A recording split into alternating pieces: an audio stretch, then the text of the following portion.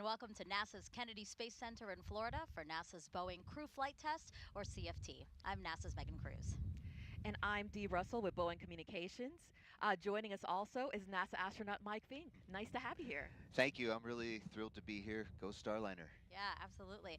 For those who don't know, this will be our second attempt to launch NASA astronauts Butch Wilmore and Suni Williams on a United Launch Alliance Atlas V rocket and Boeing Starliner spacecraft. We initially tried to launch on May 6th, but teams decided to stand down 2 hours before liftoff because of a faulty oxygen relief valve on the Atlas's upper stage. Since then, ULA has replaced the valve, and Boeing has addressed a small helium leak in Starliner's propulsion system and developed another deorbit burn option for its return to Earth in about a week. We'll talk about more of that in just a minute. Right, because now we want to focus on what's happening right now. We are once again poised to make history. 4 days ago, our cameras were there as we welcome back Butch and Suni, who returned home from Houston after the first launch attempt. Boeing employees, you see them there, greeted Butch and Suni with cheers and signs, and then Suni snapped a selfie with all of them. And then 2 days ago, the Atlas V rocket and Starliner spacecraft rolled back to Cape Canaveral Space Force Station's Launch Pad 41. The last time an Atlas-class rocket sent humans to space was 61 years ago for the final flight of NASA's Mercury program. CFT will be only the 6th time NASA astronauts will launch on a new spacecraft designed for crew. Now, Mike, I know you're really great friends with Butch and Suni. You actually got to chat with them late last night. So how are they feeling? Oh boy, Butch and Suni are excited for today. As astronauts, especially Butch and Suni, consummate professionals, test pilots, so they got their steely-eyed game faces on, but inside they are excited for today. All of us, the whole team has been working for a long time. It's not just Butch and Suni, they're at the literally tip of the spear, but they are very excited to go do their part for this test flight and to get Starliner certified and be the first of many Starliner flights. So they are excited and ready to go. Awesome. And as Butch just said, NASA and Boeing want to certify Starliner for regular flights to the International Space Station as part of NASA's Commercial Crew program. Mike, why is it so important for us to have a second commercial spacecraft to ferry astronauts back and forth to the space station? Yes, so right now the ways to get to the International Space Station are with SpaceX and Dragon. That's part of the Commercial Crew program. Of course, we still trade seats with the Soyuz for the Russians, but in case any one of those go down, it's great to have another one to go. And not only that, it's important for NASA that we have many different ways to the International Space Station for crews and cargo, but it's also really important for this low Earth economy that we're building, so that we can have different ways for Americans to go into space that aren't necessarily for NASA. Yeah, and actually we are getting our first look inside of the historic suit-up room within Kennedy Space Center's Neil A. Armstrong Operations and Checkout Building. Our first views of NASA astronauts Butch Wilmore and Suni Williams. We have a close-up now of Butch there, getting seated and situated before what we expect to be a suit leak check for him, right, Mike? Yes, so these suits, not only are they good looking, but they have a purpose in case there's a cabin leak. The little mask can't come down like you see on an airplane. We have to have our whole bodies pressurized, so these spacesuits serve that purpose in case there's a major leak in the cabin. So we need to know before we put them into the spacecraft that they work. Yeah. And you can see Butch putting getting his boots put on, and Suni's already standing up and checking things out. She looks like she can run in the suit. She looks very comfortable. Yeah, those boots are really fantastic. The whole suit is manufactured by David Clark in Worcester, Massachusetts, and Reebok is also another Massachusetts company, so they work together for some cool space boots. But you can see Suni is enthusiastic and very excited today. Right.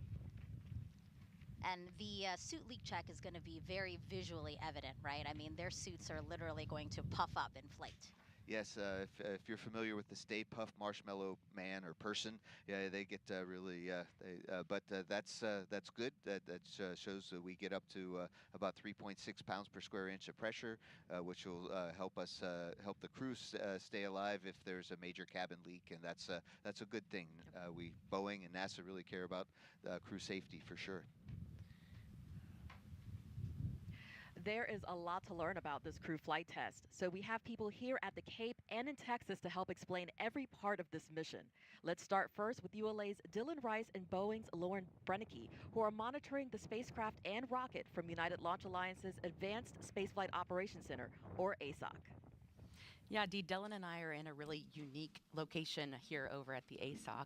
We have a great vantage point on all of the operations that are going on here today. We're able to actually see all of the launch control team down here behind us. We also have mission directors to one side and engineering support to the other side. So we are really right in the middle of what you might consider the game. It feels sort of like we're in a press box at a football game. And so we're tracking everything that's going on with the countdown from here. And right now we're waiting for the pad team to start making their way back over to the pad because Dylan, fueling has been wrapping up. Well, Lauren, Atlas V, Atlas V and Centaur are fueled and ready to go. We rolled the rocket out to the pad this past Thursday, where we connected it up to all the pad utilities. Countdown started at 1:05 this morning. We powered up the rocket, began all the final checks of our avionics systems, and all the final preparations out at Launch Pad 41. All that work wrapped up around 5:30 a.m. And with the launch vehicle ready, we started cryogenic tanking at 6:25 a.m. after completion of our pre-cryo built-in hold. Cryogenic tanking takes just under 2 hours to complete. That just wrapped up here in the past few minutes, and the teams are now polling downstairs to initiate re-entry of Pad 41 so that we can bring the team out and start loading crew into Starliner. As you know, last time we got together, we had an issue with a liquid oxygen self-regulating valve on our Centaur upper stage. Once we get the launch vehicle fueled, one of our critical ground operation rules is that we do not change the status of the launch vehicle with any of the folks out on the pad or crew on board the spacecraft. So with the fueled rocket and a stable replenish configuration, for the safety of the crew, we did not or would not change the state of the rocket, so significant troubleshooting of that valve really wasn't possible with people at the pad, so that's what led us to that scrub decision of our first launch attempt. Not working any issues today, and that valve was removed and replaced and retested during our downtime here. So that is the status of the rocket, Lauren. Yeah, and Dylan, Starliner really had a very clean countdown during the last launch attempt, but it wasn't until after that scrub that we started safing the propulsion system and closing the valves and observed a small helium leak in the port side manifold. So we decided to take a pause and investigate further, as we do in this business. And after testing all 8 of Starliner's helium manifolds, our team found the leak was isolated to one flange in one of the spacecraft's 28 reaction control system, or RCS thrusters as we call them, which makes small adjustments on orbit. And even more specifically, to a tiny seal about the size of a button on a men's dress shirt. So that gives you a real perspective on how small we're talking. It's important to note that helium is not combustible or toxic. Thorough data analysis showed us this condition is acceptable for flight, and that Starliner could handle actually 4 more leaks, or this leak growing by 100 times its current size before actually needing to be managed in space. In fact, other spacecraft like the shuttle have launched with similar leaks in the past, and our teams will be checking the leak here soon, and we'll keep you posted on that. While investigating the cause of the leak, engineers also discovered that in an unlikely scenario of an adjacent helium manifolds failing, our deorbit burn during the spacecraft's return to Earth could be impacted. And because having layers of redundancy is imperative, our teams developed yet another way to perform that burn. If that option were needed, Starliner could do 2 burns about 10 minutes each and 80 minutes apart with only 4 RCS thrusters. In the last few weeks, the crew ran these scenarios in the simulator, and they feel confident with the plan.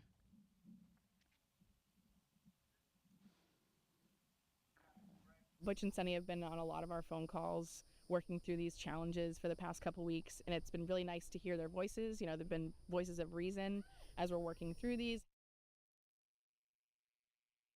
Good reminder that this is a test flight. We expected to find things both on the ground and in space. So our team really sees this as a positive to improve the spacecraft and its systems for the future.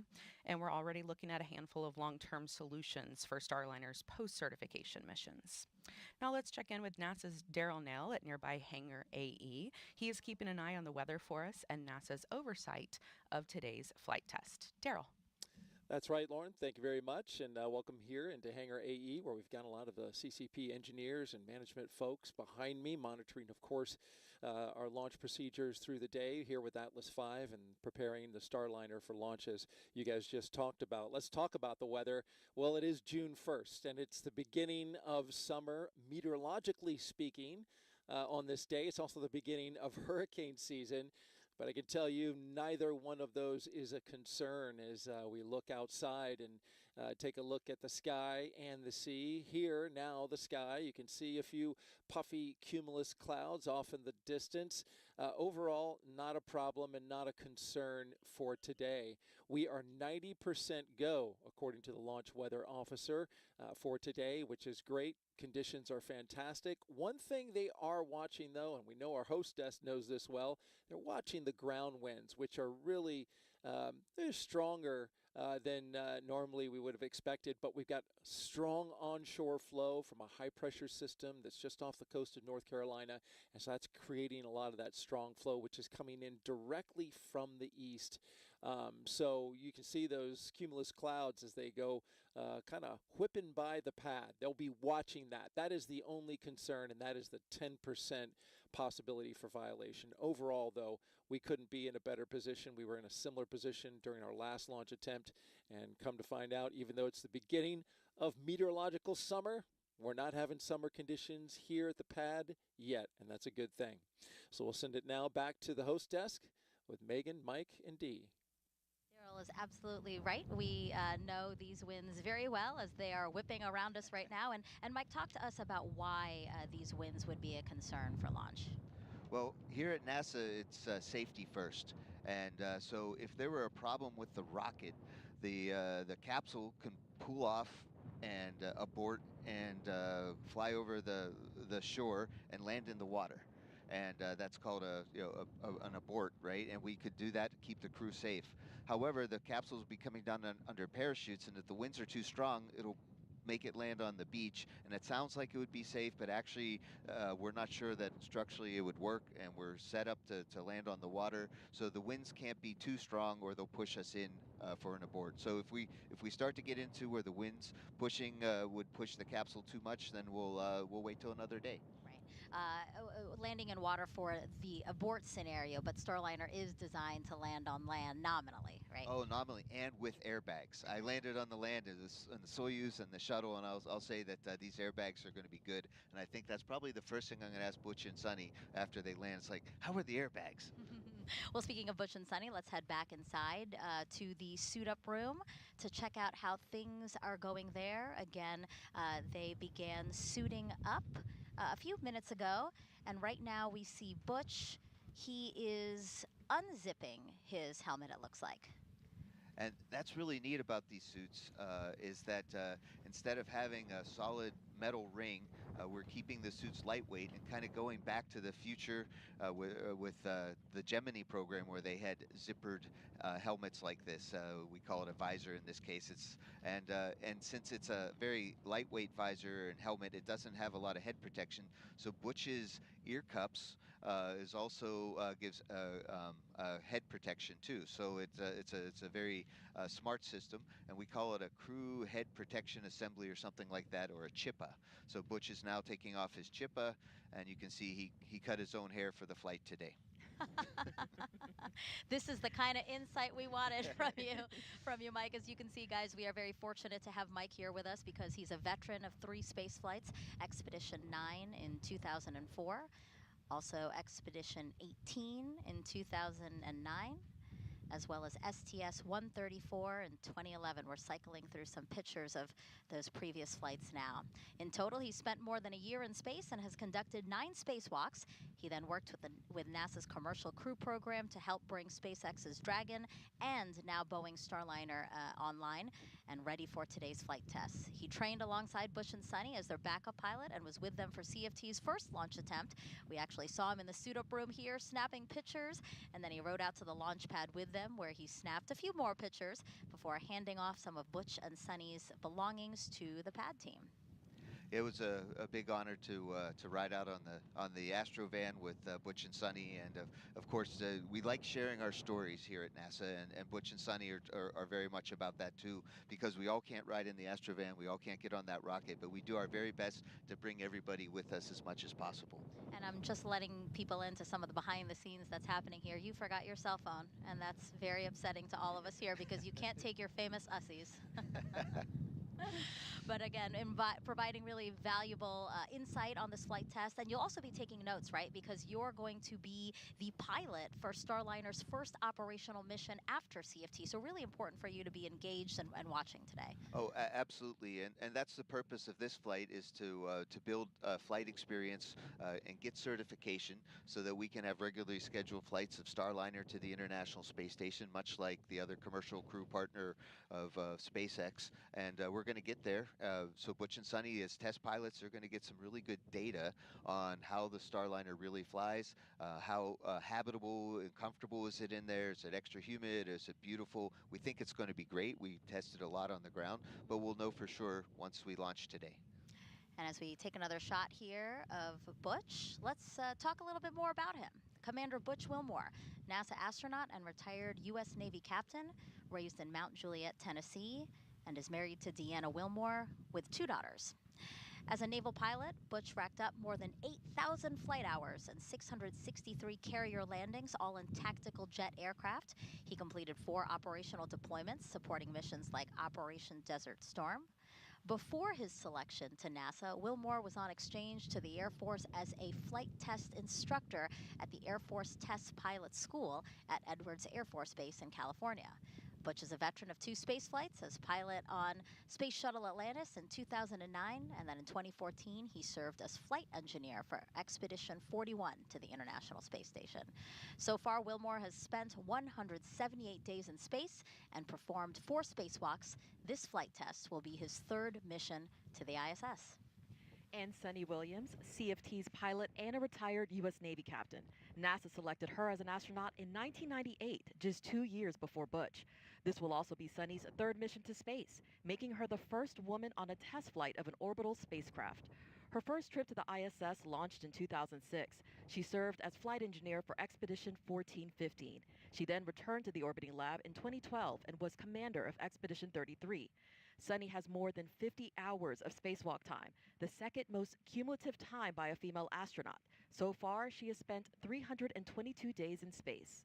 Before NASA, Suni was a former naval test pilot and instructor, logging more than 3,000 flight hours in more than 30 different aircraft. Williams grew up in Enid, Massachusetts, and is married to Michael Williams. She enjoys hanging out with their dogs, working out, hiking, and camping, as well as working on cars and houses. Both very experienced space flyers, and really why they were selected for this test flight, right, Mike? Oh boy, yes, they work really well together, and it's been really fun training with them. I think that they're a great team, and they're going to get a lot of, like we said, good flight test data. They're going to go back to the mothership, the International Space Station. They'll be able to experience space station crew. They could help there a little bit, and then they'll come home in 8 days, a week or so, and maybe a little bit longer. And so they're perfect, and their experience will help make mission success. Right. A look at the clock, 3 hours, 50 minutes, and 26 seconds from launch. A quick update on fueling. The cryo load was completed successfully, all as well as a check of the prop system. Again, we were talking about that helium leak that Boeing was able to resolve. They did a check of that system. They pressurized it, and so far, all is looking good. Let's walk you through what you'll see over the next almost 5 hours on this broadcast.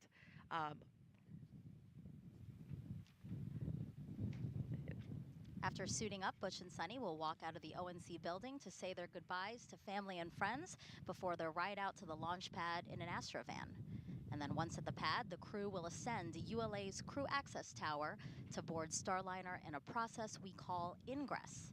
Once Ingress is complete, the pad team will close Starliner's hatch, and then they will make sure the spacecraft is sealed properly by conducting a cabin leak check. About 11 minutes before launch, the crew access arm, which is that long suspended walkway the astronauts use to get to Starliner, that will retract to the tower, and different teams will then poll to confirm they are ready and configured for terminal count before liftoff.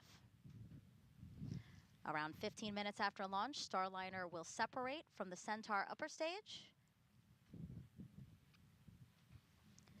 And at 31 minutes into launch, the orbital insertion burn begins to get Starliner into a stable orbit.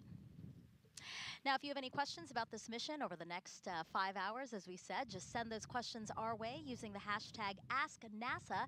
All you have to do is jump on Facebook, X, YouTube, Twitch, any of our social media platforms, and we look forward to hearing from you and answering those questions live.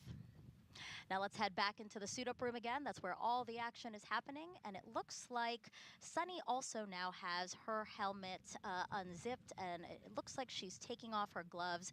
I believe both of them have had successful suit leak checks. Yeah, we saw, and we expected it because there's a lot of testing of the suits before the crew gets inside them, but you still have to check. We saw that Suni was fully inflated and looked kind of almost a little small inside the suit, and that's exactly how it's supposed to work. We even test the spacecraft that the crew could still push the buttons and do what they need to do to fly the spacecraft, even in an inflated condition.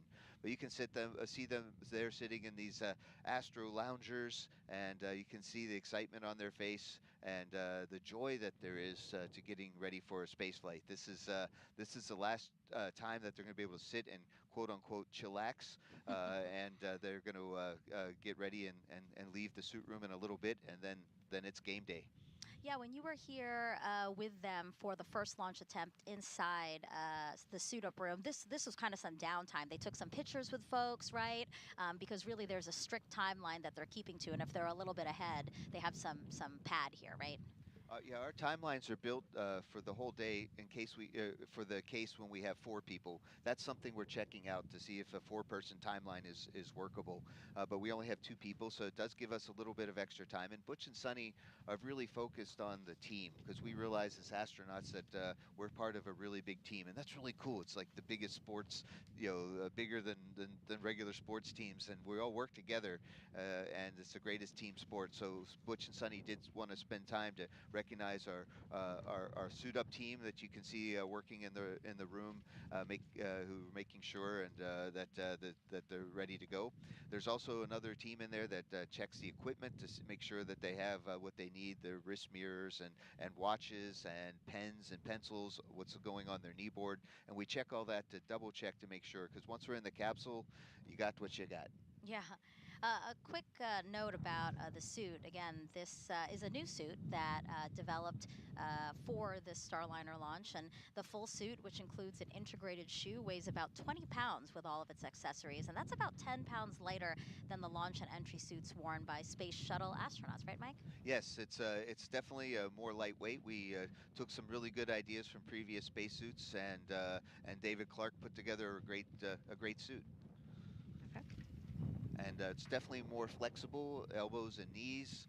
You saw Suni kind of showing that. There's vents that come in right underneath our chins that allow us to be cooler and still pressurize this suit. All right, we have commentators at Mission Control in Houston monitoring Starliner's flight to the space station. Let's check in now with NASA's Brandy Dean and Boeing's Jim May.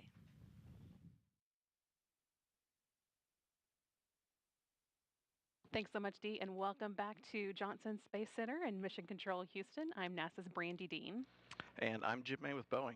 We're incredibly excited to be here today with the flight control team that will be seeing Starliner safely through its first ascent with crew members on board. This team has been training hard for this, working through literally hundreds of simulations, and they're ready to get Starliner to space. Yeah, the team that was here on May 6th is back again today to see Starliner into space and on its way. And they are led again by Flight Director Mike Lammers, with Flight Director Rick Kempling working alongside him to assist with keeping an eye on the weather.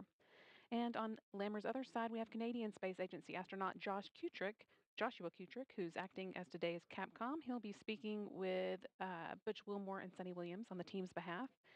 And he has even more than the usual level of Capcom interest in the flight since he plans to be on board Starliner the next time it launches as mission specialist on the Starliner 1 crew. This team has been on console since around 5:30 a.m. Central this morning, working closely with the teams in Florida. Just under 4 hours before launch, once everything was activated and ready for them, the Boeing Mission Control Center ground control team handed over control to these folks here. And they'll be the ones sending any commands to Starliner from now on. And that said, although they'll be busy, you won't actually hear too much from them as they move through the countdown with their colleagues in Florida. Some of the key calls they'll make include switching Starliner from ground power to battery power, and with the crew's help, activating the launch abort system. And of course, Lammers will speak on behalf of his team when he gives his go or no go to the launch conductor during the final poll 7 minutes before launch. And at liftoff, they'll work hand in hand with the ULA team, who will be controlling the Atlas rocket, which is lifting Starliner into orbit. For the first minute and a half of flight, we'll have Atlas and its solid rocket boosters providing the initial lift to get Starliner going. And then the final stretch of launch, we'll see the second stage Centaur engines finish the job of getting Starliner into orbit.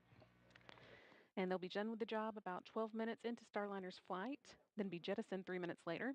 And after that, Starliner will be on its own to make its journey to the International Space Station. So let's take a closer look at the details of what to expect during Starliner's ascent coming up at 12:25 p.m. Eastern this afternoon.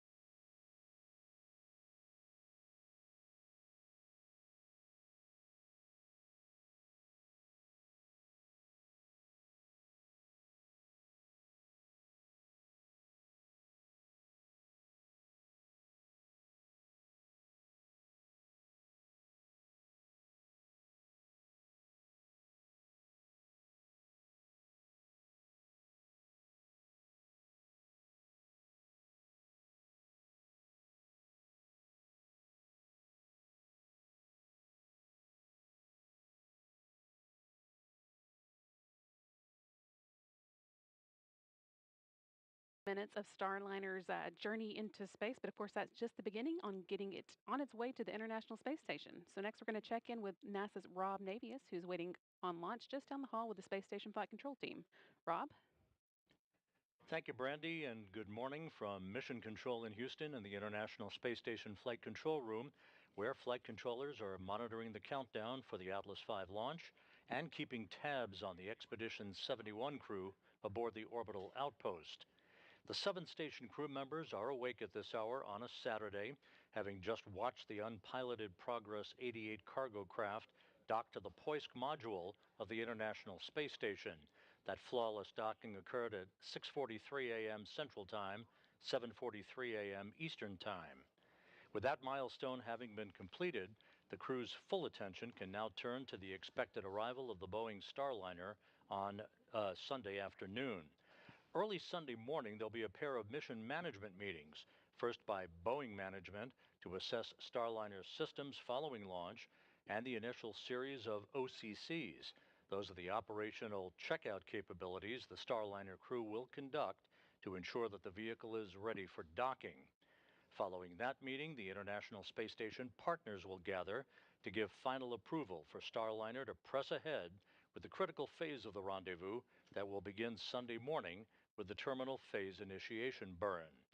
By the way, at the time of launch today at 12:25 and 40 seconds p.m. Eastern Time, the International Space Station will be flying 260 miles over Western Germany. A busy 24 hours lies ahead. We'll be here every minute to keep you posted. With that, and with the Atlas V countdown proceeding smoothly, let's go back to the Cape. Thank you, Rob. Yes, a lot of moving parts over the next 24 hours to get Butch and Suni to the space station.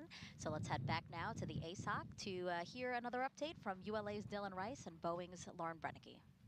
Megan, we want to let viewers at home know that we are now going to be bringing up those public operational communications. You might hear us call them loops or nets. That's kind of our lingo here in this business.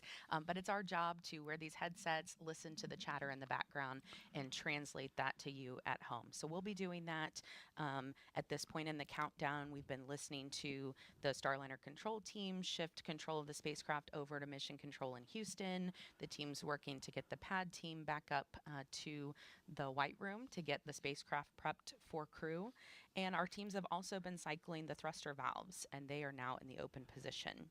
This is the third time for Starliner to launch, but of course the first time with crew on board. So if you've watched our launches in the past, the prep for this one will be a little bit different. That's why we're coming to you a lot earlier before launch today. It is important to remember this is a test flight, so we are going to learn a lot to be more efficient in the future. Dylan, how are things progressing with the rocket? Well, Lauren, things are continuing to go very, very well. The ULA team is up on the crew access tower now, configuring the White Room for what happens next with the crew's arrival. So we are standing by at T minus 4 minutes. That's the T is the terminal count clock. All the rocket activities are sequenced to the terminal count clock, as you can see on the screen there, the L count clock or launch count is counting down to our T0 at 12:25:40. So that T clock holding at T minus 4 minutes, indicating that the rocket activities are basically nothing happening right now at your convenience. Roger. Nothing happening right now with the launch vehicle, but we are configuring the pad for loading. Go ahead, flight. This is the 100th launch of the safe and reliable Atlas V rocket and the third flight of the 172-foot-tall N-22 configuration. This rocket's configured with a dual-engine Centaur upper stage, which is uniquely capable to deliver that performance that we need to shape that trajectory to maximize crew safety on the ride to the space station. And of course, from this point on, as you hear some of those operational communications, the nets or the loops come across, we will pause in our commentary so that you can hear them. So if you notice us pause, that's what we're doing. We just want to make sure you can hear everything. So now let's check in with NASA's Daryl Nell over at Hangar AE. Daryl. All right, thank you very much. And as you can see on your screen here, this is the card game. LC, SMD on channel 1 for a comp check. Cuddy here. I have you loud and clear on channel 1. I have you the same, LC, SMD out. You just heard the launch conductor there. Nothing too big to report. Com check on air to ground 1. I have you loud and clear on channel 1. Copy, I have you loud and clear on CST, air to ground 1. This completes hold call authority com check. Roger. Okay, so ground, some comm checks that you can hear there. But again, this is the traditional card game. You see Suni and Butch there with Joe Akaba, the lead there for the mission today. And I see two camera angles here for the first time, so we actually get to see their cards. But the point of this game, and of course Mike Fink and Megan can talk more about this, but as we're looking at it, since we're watching it now, they're playing a card game, and they're going to play this game until the commander, Butch, loses. And the whole point of this is to take all that, any bad luck and get rid of it on the card game, right? So they want Joe there to win the hand, and they're playing the hand out. Now minus 3 hours, 35 minutes. So they're going to play another hand, because I think that they may have They may have won, so we'll see. We'll see what's going on. Anyways, we also want to talk weather, which is a factor. Not too much today. Only 10% no go. We are a 90% go, and so we're looking really good there outside. But we do want to continue to watch this tradition, which goes all the way back to the space shuttle program.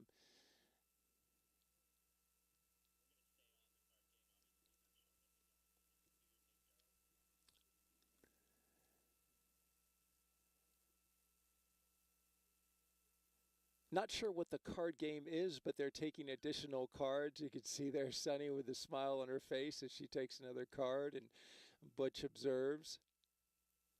There's plenty of time in the timeline for this.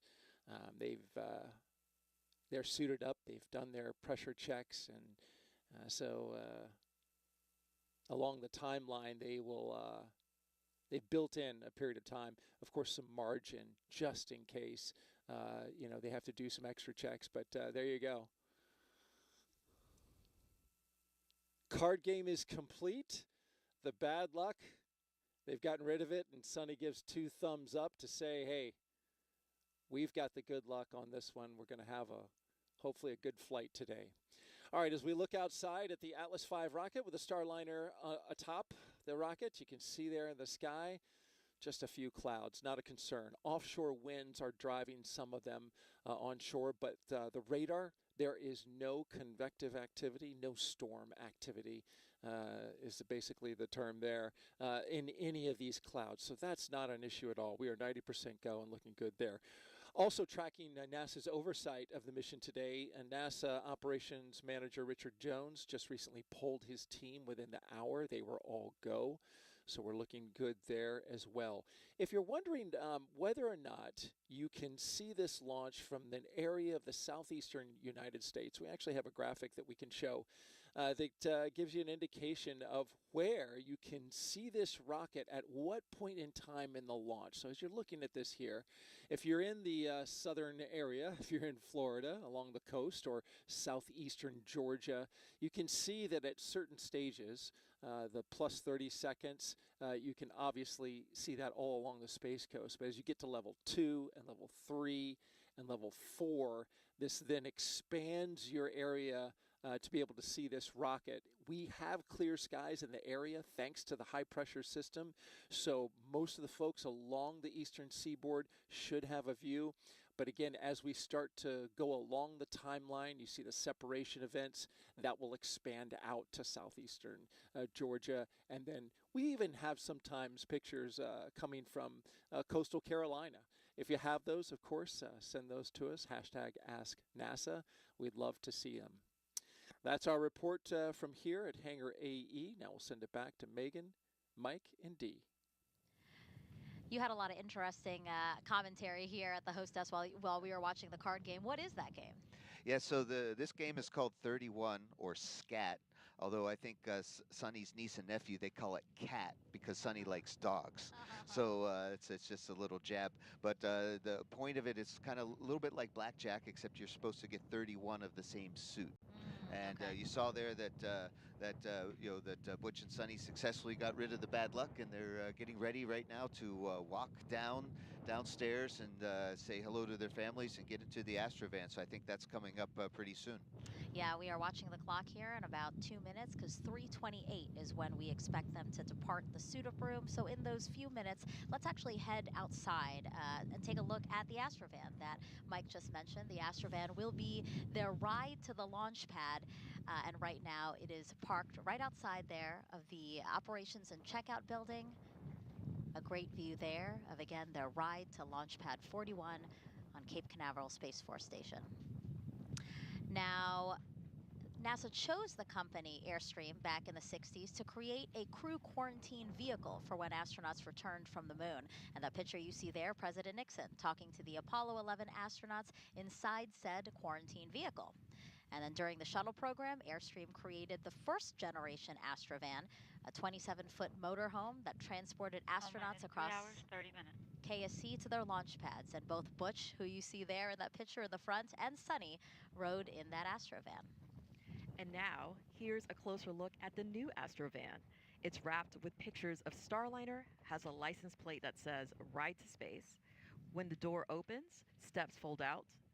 The inside can seat up to 8 people with room for the astronauts' portable air ventilators that keep the crew cool. The Astrovan also includes a TV and sound system so crew can watch or listen to whatever they want on their way to the pad. Yeah, this Astrovan was it's super comfortable, and even though it held 8, there was just 3 of us last time, and Butch and Suni are going to ride out today just by themselves. They told me last night that they'll miss me, but I'm not sure that they really will, because they're getting ready to go to launch. It's a very smooth ride. We have great drivers, and we even have a backup Astrovan.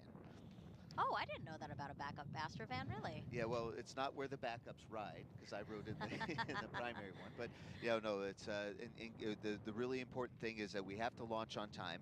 So if some strange reason they got a flat tire or something, we'll just hop out of one van and go to the other one. Makes sense. All right, again, look at the clock. 3 hours, 28 minutes, and 40 seconds until liftoff of NASA's Boeing crew flight test. And in about 30 seconds, we expect Butch and Suni to leave the suit-up room inside that building you see there. Here they are. Commander Butch Wilmore and pilot Suni Williams walking to an elevator at the end of the hallway to depart astronaut crew quarters. Looks like they have some roses in hand. Oh, that's really sweet, Mike. They're handing it out to some folks there in the ONC. Again, Butch and Suni are really about the team, and Butch made sure that there were roses for the ladies, and I think even some of the guys. Yeah, one just got a rose right there. It's the thought that counts, really. And it's really they take such good care of us while in quarantine, and Butch and Suni. LC Slick on channel 1. Longer quarantine than usual. Hatch open ops complete. Confined space checks are nominal. Roger. A wave there from Butch and Suni as the elevator doors close. That elevator will then transport them down 3 floors, and we will soon see them walk out those doors you see there. And in the meantime, we heard that the capsule, the spacecraft hatch is open, ready to receive. You know, Butch and Suni have been training on Starliner for years. And Starliner training takes place at Johnson Space Center, where they can simulate just about anything they might experience in space, even zero gravity. They performed a lot of their training inside a real-size mock-up of Starliner at JSC, which just happens to be right across the room from a real-size mock-up of the International Space Station. And just down the road, they spent hundreds of hours inside Starliner's simulators, running through various possible scenarios they could face during this flight test. Now, Mike, when they returned to Houston after the first launch attempt, they actually did get back into some of these training simulators, right? To walk them through some of the procedures that they were testing given some of the issues that were found? Oh, very much so. Butch and Suni, as consummate professionals, insisted that they keep up their skills, and not just their own skills, but the skills of the entire team it takes to go fly the spacecraft. And so as we looked at how to handle a helium leak, we came up with new techniques and procedures. And Butch and Suni, we're helping work with the team to make sure that we have everything in place in case we ever need it. So great resources available to them, again, back in Houston. All right, so we asked you for some social questions. We have one right now. Why don't we take that up on the screen there? So this one is from Abibak on Instagram asking, what are you testing on this mission? We are testing the whole thing, right? So we have all the little pieces work together, but how does Starliner fly with humans on board? Is the ECLIS system, the environmental control system, working? How do the spacesuits work? Can we push all the buttons? Does it fly like it's supposed to? All of these things are really important. How does it dock? And then can we use it for its purposes as a rescue spacecraft? And Butch and Suni are get a chance to check a whole 6-month mission in a compact several days aboard the space station. So this is really important. We'll take a lot of flight test data, talk about it when we get back, and add to the certification so that Starliner can fly on a regular basis. We have a minute before they walk out of those doors, so let's sneak in one more. Nor on Instagram asking, how do astronauts feel after coming back to Earth? Yeah, it's really, amazing because you're weightless for a while, and then you come back and you have 1G again, and your body is adapting. Some of us feel sick. Some of us just feel a little bit not well, but it's really amazing because within minutes to days, we feel back normal again. And my experience was on my last flight was I was hungry when I came back, so they had some sandwiches ready, and here they are. Our CFT crew taking their first steps outside for their historic flight test to the International Space Station. Commander Butch Wilmore on your left and pilot Suni Williams to your right. Waving to the crowd there, their friend Mike here at the hostess applauding them from afar. Some roses still left in Butch's hand. I'm sure he'll hand them off to some of the crowd there that's outside of the ONC.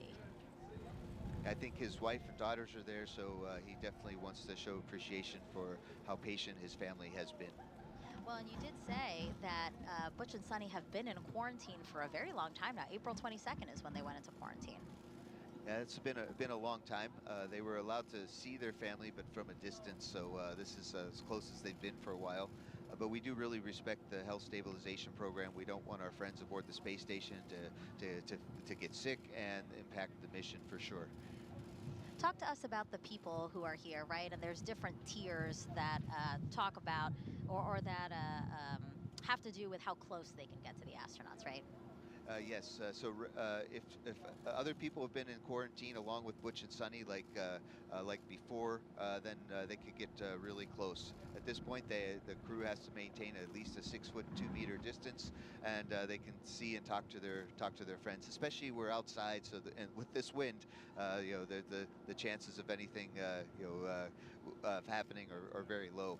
And then there's a lot of our team that are there, and we also have some very important people like the administrator and other folks too. And I think I might even see Chris Ferguson, the original commander of the CFT mission. I think he's there in the crowd also. So yeah, this is a lot of well-wishers and sending blessings to Butch and Suni for a successful flight. Yeah, it's great to see the crowd there, and also a number of your fellow NASA astronauts, right? They're there to support the crew's family. Yes, we have Jack Hathaway and Doug Wheelock. Now, Doug's a veteran astronaut. Jack is one of our new former ASCANs and now getting ready to go fly on a mission himself. We also see in the distance the Boeing NASA astronaut liaison, Megan Donaldson. She's been super helpful in getting this mission together and keeping the crew pointed in the right direction, and being a very good liaison with the Boeing management too, so that our voices are heard. Yeah, I think the scene here just shows again, a fraction of all the people that it takes to make this happen. The support of your family, the support of your friends, and then again, teams across both Boeing, NASA, and ULA to make this crew flight test happen. Lots of thumbs ups from Suni there, lots of waves. They're making their way through the crowd now. They have still about 1 minute and 30 seconds built into this opportunity to say their final goodbyes before they get into that Astrovan and head to the launch pad. What do you think's happening there, Mike? There's a patting on the back there. What is that? Well, Butch likes to give speeches, so I think Suni is sharing the excitement. But that's really what you see here. This is spaceflight is really a human endeavor, and so these are human beings being happy and joyful and really excited in a professional, calm way. But there is a feeling of joy and best wishes so that for a successful mission. And if we're not enjoying spaceflight, if we're not seeing that it's a wonderment of humanity, then we're doing it wrong. And here they go, getting ready into the van. We can see their helmets there hanging off of their suits. I remember this story that Butch said. He had this recurring nightmare that it would be launch day and he'd forget his helmet. So I'm pretty sure he loves the fact that they're attached to him there. Yes, it's Butch-proof. Butch-proof. All right, so they're in the Astrovan now. A quick note about the other folks who are in with them. You have the driver, Rodney Perry, and he said he couldn't pass up the opportunity to drive astronauts to a launch pad. Pretty cool. 3 hours, 20 minutes. And then also the backup driver, his name is Sean Rose. He's basically going to be the communicator as well, just listening to all the communications that are going on behind the scenes as, again, everything is readied for the astronauts to arrive at Launch Pad 41. The drive will take about 15 to 20 minutes. There will be a full security escort. And here they go. NASA astronauts Butch Wilmore and Suni Williams now en route to Cape Canaveral Space Force Station's Launch Pad 41.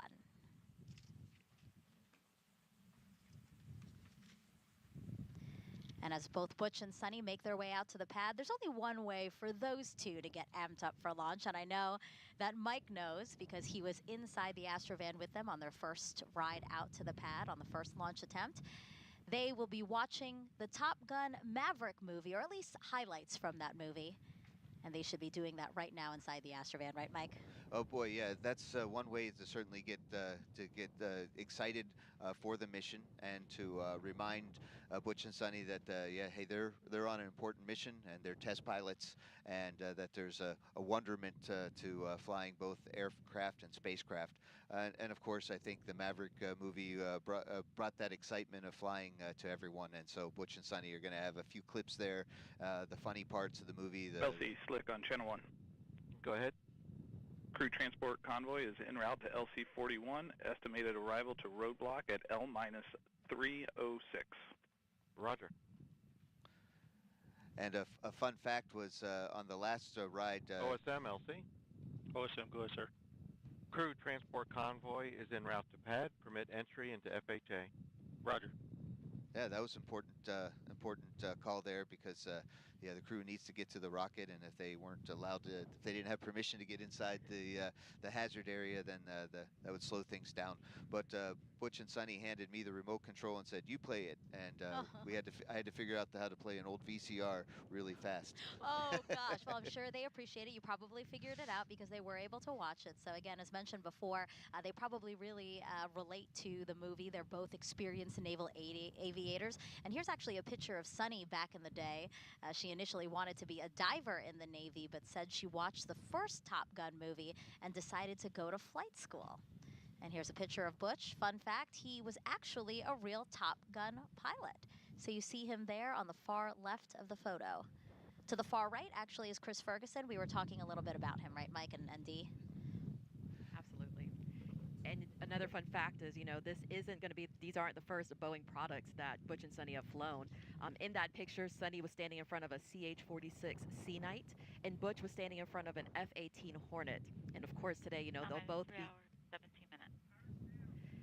And of course, today they'll be the first to fly Boeing Starliner. Now let's check back in with NASA's Brandy Dean and Boeing's Jim May, who are monitoring things at Mission Control at Johnson Space Center.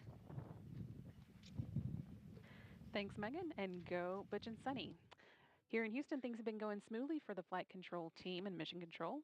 The team here took control of Starliner a little less than an hour ago, and they've been working through a number of steps in the pre-launch checklist since then. But even before that, one of the first things they did after coming on console was a weather briefing with the crew and crew quarters, and that was a quick conversation because the weather's looking very good for today's launch opportunity. The team here in Houston is continuing to work through their pre-launch checklists. Right now they're working in a little bit more of a monitor mode, keeping the spacecraft stable while Butch and Suni head to the pad, and the teams in Kennedy Space Center are preparing Starliner for their arrival. Once the crew gets strapped into their seats and the hatch is closed, things here will start to pick back up as we perform cabin leak checks and monitor Starliner's life support systems, hosting crew for the first time to space. And then in the last 20 minutes before launch, there are a few important actions they'll work through, switching Starliner to internal power and working with the crew to activate the launch abort system. This carefully choreographed pre-launch process has been practiced many times as a fully integrated team. We capped off our training with a mission dress rehearsal just a week before our May 6th attempt. And we got some bonus live training from that attempt as well as our final preparation for Butch and Suni's mission today. And of course, all of that aiming to get the crewed Starliner to the International Space Station for its crewed flight test. So let's check in with the destination, the International Space Station. Rob Navius is with Space Station Flight Control Team standing by to give us an update. Rob? Thank you, Brandy. Mission Control, a busy place today. with the white flight control room down the hall where you are, poised to take over Starliner mission operations at liftoff of the Atlas V rocket. And in this room, the International Space Station Flight Control Room, we are ready to collaborate with our colleagues once Starliner moves into integrated operations around 11 a.m. Eastern Time tomorrow. That's about 3 hours prior to Starliner's scheduled docking. Once the new spacecraft is docked to the station's Harmony module, there'll be a period of around 2 hours to conduct leak checks on both sides of the Starliner Harmony docking interface before the hatches will swing open, allowing Butch Wilmore and Suni Williams to enter the station, which has been home for both of them on previous missions. Wilmore and Williams will configure Starliner systems for docked operations, then will join the 7 Expedition 71 crew members for a typical safety briefing. That will be conducted by Station Commander Oleg Kononenko of Roscosmos. The Starliner crew will then begin to transfer equipment to the station from their spacecraft and begin to settle in for this historic visit. Among the cargo items being transported on Starliner to the station is a spare pump module for the station's urine processing assembly. That's the unit that converts urine into potable drinking water. So this is a timely delivery by Wilmore and Williams. Countdown clocks are ticking backward as we close in on the launch of this test flight, and we're ready here in Houston. So let's turn it back to the Cape for our continuing coverage. Thank you, Rob. 3 hours, 13 minutes, and 30 seconds from only the 6th time NASA astronauts will launch on a new spacecraft designed for crew. And if you're curious about the first 5 crewed test flights, here they are. First, Mercury Redstone 3, Alan Shepard, May 5th, 1961. Next is Gemini 3 with Gus Grissom and John Young, which launched on March 23rd, 1965. Great historical footage there. Then we had Apollo 7, Wally Schirra, Don Isley, Walt Cunningham, launched October 11th, 1968. Then we had STS-1 with astronauts John Young and Robert Crippen, which launched April 12th, 1981. And then NASA's SpaceX Demo 2. You see Doug Hurley and Bob Behnken waving there. That launch was May 30th, 2020. And then, of course, today you've got NASA's Boeing crew flight test with Butch Wilmore and Suni Williams. And as Butch and Suni's convoy passes the historic vehicle assembly building here at Kennedy Space Center, we should, of course, acknowledge what will be the 7th time NASA will fly crew on a new spacecraft off our planet. And that will be the Artemis II mission next year. You see the Astrovan now passing by where we are at the press site across the street from the vehicle assembly building. Again, the Artemis II mission next year, that'll be NASA astronauts Reed Weissman, Victor Glover, Christina Cook, and Canadian Space Agency astronaut Jeremy Hansen. They will orbit the moon, and their Space Launch System rocket and Orion spacecraft will be assembled in the vehicle assembly building.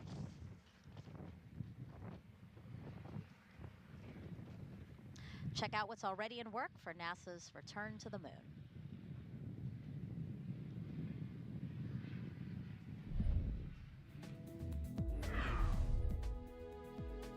Engineers inside the Neil A. Armstrong Operations and Checkout Building at Kennedy Space Center lowered the Orion spacecraft into a vacuum altitude chamber with the help of a 30-ton crane. The chamber simulates deep space to test for any electromagnetic energy that could damage Orion as it travels away from Earth. Meanwhile, the Artemis II crew completed an underway recovery test at sea. This exercise mimics Orion landing and recovery procedures when the crew splashes down in the Pacific Ocean off the coast of California. Navy divers and boats approached a mock-up Orion capsule and helped the astronauts into helicopters, which then flew them to a nearby naval ship, just like they'll do during the mission. Back at Kennedy and high above Launch Pad 39B, this 360-degree video takes you for a ride inside one of the Artemis emergency egress baskets. In the event of an emergency at the launch pad, astronauts and workers use this quick exit to get to safety. That's a look at your Artemis Moon Minute. It's really cool to see the progress that's being made with NASA's Artemis campaign, because really it's all interconnected, right? Like, so working with commercial partners like Boeing through the Commercial Crew Program allows NASA to focus on other goals like returning to the moon, Mike. In fact, if you notice, the Artemis Orion spacecraft actually looks a lot like Starliner, and that's not a coincidence. I mean, the Boeing company took some ideas from NASA. We shared ideas, as well as the parachute system have a lot of commonality too. In fact, Sunny said, "Hey, if you were a young astronaut getting ready to go fly to the moon, maybe you want to fly Starliner first because of the commonality, including the display and control system inside." So what this allows us to do by having the commercial crew program, it really allows, because Boeing is working hard, SpaceX is working hard to allow us to fly back and forth to the International Space Station. Then NASA can focus, along with the Lockheed Martin company and the other partners, to fly Artemis and go to the moon and allow us to explore, and commercial American companies can establish some great business in low Earth orbit. This is great for new jobs, great for the country. We're now 3 hours and 9 minutes until launch. Let's check back in with Daryl Nail over at Hangar AE. All right, thank you very much, and welcome back to Hangar AE as we look at this beautiful day here at the Kennedy Space Center, watching the crew travel out to the pad.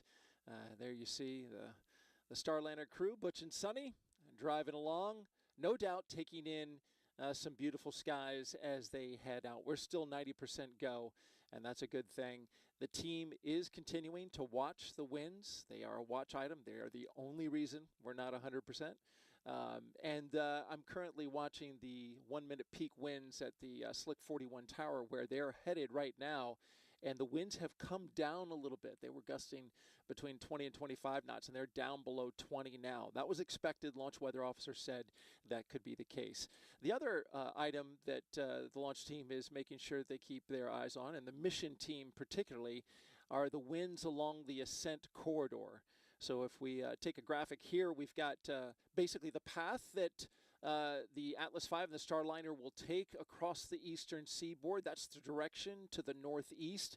And you can see all along that eastern seaboard, it's important for the mission team to keep their eyes on the weather all along there, because there are areas in which, if there was something to go wrong with the rocket or the spacecraft, they could abort off the top of the rocket and come back down into a splashdown into the Atlantic Ocean.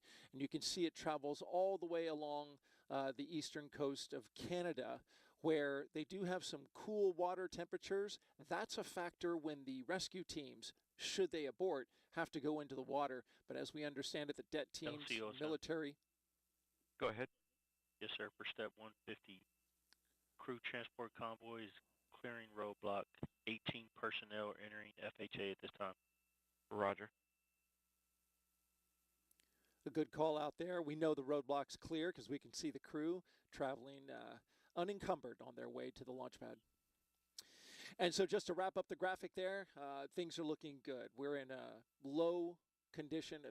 Basically, the status is low chance of probability that the ascent corridor could be a factor today. So the big picture is weather's great on the ground at the launch pad. It's looking good along the ascent corridor. LC Slick on channel 1. Go ahead. We're ready for pad support personnel to perform OSE radio comm checks and to proceed to ground level. Roger. Proceed. And the team is on the way to the pad. Let's send it back to the host desk. Let's actually send it back to Lauren and Dylan in the ASOC as we continue to watch Butch and Suni drive out to the launch pad. And Megan, we do have an update now for viewers on the helium leak situation. We are told by teams, we have confirmation the leak rate remains acceptable. In fact, they tell us it looks better than before. So good news there. We've been waiting to hear how that leak check went this morning, and all things look good. So we are moving ahead in the countdown. Everything is on time as we see the crew head over to the pad at this moment. And our pad team has been inside Starliner, making sure everything's ready for the crew. Their inspections are complete. The pad team today is made up of 5 people from Boeing and 3 from ULA. You may also hear them referred to as the blue team. And we did just hear a call moments ago that one of those pad team members has been cleared to head down to escort the crew up. So we will see Butch and Suni get out here shortly and head to the elevator, escorted by one of those pad team members. This is, of course, the third time for both of them to go through these motions. They have done it with now 3 different rockets and 3 different spacecraft, including Shuttle and Soyuz. 160 crew transport vehicles entered pad. Roger. Crew is clear to proceed to level 12. Roger. And Suni says that this is a test pilot's dream to be on this flight. She says she feels like she won the golden ticket. We've also heard Butch talk about how much he loves this spacecraft for its agility. He has even joked at times, saying that he could do barrel rolls around the ISS if he wanted to. Of course, we won't see that happen, but he likes to say that that is just how nimble the spacecraft is. And of course, they have a lot of experience in different spacecraft. Crew transport vehicle has arrived at CAD. Roger. And Dylan, this crew feels very confident with the ride to space on the Atlas, which has a 100% mission success rate. Yeah, Lauren, that's right. The Atlas V Starliner configuration was designed with an absolute commitment to safety. It's one of the most reliable rockets in the world, and it carries an extra layer of safety for its specialized duty launching astronauts to the ISS. The emergency detection system, we call it EDS for short, was developed by ULA engineers to enhance the protection of astronauts riding atop Atlas V by autonomously monitoring the health of all the launch vehicle systems. If the system detects an impending anomaly, it can trigger an abort much faster than any human could do so, but the astronauts also have the capability to trigger an abort if required. Along with that EDS system, we have a dedicated ascent flight control team on console in Denver during the flight and any human spaceflight mission that we support. This team monitors the health and performance of the rocket during ascent to space. Our engineers provide real-time status and collaborate directly with NASA's flight director and mission control in Houston. When you hear the call sign Atlas, that's our ascent lead, and he'll be providing real-time telemetry data from the rocket and provide continued situational awareness. Crew is entering CAD elevator. All right, Dylan, Roger. as the crew is heading into the elevator, we are going to send it back over to Megan, Dee, and Mike. Now, Mike, this is different from the first launch attempt. Before they got out, you were with them, you took pictures of them viewing the rocket. Today, they opted to just go straight to the elevator. Yeah, I think they probably miss me a little bit, but it's also they've been there and done that. And today is really about focusing on the mission. So they took a few. They didn't take a few extra moments to appreciate the Atlas and Centaur, breathing and living, and they went straight to the and they're going straight up the elevator right now, straight to the rocket. And I just know what it feels like stepping out of the Astrovan, and here they are getting ready. On level 12. Getting ready to get inside, and it's just it's a great feeling of satisfaction and accomplishment to be here at this day, at this time. This is something that the whole team has been working for many years. And you know what's different, obviously, since we're launching during the day, they had great views of the rocket on their way to the pad. So, like you said, they probably had their opportunity to look at their ride to space, and now they just want to get in. So now on level 12 of the crew access tower, we see Suni there with some of the pad team members. Butch went into that door there. That's a bathroom, and this is an important step in the countdown, obviously. Yeah, well, I was on Daniel Tiger, a TV show, and we had an episode called "Go Before You Go," and so this is what we teach all of our kids: is before long missions, you should go to the potty. And you know this from the last time. So on their ride out in the Astrovan to the launch pad, they stole your phone, right? And they made some phone calls. I just heard that they also made another phone call while on their way out. They called Mark Sorensen, the crew module lead for the crew flight test, again, while in the Astrovan. Pretty cool that they are taking these opportunities to acknowledge, again, all the folks who have helped bring them to this moment. Yeah, Mark was a production manager, and he made sure that Starliner was ready for flight. Great teammate, and I'm glad he got a phone call. Yeah. A view of the crew access arm.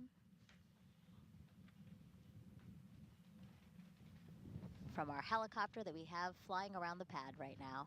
We see Suni there on the railing, taking a look out.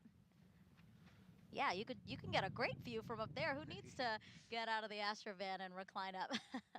So yeah, this is the last time for a while that Suni's going to have the breeze in her face and the smell of the ocean air and the joys of being on planet Earth. Now she's going to see it all from from a great distance. And here it looks like Butch is now back with the pad team and Slick Sunny. on launch ops. An ordained minister, probably Or leading sorry, them on channel in a 1. prayer now. Go ahead, Slick. Yeah, crew has arrived at CAT level 12, and RCTV is standing by for OSM direction to return to the fallback area. Roger. OSM, LC? OSM. Roger, we can give go ahead for the CTV to clear the pad. Roger that.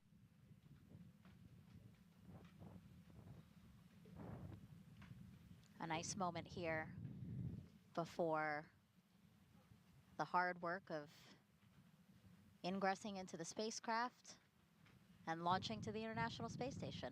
Well, they just cleared the crew transport vehicle to go away, so Butch and Sunny are stuck there now, so they might as well go launch. And here they are walking across the crew access arm. Butch stopping to take a quick look at his spacecraft and launch vehicle. And you can see they stepped on that little white sticky mat to make sure that anything that they may have had on their boots doesn't get inside the spacecraft and possibly into the space station. We do try to keep a very clean ship both up and down and aboard the space station. Looks like they're saying a quick prayer for a successful mission. Yeah, these are other pad team members who are in the white room now with Butch and Sunny. The White Room, a literal name for this room from back in the Gemini era, to quite literally describe this room that will be the last stop before they get into the Starliner spacecraft. It's environmentally controlled to keep out dust and dirt and humidity. It's actually a little bit overpressured, so it has more pressure inside so that no air can come inside and, to the white room, and it all blows out. So even the door that goes to the white room was always cracked open a little bit to let the extra air out. And this is how to keep the particles from getting inside the spacecraft. So for the first launch attempt, to the left of the hatch was a mission patch for CFT, and Butch and Sunny took the time to sign that. Now they are heading straight into the ingressing process, which is again to get into the spacecraft, and we see pad team members there helping get Butch situated. Certainly, this crew is being the first. They get to start a whole bunch of new traditions, all the way from the 31 CAT card game to signing a patch in the White Room. So this is different than what we did, of course, with the Space Shuttle, but yet similar, right? And so it kind of takes some of the best traditions that we learned from the Russians with Soyuz and the American traditions, and has a nice blend to make something new. We do know our pad team very well. They've trained with us and trained us. So we especially now after this second launch attempt, it looks like Butch's wrist light is working. He has a good sense of humor, and so he showed it to us that his wrist light was working. It is a little bit dark sometimes in the capsule, so inside the spacecraft, so having an extra source of light, like we all do at home. We have our cell phones. We use that to light the way, but we don't have cell phones, so of course we have an extra wrist light.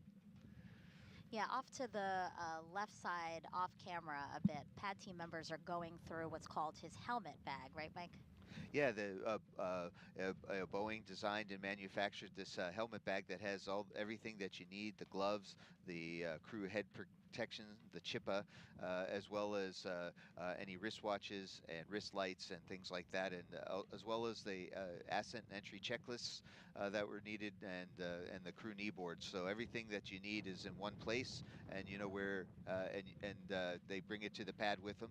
There's also a spare helmet bag that has a few extra things in case a chippa. Request permission to perform Centaur LO2 transfer line reach. Roger. Proceed. Yeah, in case a chippa gets broken or glove is missing, we have a few spares available. Team lead, LC.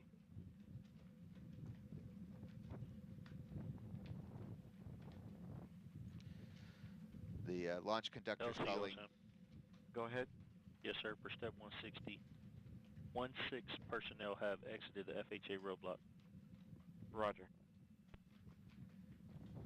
Just a call out there to mark that folks have left the pad as well as the flight hazard area. So the area that's designated as where we don't want people to be if they don't have to be. So that's that call out there. And now we are watching Butch getting settled into Starliner.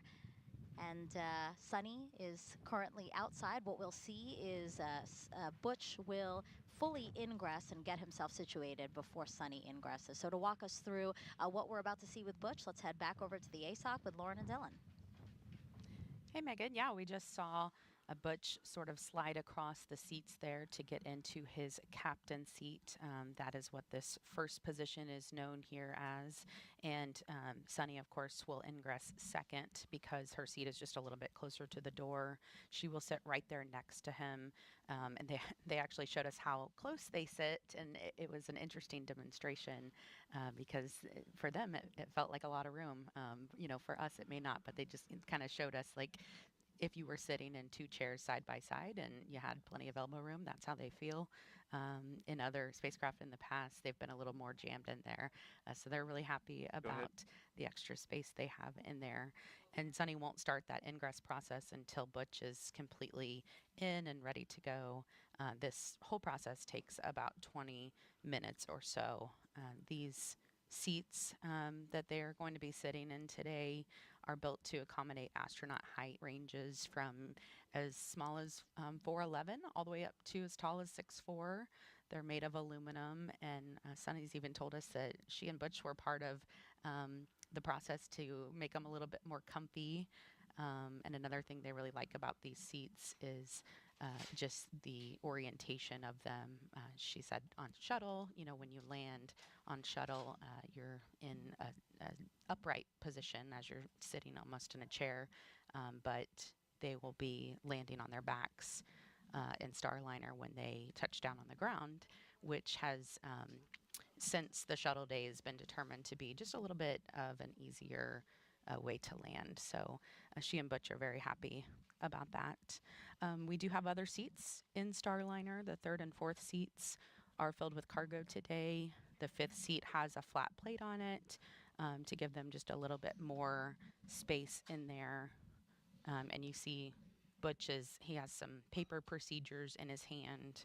They will both be using those paper procedures as they make that ride up during the ascent process. And then once they get into orbit, they'll be able to pull out their tablets and use those.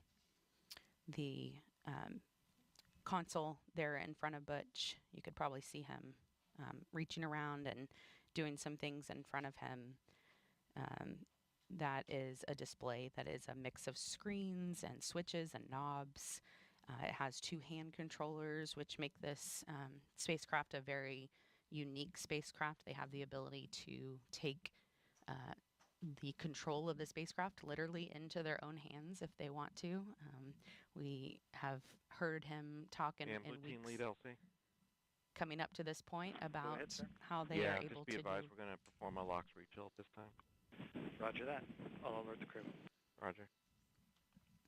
How they're able to do what they call a backup mode or also a manual mode. So we'll hear a little bit more about those things later. And LOX 2, you have a go to proceed. Roger. And the console's been simplified for maximum efficiency. Anyone who followed along with the shuttle days, the shuttle had thousands of switches and indicators, but Starliner only has 85. And the crew has told us they really like to be able to get their hands on those switches and of course on the hand controllers as well.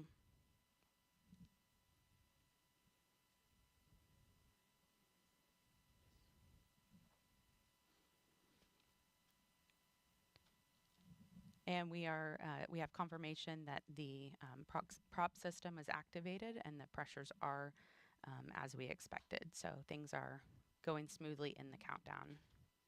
And Dylan, our team's really started working several days ago. The countdown didn't just start this morning for us. Yeah, that's right, Lauren. The countdown actually started back on Thursday when we rolled the Atlas V at Centaur with Starliner atop. We rolled it from the VIF out to Complex 41. The VIF is a vertical integration facility. It's just about 1,900 feet to the south of the launch pad there. So once the rocket arrived at the pad, we started connecting it to all of our pad utilities. So that's the pad air conditioning system, the pad electrical systems, and all of our propellant transfer systems. So the hydrogen and oxygen for Centaur, and then oxygen and kerosene for the Atlas booster. Once all those connections were made, we powered the rocket up, gave it a health check, and did a little bit of testing on that on Thursday afternoon. Then powered the rocket down and secured it for the what we call a crew sync day. When we have a countdown that starts late at night, we will essentially have the crew start to shift their schedule, so there's no planned work on that Friday. Then we came in overnight and powered up the rocket again for our activities today. The rocket remains ready, waiting on the opening of our launch window and the loading of Butch and Suni, which, as we know, is going on right now. All the activity on the launch pad is really up there on the crew access tower. You talked about the members of the blue team. So we have 3 members, ULA teammates on the blue team, and those folks are there really to manage all of the crew access tower systems. So when they're given the go to go back out to the launch pad in preparation for the arrival of the astronauts, the first thing they do is toxic vapor checks. So they have some test equipment, and they just go make sure that the atmosphere inside the white room is safe to breathe. And when all that is done, they'll start to prepare the white room for the arrival of the team, which, as we saw, has gone very, very smoothly so far. Once the astronauts are loaded and the Starliner crew is ready for the hatch to be closed, and once all those closeouts are done, then our team will pick back up and start to configure the crew access tower's hydraulic systems in preparation for retracting the arm prior to launch. But for now, our team is really just standing by as Butch and Suni get situated in the Starliner and waiting on the opening of our launch window today at 12:25 and 40 seconds. So there on the smaller screen where we're still watching Butch get strapped into his seat and getting his gloves on, as you can see there, we have 2 pad team members working with him, and one is Armando Lally, the other is Garrett Pender. So these 2 work the entire time inside with both Butch and Suni to get them ingressed into the spacecraft. You may have seen a few seconds ago, Butch was sort of moving his legs up and down. They have stirrups there for their legs to go into with straps that one goes over their foot and the other goes over their knees. And you can see he's getting a good adjustment on his gloves at this time. I actually have had the opportunity to try these gloves on, and you'd be amazed at just how much you could do with them. They're very flexible, and of course that's important when they have so many things to be controlling there with their hands. They also have a 5-point harness seatbelt that they're going to be helping them get into. There's a little bit better of a shot, a close-up shot. The cameras that we're using inside the spacecraft, we refer to them as the Mustang cameras. It's a system of 4 cameras, so we have some different views where we can monitor what is going on inside the spacecraft.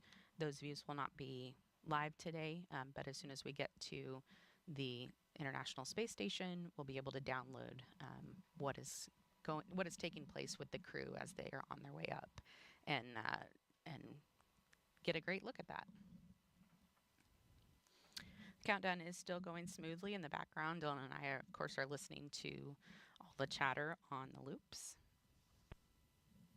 Yeah, and thankfully not much to talk about right now. Actually, everything is cooperating, and the team is really just watching the vehicle, make sure it remains stable as we get our astronauts loaded.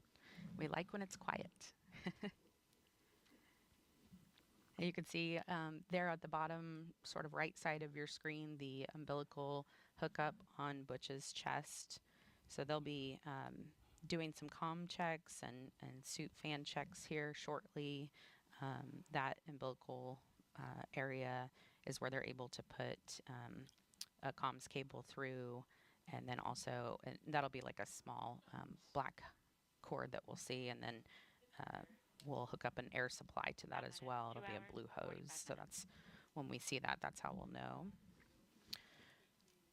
Butch, of course, a former flight test instructor at Edwards Air Force Base with a Master of Science in Aviation Systems.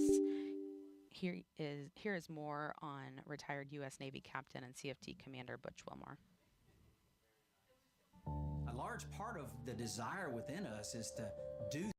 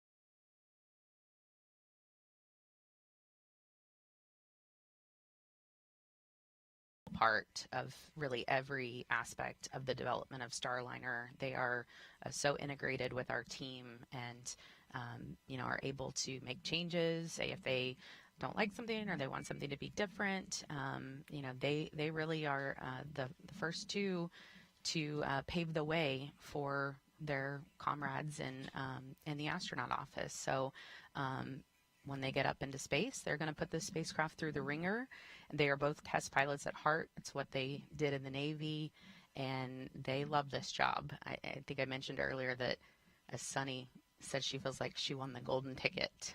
So that's pretty cool to hear that from the very first person and first woman to be doing this test flight on a spacecraft that's going to the ISS. Want to tell you a little bit more about these pad team members because they work very closely with Butch and Suni. And the two that I mentioned that are inside the spacecraft, Armando Lawley, he is there just to Butch's right.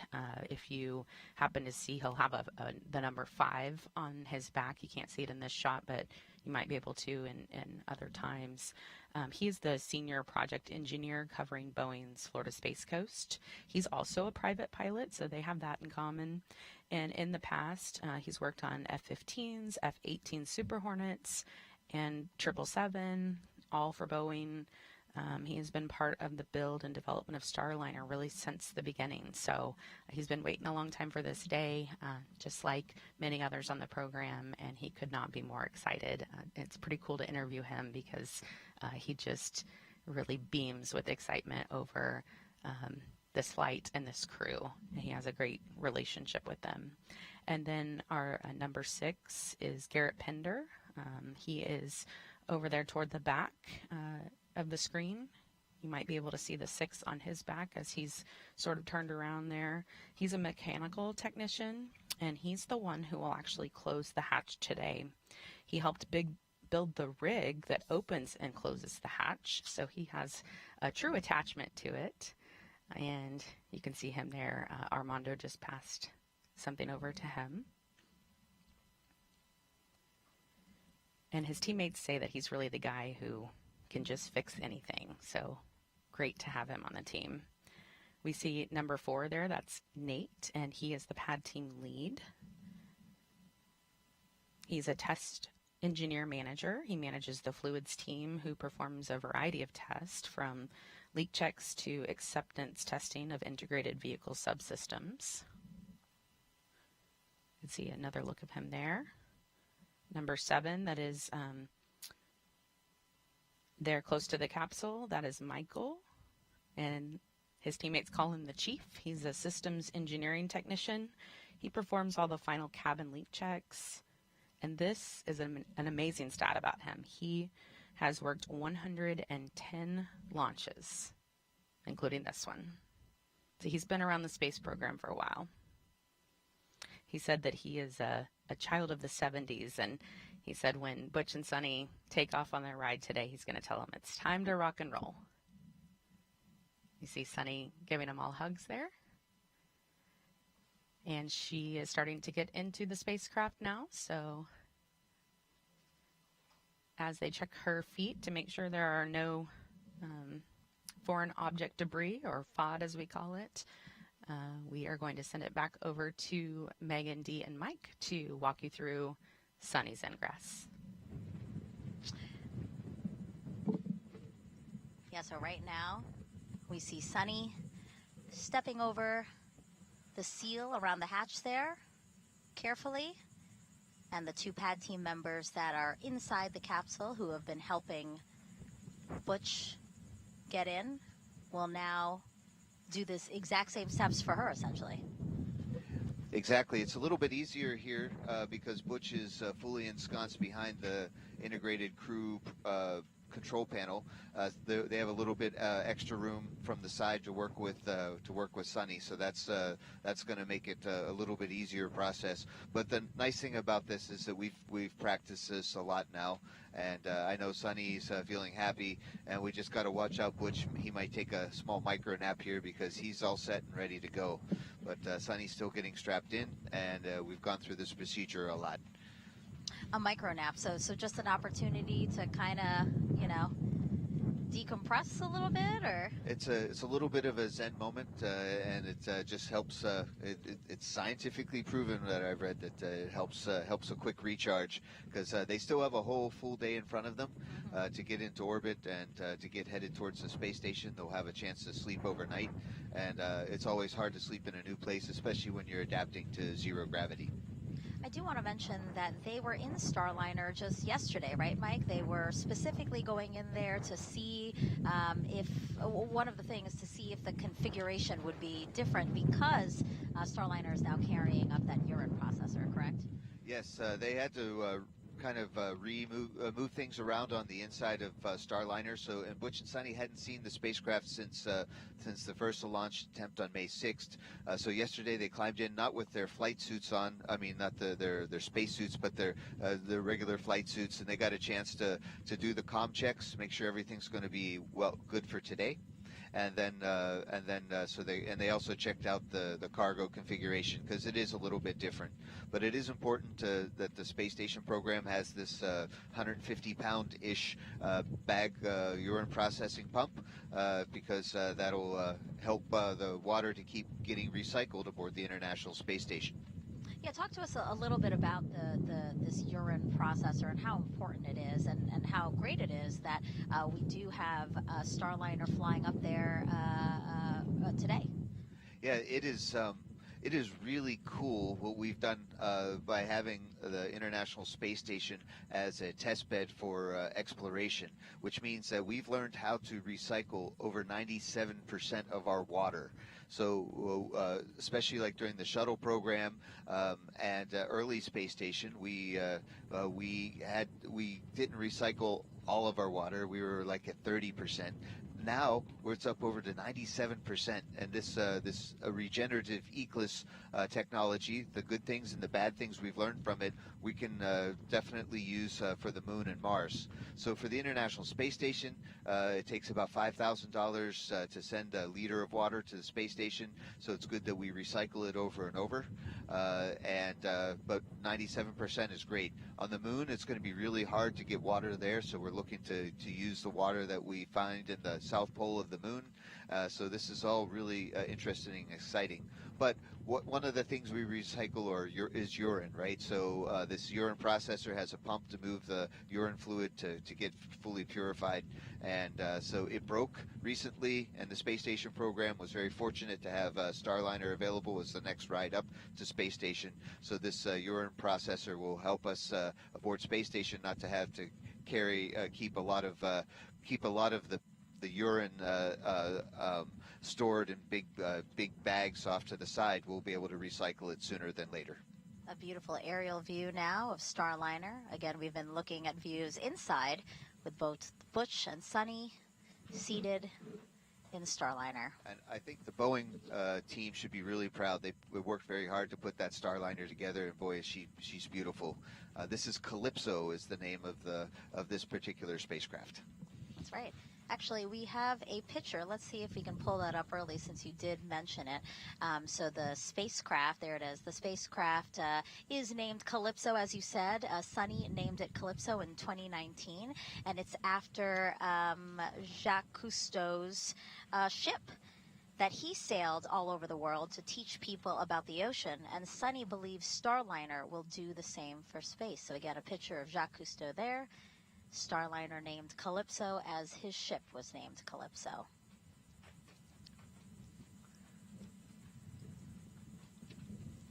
And speaking of Calypso, be on the lookout for a zero gravity indicator that the crew picked.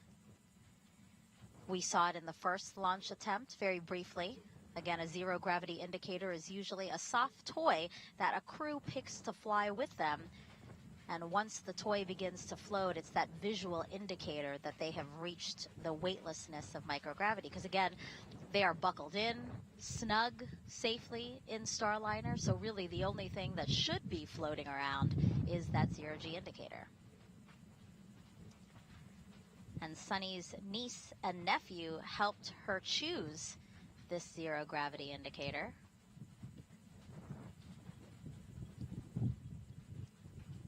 You see it right there. She's holding it. A narwhal. It's a kind of toothed whale. Male narwhals are the ones with the signature single straight tooth or horn. Suni wanted to choose an indicator that raised awareness for how space and ocean research go together. After all, you know, space gives us a unique vantage point of our oceans. This particular narwhal toy was coincidentally also named Calypso, which is part of the reason why they chose the toy. And just so we get a better view for it, because it is kind of hard. So what we expect to see, right, is Suni after she is buckled in and she does her comm checks as well, her communication checks as well as her suit leak check. They will pull the zero gravity indicator out of her helmet bag, and they will then tether the toy. And here is, here is a closer look at that zero gravity indicator. It is very sparkly. Very sparkly. I love it here. And yeah, like I didn't know that it was actually already named Calypso, and that was why I thought Suni also named it Calypso. But really, I mean, this is great because she does have a love of oceans, right, Mike? So this is just serendipitous, right, that we found a narwhal named Calypso already. It was meant to be. Yeah, talk to us about her love of the oceans and ocean research. So Suni grew up in both Ohio and Massachusetts, and she's very close to the Woods Hole Oceanographic Institute, and she's spent a lot of time as a Navy person and a graduate of the U.S. Naval Academy on the ocean. I actually had a chance to live with Suni under the ocean in the NASA's NEMO Extreme Environment Mission Operations program. We lived 50,000 millimeters under the sea, and it was great to see her love of. She was our science officer. It was great to see her love of the ocean and how well she scuba dives. So yeah, this connection with the Navy, with narwhals, with nature, with Earth, as well as the name of the exploration vessel that got to know the oceans better was Jacques Cousteau, is a perfect name for an exploratory spacecraft that's going to go fly soon.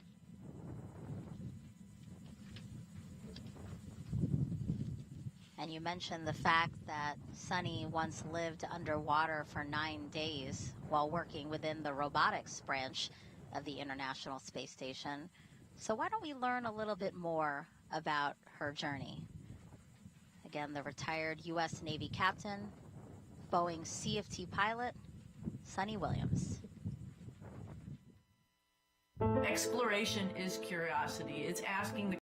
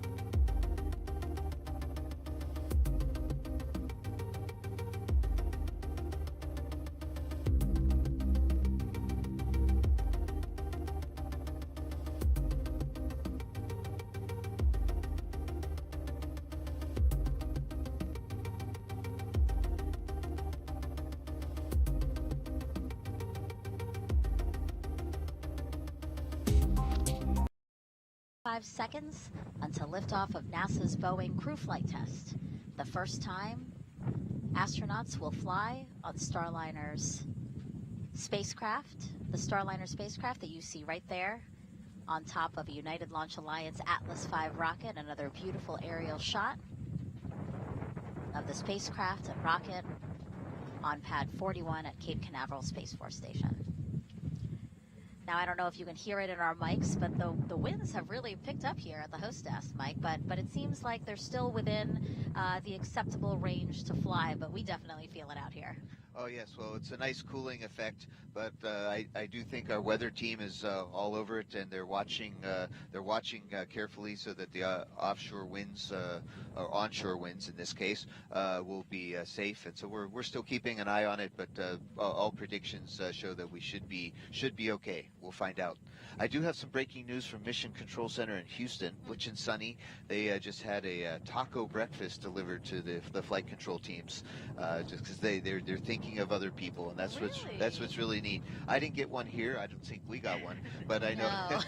But I'm really happy for the guys at the Mission Control Center. So thanks, Butch and Suni, for looking out for others. Oh, that's really sweet. Yeah, it's been very thoughtful. The whole broadcast so far, we have seen them call people, acknowledge people, hand out flowers, and now a taco breakfast, huh? It does look from appearances that we might be running a little bit early. Again, our timelines are built for 4 people. We're getting ready for Starliner 1 next year. Go Jack 5. NPRV, unlock, extended, and after push this. Copies all. So that's the negative pressure relief valve right behind. Copy 202 monitors being removed from the vehicle. Right behind Sunny's head, and they are getting ready to close out the cabin and pretty soon close the hatch. So it looks like we're running Starliner early. crew, it's been an honor not to stop in my group with my friends. Anything else you need help with before we leave?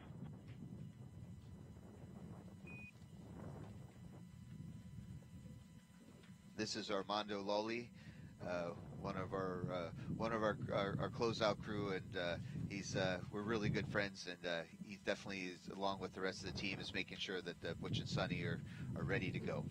Yeah, for those just joining us, again, if we look at the clock, 2 hours, 21 minutes, 45 seconds until liftoff. And yes, the team is ahead of schedule in a nominal timeline, as we call it. You know, they were expecting to maybe be done with the crew ingressing or getting into the spacecraft at around 1 hour and 37 minutes before launch. And as you can see, they are done well beyond that time. LC Fuel 2. Go ahead. Just wanted to make you aware that my topping valve I to P has failed and dropped to 0. Roger. AC, LC. AC on 1. Roger. Fuel 2's reported a I to P has given an anomaly. Please screen the anomaly team and provide a recommendation. We'll go. LC Locks 2. Go ahead. I've just experienced a similar anomaly with my LOC 669 FCV IDP as well. Topping valve locks also commanded and is currently 0. Okay, so you're in a stop flow effectively? That's a firm, not flagged, but the valves are all closed in the skid, Valves so we're are not closing closed. the vehicle. Copy that. Yeah, AC also for Locks 2. Copy that. Yeah, we can hear the launch conductor, Mr. Lebo, Doug Lebo, working some small anomalies right now that just popped up, some sensor indications for some loading valves. We'll see how the anomaly team works on it, but this is kind of how launches go.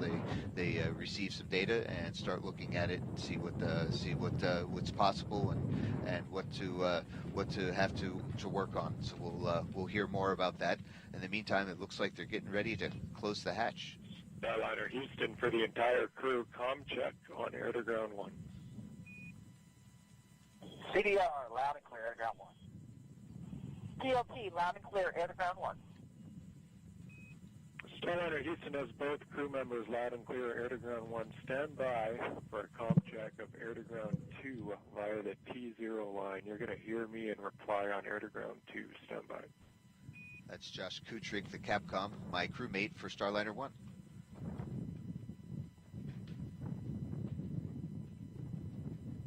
These continued comm checks to make sure that everyone who needs to talk to one another can. Well, communication is important, especially in a big team sport, so like spaceflight. So it's good that it all works. And Houston, TLT, loud and clear, air to ground 2. And just to set expectations for our viewers, they will continue to hear comm checks almost up until liftoff. Like we hear them even within that final half hour, just to make sure that everything is still working as it should. And right now we're talking through the a bit through the umbilical, the T0 umbilical that connects, and after that, after a while, they're going to take that umbilical away. So it'll be good. It's good to know that they're ready to talk over the satellite system, TDRS. Right. There's different pathways of communication Starliner that they have to Houston test. on air to ground 1. Audio system checks complete. In 10 seconds, it will be L minus 2 hours 18 minutes. 3, 2, 1, mark. L minus 2, 18. Good check. Copy, good check. LC Slick on channel 1. Comm panel, lift Go ahead, off Slick. on air to ground 1 and 2. Crew insertion is complete. Roger.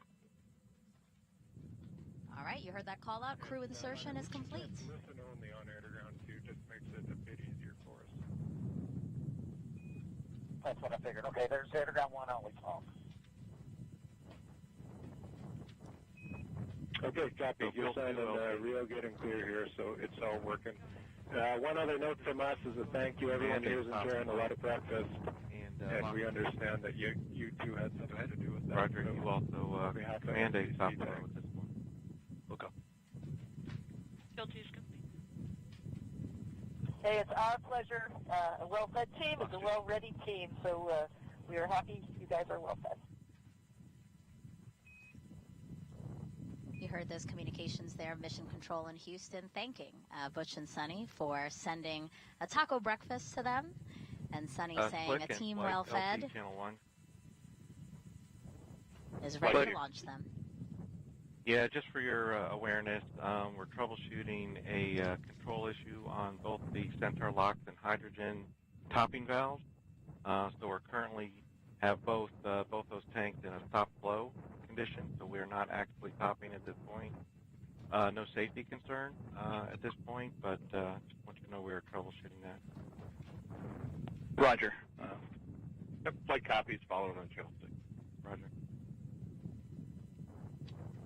So those communications between members of the launch team acknowledging that they are currently watching an issue with a control center, with the control center locks and hydrogen topping valves.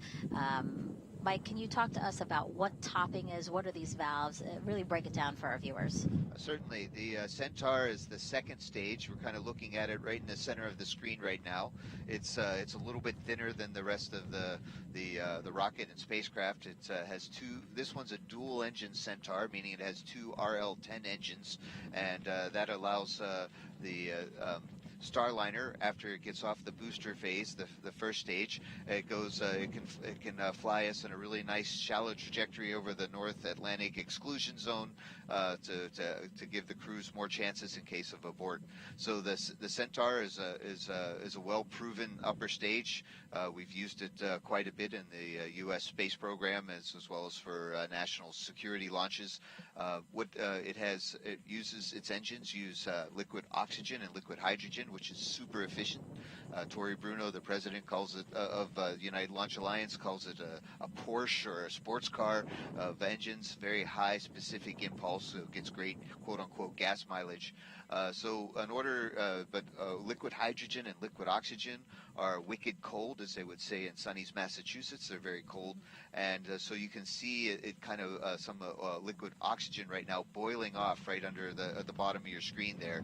And what they do for topping is that as the liquid oxygen normally boils off, just because even no matter how insulated you make it, it's still going to turn from a liquid to a gas. That they top it off, and it sounds like both for liquid oxygen and liquid hydrogen.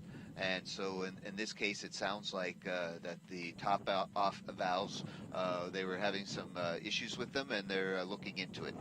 And I'm sure these are things that United Launch Alliance has perfected over time. So we'll see what answers they come up with as they work together on the anomaly team. Yeah, and I think it's really important. We did hear them say no safety concerns as of yet, and then we heard them say, we're going over to channel 2. So we have been listening to, again, communication loops or nets between the different members of the teams monitoring today's launch, and essentially you hear some of the public loops, public communications that go out, but they also go to different channels so that they can work all of these different issues. So that's what the team is doing right now, but in the meantime, we are still proceeding towards launch, and again, are early in the countdown. They were expecting to be closing the hatch around 1 hour and 37 minutes to launch, but here we are at 2 hours and 13 minutes to launch. We see Butch and Suni inside Starliner, and I don't see any pad team members because I believe they have, they're all outside there of the white room. So basically what's happening now are hatch closure preps. So the pad team has gone through the Starliner spacecraft to make sure anything that isn't supposed to be in there is taken out. And now, Mike, they are outside and making preparations to close the hatch. Yes. One of the things that we have, or the seal around the hatch, is really important to maintain a hermetically sealed capsule so it can keep the air inside. So we have I think you can see it in the picture, a golden frame that goes around the hatch shields to protect them as people go inside and out, that they don't harm the seals. So they're going to take off the hatch seal cover and then do an inspection and then close the hatch. They've perfected the procedures over time, so this is something that the pad team is really good at. And there are methodical steps to hatch closure, as you were saying. Again, making sure that they're checking the seals, the framework. There's also like support structures, right, that they need to move out of the way before they actually close the hatch. That's exactly it. And that's pretty important. But the really neat thing is that once they close that hatch, it will not open again until they land somewhere in the southwestern desert of the U.S. Yeah, that's so crazy, huh? They need to make sure it's leak tight. Again, beautiful shots there of our Space Coast. This is the first time I'm going to see a Starliner launch. I missed the first two. I was in helping support the mission in the Boeing Mission Control Center. So I'm personally looking really forward. It's right behind us, and looking forward to seeing the beautiful rocket launch. Again, a big thank you to you for being here. I know that the first time around you had a pretty cool role as well.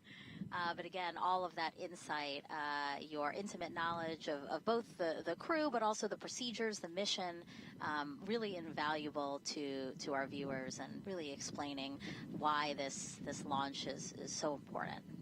Well, thank you. I enjoy my job. I've been an astronaut for half my life, and I love it. And I'm hoping that we're talking and reaching out to future astronauts out there, because there's more and more with Commercial Crew Program and other things. We're able to send more and more people to different places in space, and this is a great mission to be part of, and I'm enjoying sharing it with Dee and you, Megan. 2 hours, 10 minutes, and 8 seconds to launch. Again, this flight test is a big deal. It's only the 2 hours, 10 minutes. 6th time that NASA ECS astronauts... LC. Go ahead. Adjust the ISA flow rate to 170 pounds per minute. Roger. Only the 6th time that NASA astronauts will fly a new crew vehicle. And here on NASA TV, we're all sharing this adventure together.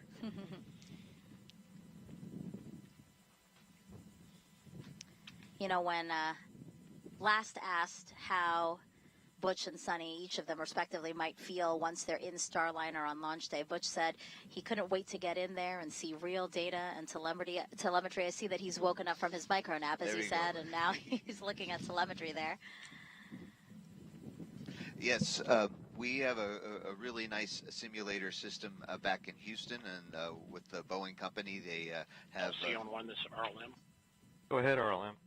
Yes, sir. I have received, appears 4 OTCs at this time. The first one is line item 326, and LH2 Delta P. Looks like they all 4 are. Roger. Data's out of tolerance. Roger. Understand, and that's a result of us not topping at this point.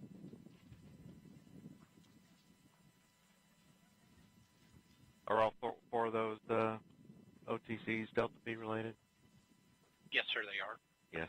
Okay, let's continue to monitor that while we're troubleshooting the topping valve situation. I copy. I think that was some conversation that talked about you know, with they stopped topping the second stage, the Centaur tanks, so they're receiving some more telemetry saying, hey, we're not being topped right now, and so they're saying, yep, that makes sense to us. They're gonna continue troubleshooting and see how it progresses. Communication is so important because for people who haven't been in a launch control room or really followed us to this degree, there are so many people who are specialized in certain fields and certain parts of what it takes to launch a rocket to space, a crewed spacecraft as well, that you really need to be communicating as much as possible so that we can troubleshoot any issues. And that's something that I've noticed as my kids have gone through school, is that they've learned how to been focused more, not just on reading and writing and arithmetic, but also on how to work together in teams and how to communicate with each other effectively. And these are great skills that we need in the space program, and certainly great skills that we need as fellow human beings on any team that we're on. Yeah.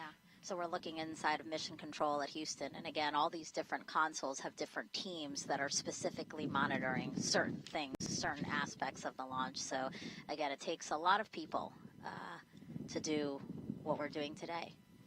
And here's inside ULA's room as well. You can see it takes a large team of dedicated professionals to get people into space. And again, Butch and Suni are sitting at the tip of the spear, but here's the rest of the team that's working hard to get the mission accomplished today. Now,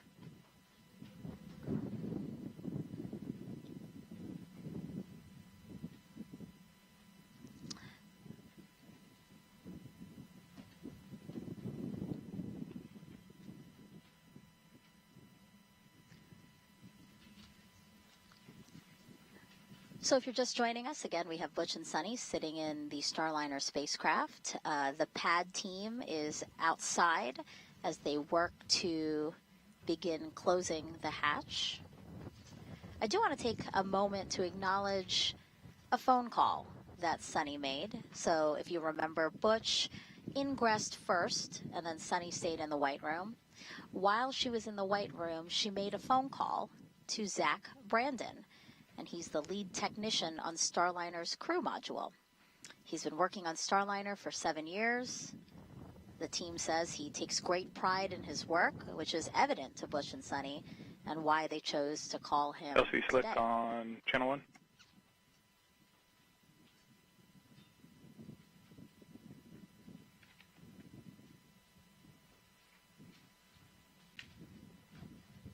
Brandon now watching the launch with Go ahead, family Blake. and other Starliner coworkers. Yeah, no, I reviewing gave you location crew activity. insertion is complete, so the team did exit the vehicle, put the last couple bags in, and they're starting hatch closure preps, and we'll stand by for approval to close hatch. Roger. I bet Zach was surprised to get the phone call from Butch and Suni. He's like, hey, what are you guys doing there? Yeah, again, I think this crew has been so great about acknowledging everyone. I mean, Dee, this must be great, again, to see them take these opportunities to acknowledge some Starliner and Boeing employees.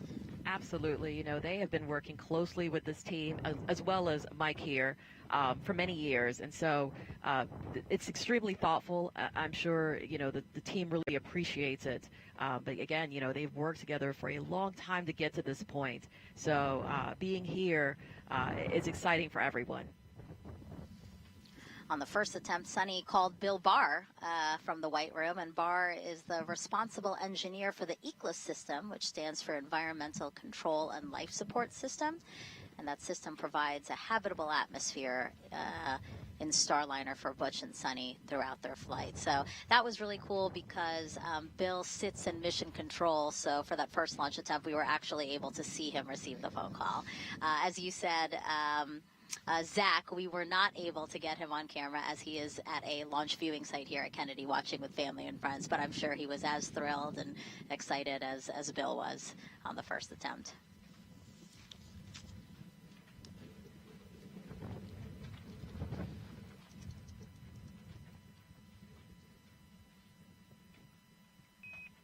Starliner Houston on 1.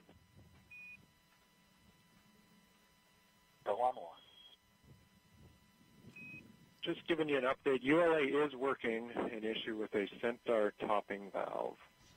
No safety concerns we're monitoring, and we'll let you know where it goes, but that's the reason for the delay on hatch closure. We'll keep you abreast. All right, thanks for the heads up. And that was Capcom, right, Mike, calling out to the crew?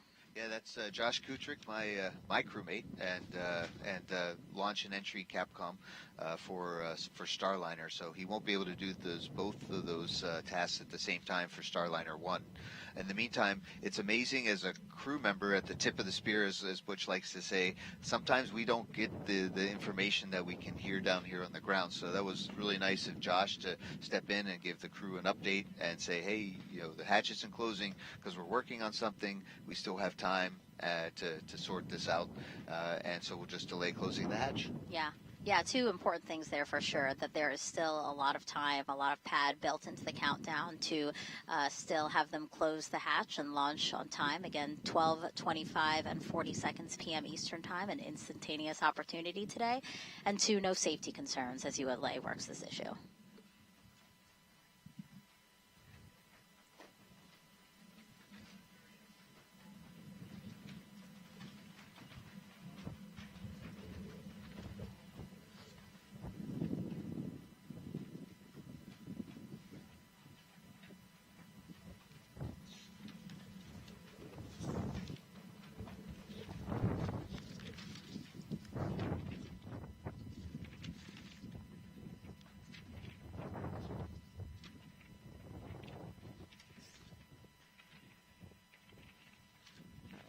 And what line is that? Okay, got it.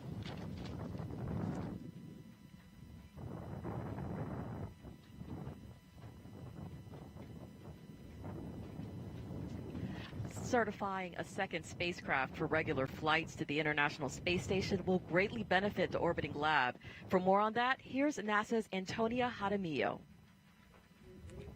Thank you, Dee. We are here at OSB-2, one of the viewing locations for this launch here at Kennedy, and joining me is NASA Deputy Administrator Pam Melroy. Deputy Administrator, can you tell us why is it having multiple spacecraft available to send humans to space, helping advance, scientific research on board the International Space Station? Yes, it's going to make a tremendous difference for us.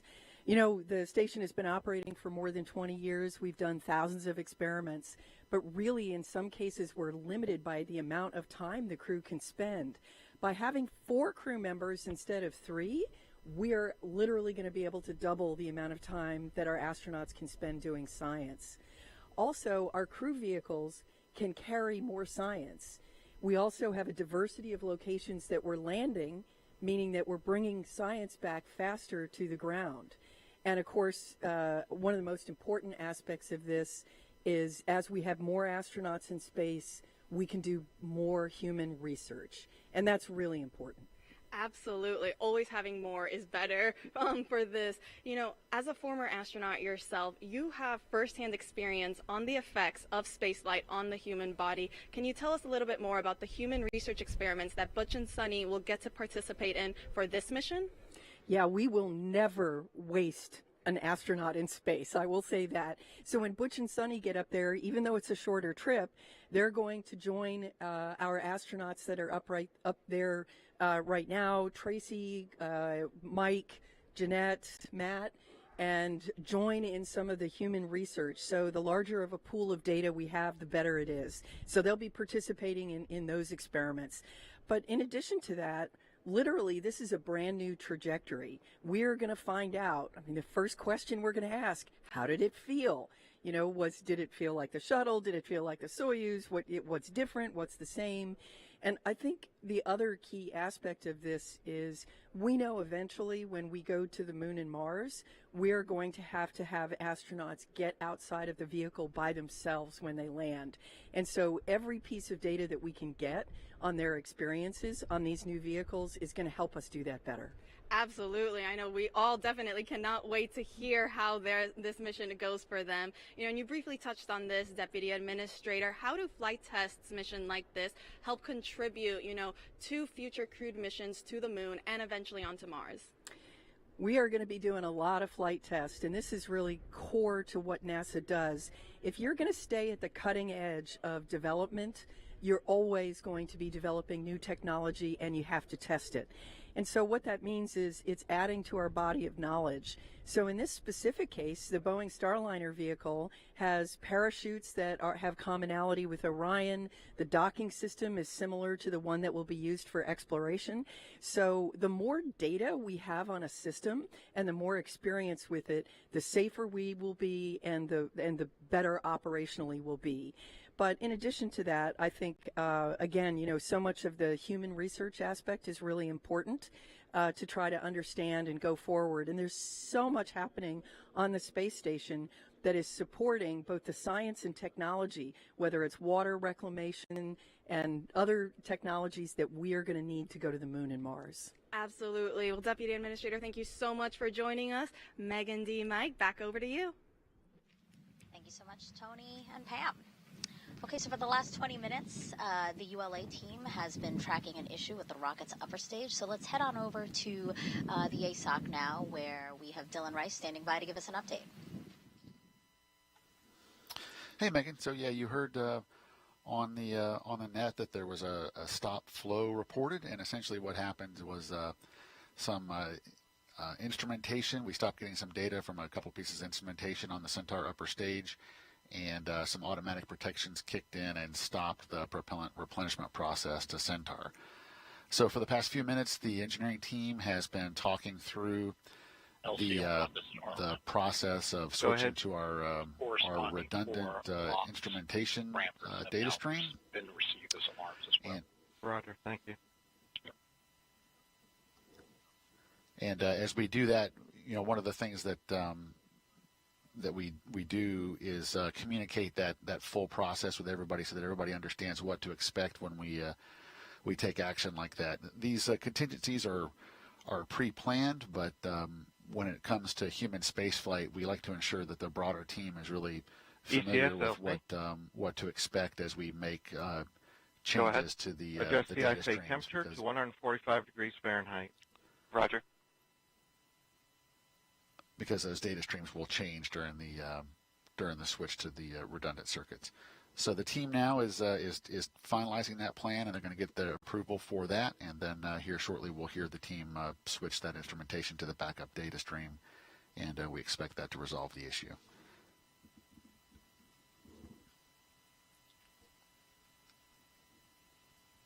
Path forward to allow us to continue to launch. Basically what Dylan is saying is the fix is to move the 1 hour, 55 minutes. The operation of needing to top off to move the that operation to another valve, right? A redundant valve that will do the exact same thing. I think it's going to be really the actually the sensors, right? Because you don't want to fill something and not know how it's going. So I think what I think I heard was they're going to switch to a different telemetry system. So then they can reopen the valves and monitor how the top-offs are going. But we'll find out in just a few minutes as they go forward. But that's really what is important in aerospace engineering, and for all you future aerospace engineers out there, that's really what is to know that if you really want your things to work, you build them as best you can, and it's really good to have redundant systems. And as a backup, I totally support that. But I mean, it's good to have other ways to do things, and that's why we are looking forward to NASA, as Pam Melroy said, is flight testing is what we do, and getting new spacecraft are really important, so we have redundant systems to go up to the International Space Station. And even if you look at this in the larger view of the Commercial Crew Program, I mean, the reason why we want at least 2 dissimilar spacecraft to be able to ferry astronauts to and from the International Space Station is, again, because of redundancy. Because if something were wrong with one of the vehicles or one of the spacecraft, there is another one to go to. And we ran into that trouble in 2003 with the loss of Columbia and our friends. Thank goodness our Russian partners stepped up, and we started flying people up and down regularly on the Soyuz, where up to that point all of our crew members were being really launched on the space shuttle. So having a redundancy, or sometimes as we say dissimilar redundancy, really helps to keep the mission going forward. Again, we are now 1 hour, 52 minutes, and 55 seconds to liftoff of NASA's Boeing crew flight test. The ULA team working to transfer to a redundant system to allow the countdown to continue, to allow a topping of the Centaur, the rocket's upper stage, to continue. But for now, we're going to head back over to Johnson, where our commentators there are going to introduce you to one particular person who's mostly communicating with the crew. You heard us mentioning him a couple of times already, but that is Capcom, and Brandy and Jim can walk us through that.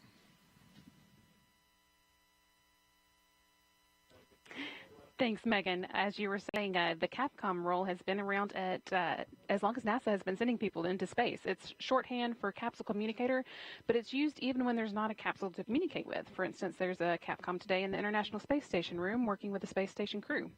In this case, though, the name is entirely accurate since Starliner is a capsule. Yeah, historically, Capcom was a role exclusively held by astronauts, with the thought being that an astronaut would know best what another astronaut in space needs to know in any given situation.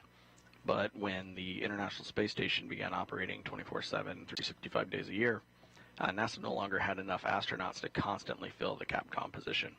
So now it's often held by training instructors, mission controllers who have worked closely with the astronauts previously and have a good understanding of the information that they need. But for extremely dynamic situations like launch and landing, you'll often see an astronaut back in that seat.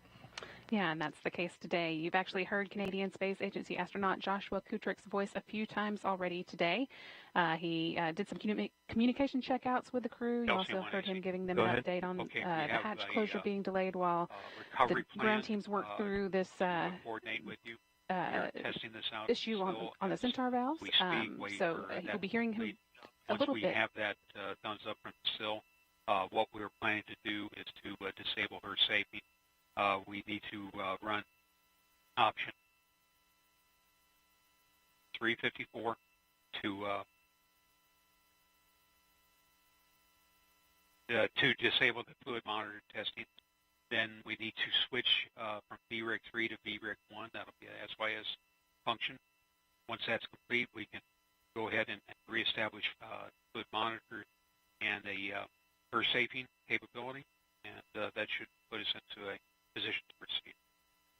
Roger. And do we have an estimate when the still test be complete?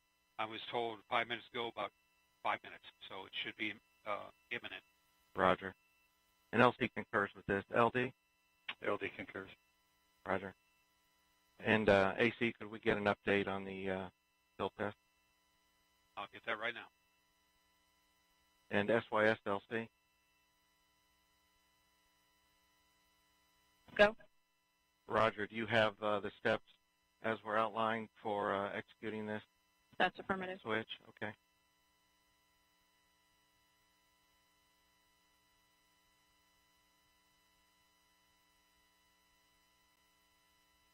Okay, let's see, flight channel 1? Flight check. Yeah, Roger, I understand we kind of want to give the broader team a little insight to what we're planning to do here, so if we want to merge the nets, we could do that at this time. In work. NLC, the pad team is on channel 1. We'll be listening in. Roger, thank you. LC flight and Starliner flight, we merged channel 1 and air to ground 1. So LC, give the crew and the pad team an update. Roger, and Starliner, can you copy me? Catch it loud and clear, LC. Roger. So at this time, what we have is a control issue going to the LOX and hydrogen topping valve.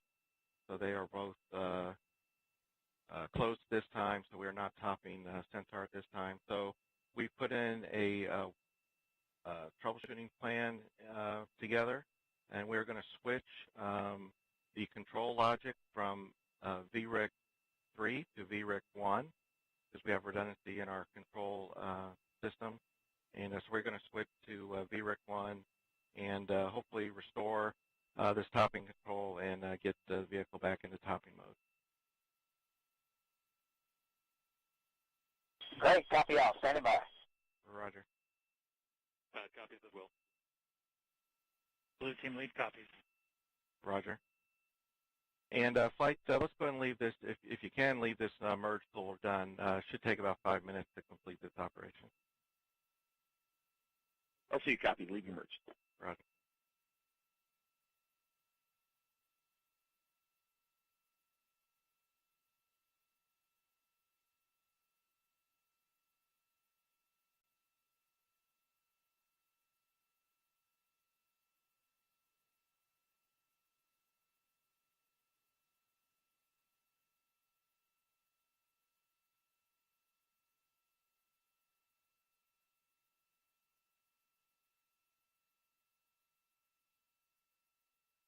Heard some more communication about the topping issue on Centaur. So let's head back over to ULA's Dylan Rice to walk us through any other updates from the team. Hey, Megan. Yeah, so we did get quite a bit of an update there just a few moments ago as Chief Launch Conductor Doug Lebo briefed the crew and Starliner, and I can add to that a little bit. But basically what has happened is the communication to the Centaur topping valves, which are on the mobile launch platform. These are the valves that control the replenishment of oxygen and hydrogen on the Centaur upper stage as it warms up and evaporates. We stopped getting some data from those valves, and the team has talked through the troubleshooting steps to switch to our redundant control circuitry on those valves. So we'll be using the same valves on the mobile launch platform, but using our redundant control circuitry. But as I said a few moments ago, anytime we're going to be interrupting data or changing a configuration, we brief the entire team to include the flight crew. And you also may have heard in the background there that we're the word SIL test, and so we actually are simulating that activity in a lab prior to performing it on the pad, just to double verify the procedures for switching to those redundant control circuits. So that will be taking just a couple of minutes to wrap up that test, and once that procedure's been verified, then the team will implement that corrective action to switch to the backup control circuitry on those Centaur topping valves on the mobile launch platform. So for now, the rocket remains stable. Again, the only impact here is that we're not currently replenishing propellant on Centaur, but with our schedule today, we do have quite a bit of time to get this issue resolved and resume topping on Centaur, which would only take a couple of minutes to get us topped back up to our flight levels where we'd expect. So we will continue to listen and stand by as the team wraps up that exercise and just flight verifying. And Starliner, LC on channel 1. Flight check. Starliner, go ahead. Yeah, Roger. So right now we are exercising the steps to do the transfer from VREC 3 to VREC 1. We're executing that in our still test in still lab just to make sure that we have the proper procedure steps before we execute it here on the pad. So team's asked for a few more minutes to complete that test. Starliner, copy. Standing by. Like copy. And so, Megan, as you just heard there, that was again the chief launch conductor, informing the broader team there that the team in the lab has just taken some additional time to exercise those procedure steps before we implement those and switch to that redundant control circuitry. So that's the update from the ASOC, Megan. I'll give it back to you, and then we'll get back together here in a few minutes when we have another update and the situation's been resolved. Yeah, Dylan, thank you so much. That was really helpful, Mike, the way that Dylan really broke that down for us. Oh boy, yeah, I'm so glad I'm here today. We're learning more about our NASA for crew. Haven't flown before on an Atlas, and we're learning and gaining great confidence in our team. They're doing all the right things to make sure that you can always make something worse, so they're double checking their work before they actually do it. They let everybody know what they're doing. They got concurrence, so we're on a really good track, and in a few minutes we'll get reports to see if switching to a different telemetry control system does the trick. We are highly optimistic, but we won't know until we hear the results. But then that means that the Centaur will get retopped, and the crew will have gas, so to speak, so they can fly into orbit. So this is really a great example of launch operations and aerospace engineering in work real time. For those who might have joined in the middle of all of that explanation from Dylan, again, the ULA team stopped getting data, right, from a ground valve that controls the topping of liquid oxygen and hydrogen into Atlas V's upper stage, the Centaur. So the fix, right, is they'll still use the same valve, but they're basically switching over to a redundant control system, which will allow them to, again, regain data from that valve as it tops off. Exactly, both because right now the filling system doesn't know if they're going to overfill or underfill. It doesn't have any insight for a closed-loop feedback system. So without the insight to the sensors, it said, all right, I'm going to close both the hydrogen and oxygen valve until I know what's going on, and they're going to put a new sensor system, and then they should be able to refill. Right. All right, and again, we are still good in terms of the countdown, hatch closure. On one. Go ahead, SYS. Step 200, L2 balloon cycle task is complete.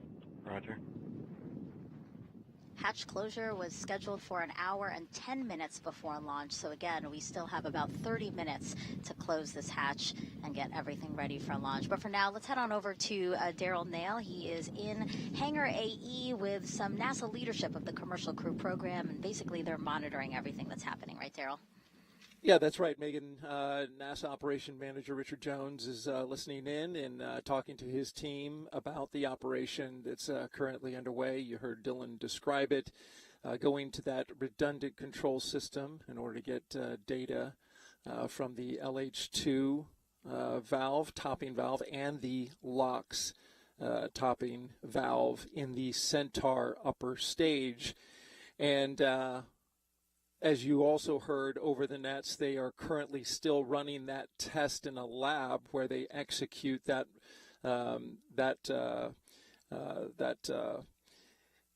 basically that operation to move to that redundant system before they do it in real life. And so we're currently waiting for the completion of that test before they go ahead and do it. One indicator, talk this over with Dylan, that kind of gives you an idea that it's not the valve and it is the instrumentation kind of led them in this direction, is that when you get stop getting data control from both LH2 hydrogen and the tank liquid oxygen at the same time, that points towards an instrumentation issue 1 hour, 40 minutes. Rather than a valve issue. So all of that was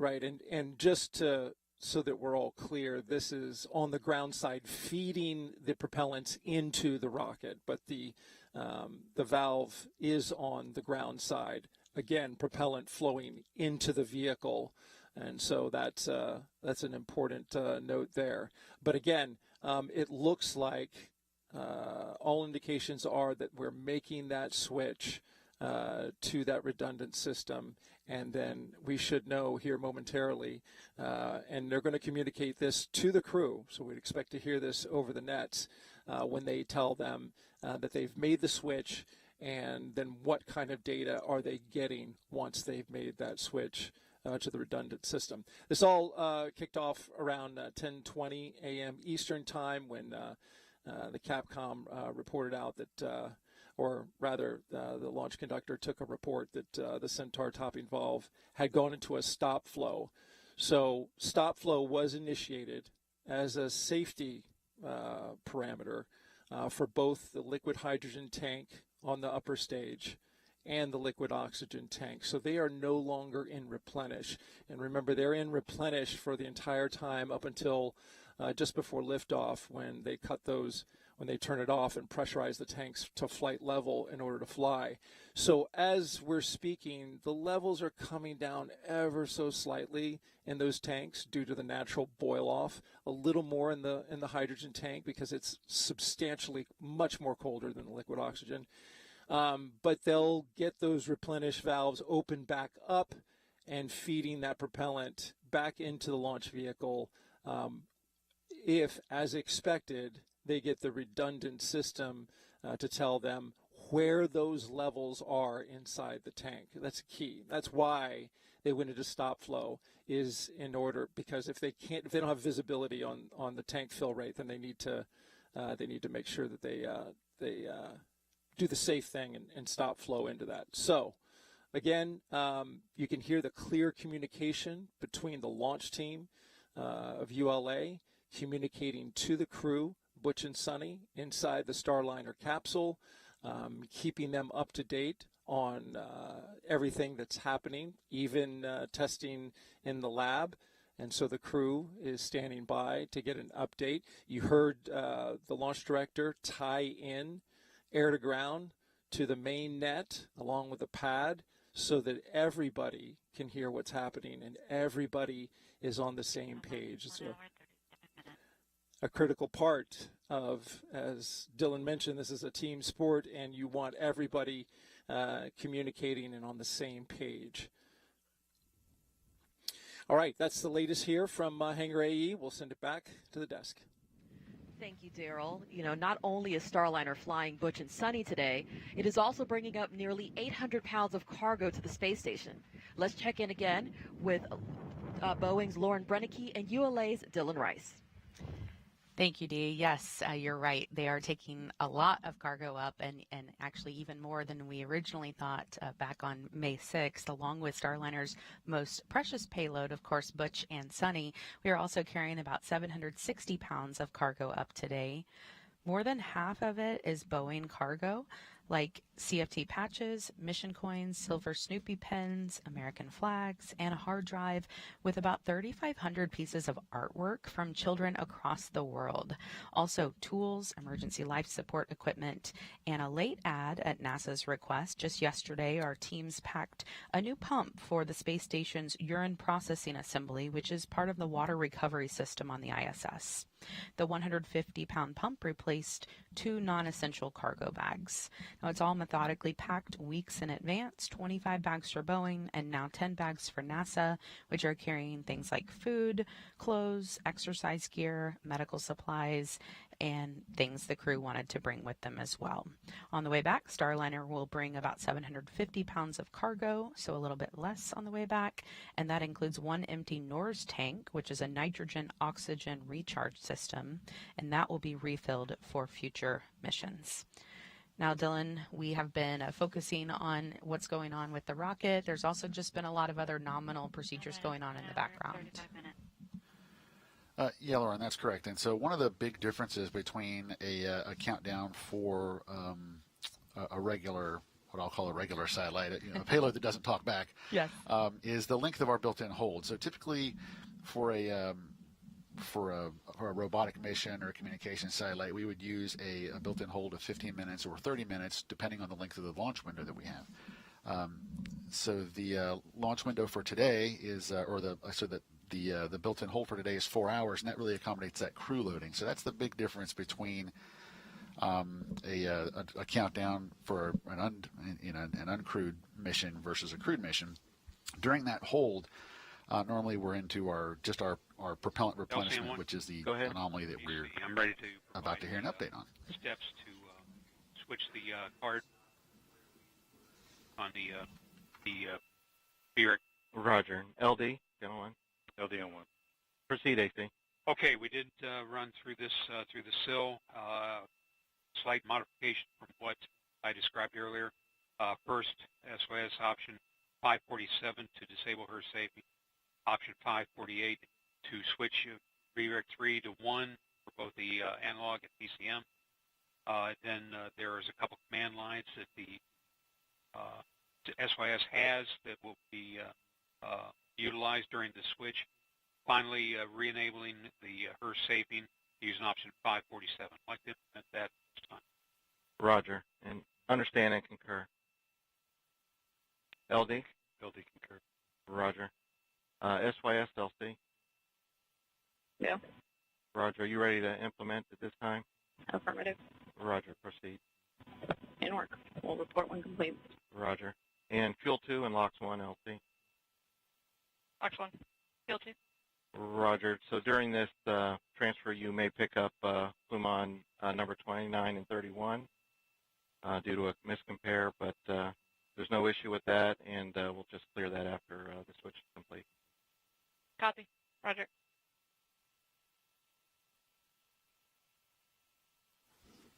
Okay, with that update, then the launch conductor and the launch director have approved the plan to switch the redundant data stream that will allow us to resume our Centaur propellant replenishment. So with that, we'll let the team get back to that, and Megan, I'll send it back to you at the host desk. Thank you so much, guys. All right, so of course this is a historic day for all teams involved, particularly for employees of United Launch Alliance.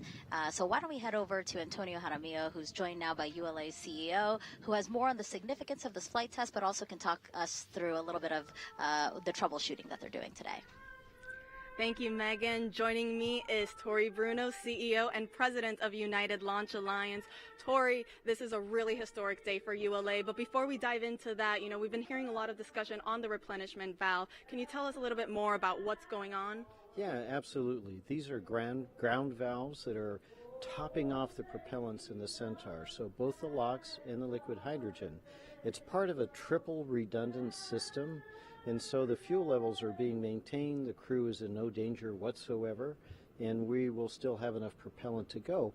But we like to have redundancy, and so they have a common controller, and what we've just done is come up with a plan to recycle that controller and see if we can get that third redundant valve pair working.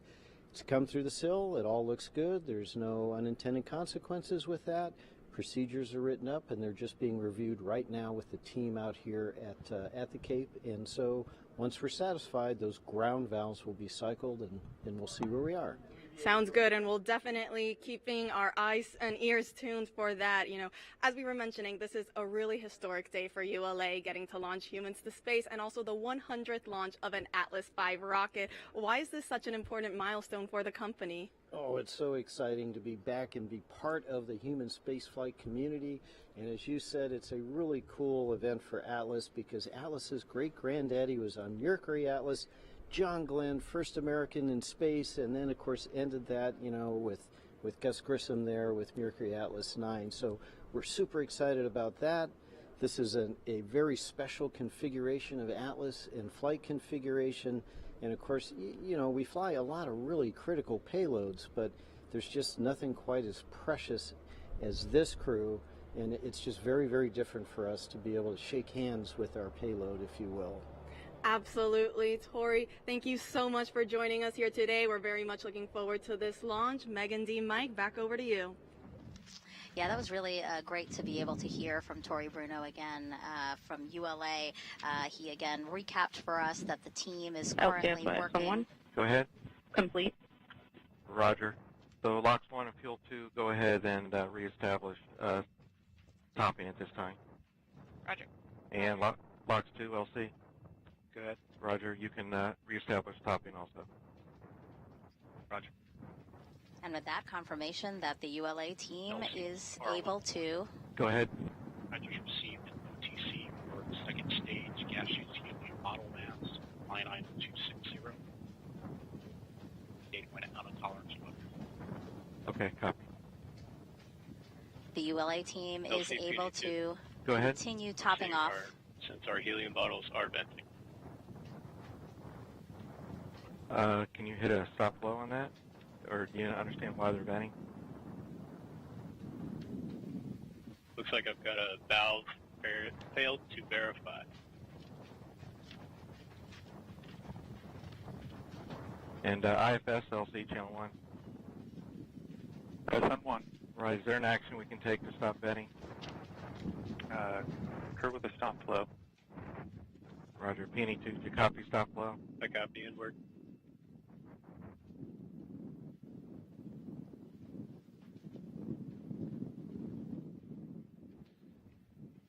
Well, it sounds like the United Launch Alliance engineers. LC, that's complete, and it did stop the vent. Roger. They re-enabled the ACLC channel 1. ACL 1.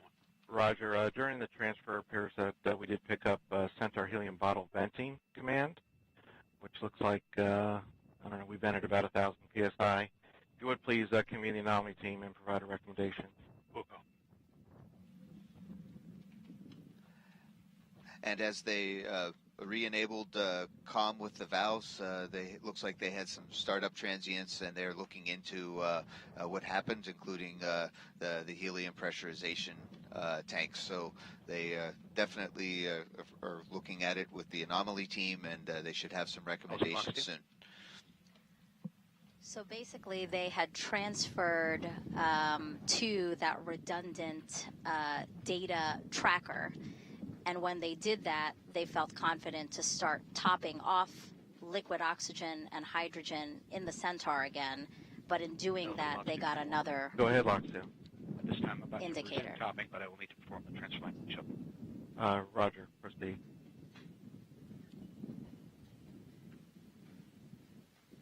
So that call, they said that they can continue topping the liquid oxygen, and we'll see how the rest of it goes. But yeah, when you start something new, you get these new transients. You get some messages and alarms, and you have to look at each one to make sure that that you're in a good configuration. And SYS LC. Roger. Just as a result of the switch there to VRIC 1, you're seeing all normal operation at this time. That's affirmative. Roger.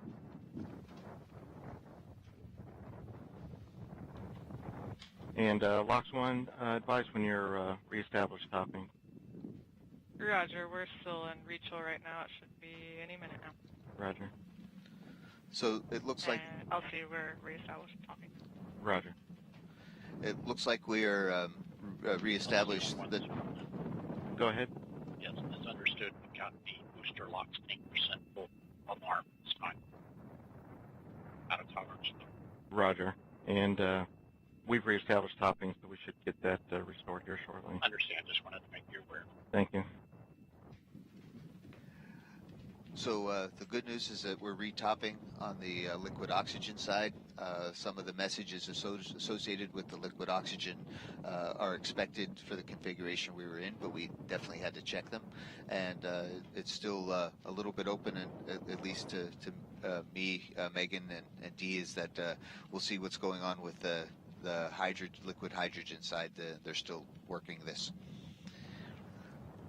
Yeah, just to give people a little more insight again, we have these loops, and our commentators, as you've heard throughout the show, they're listening to those back channel conversations that us here at the host desk, as well as you guys, the viewers, we are not hearing all of those conversations. So it's really nice when we do get to hear updates from our commentators, because they can really fill us in on what we're hearing, because what we're hearing is in real time, and we're trying to translate it as best as possible for you. So again, about an hour ago is when this issue was initially flagged again, that maybe they weren't receiving the right telemetry, or that the data they had stopped receiving data from a particular ground valve that is responsible for topping off liquid oxygen and hydrogen into the Atlas V's second stage, the upper stage.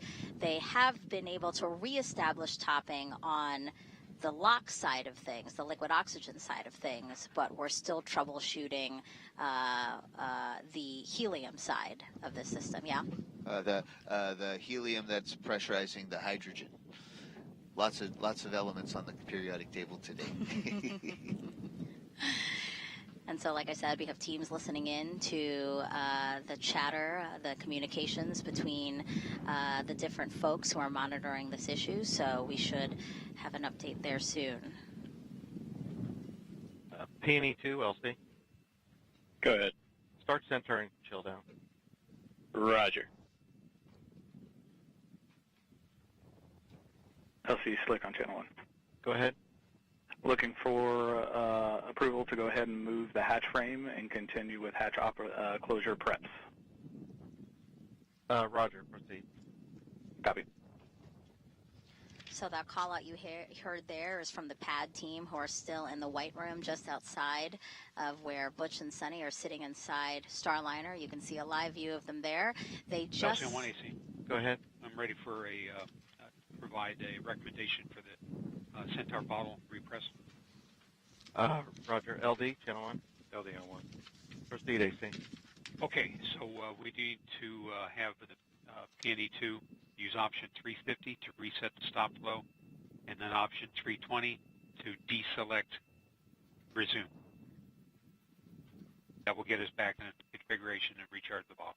Roger. Understand and concur. LD? LD concurs. And PNE2, LC? Go ahead. Roger, you ready to execute that this time? Can you please repeat the steps I was initiating CEC? Roger.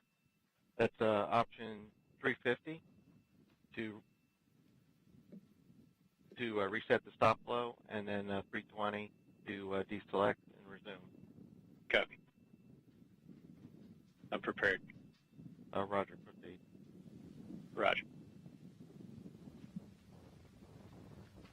So it sounds like that the ULA is still pressing forward, and that allows the pad team to begin hatch closing. Go ahead. Without actually closing the hatch, have you been just able getting to, ready. Restart topping at this time? Affirmative, and topping.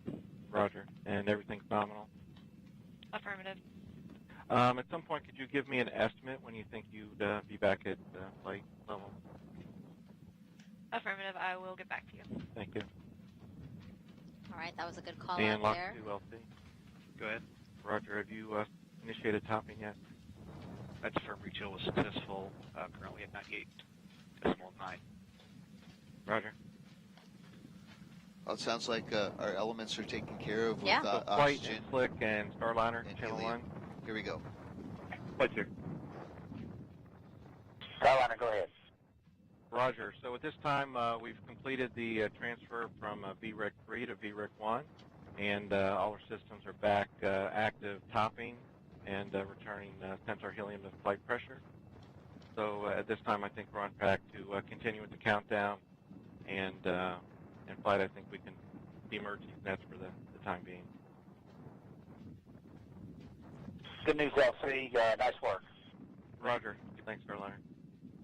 Good news, flight copies will deconfigure. All right, a lot of good call-outs there, a lot of good updates. So why don't we toss it Go back ahead. over to ULA's Should be Dylan Rice. approximately 20 minutes. Roger.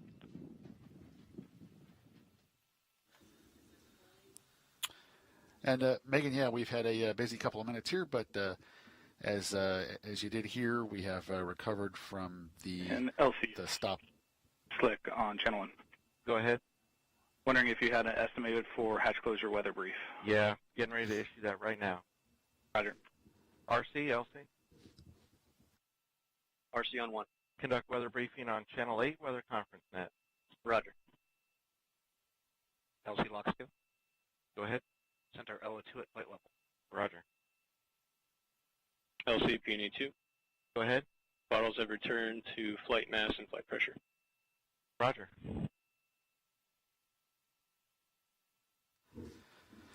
Okay, so yeah, a lot of traffic on the net here, but just to kind of recap, we had been tracking the issue with the instrumentation associated with the Centaur topping valves. That issue's been resolved.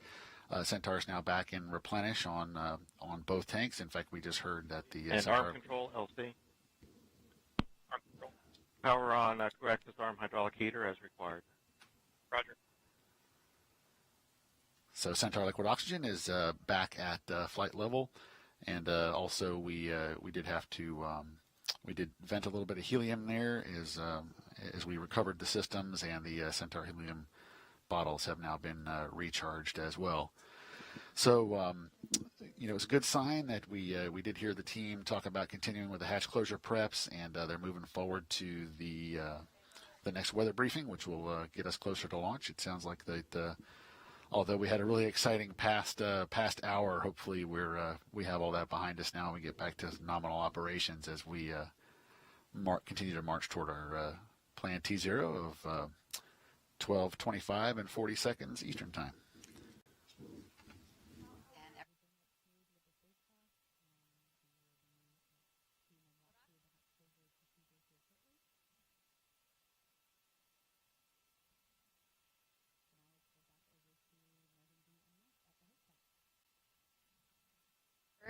To launch. So with that, as you heard, the pad team is in the White Room. They are continuing preps to actually close the hatch. There will be a weather briefing first to decide whether or not they should move forward with the hatch close. While we wait for that, let's check back in with NASA's Brandy Dean and Jim May in Mission Control. I just want to give you step 220, Centaur engine shutdown initiated. Flight control team here in Houston has been following along with all the issues that are going on in Florida, but things are going fairly smoothly on the Starliner side so far.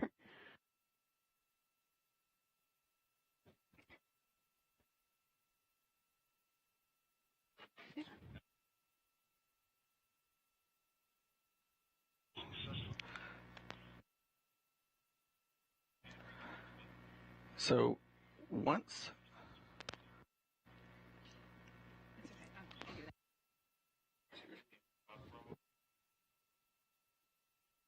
we're about an hour and 16 minutes away from today's liftoff, and once we do lift off, the crew will have a 25.5-hour ride to get to the International Space Station. And with this being the crewed flight, they'll have a number of test or flight test objectives to work through, putting the Starliner systems through its paces to prove them out before operational flight begins. First of those will come after Butch, Wilmore and Suni Williams reach orbit today, when they'll be doing some manual piloting checkouts while they're still well away from the space station. They'll be flying some attitude maneuvers, changing Starliner's orientation, using only visual cues to start with, and then using Starliner's attitude direction indicator, which will be used for all of those other planned attitude maneuvers. And they're also going to point the spacecraft's tail to the sun to demonstrate that it can use solar arrays to recharge its batteries.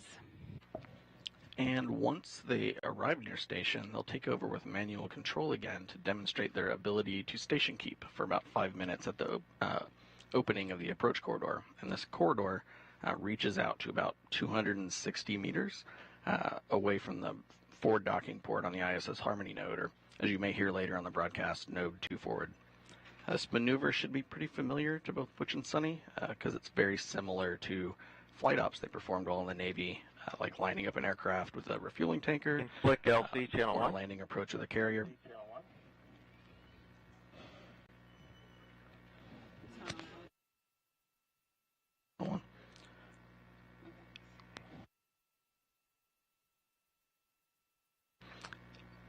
like lining up an aircraft with a refueling tanker, landing on LC, a this is carrier, Slick on or channel also 1. hovering?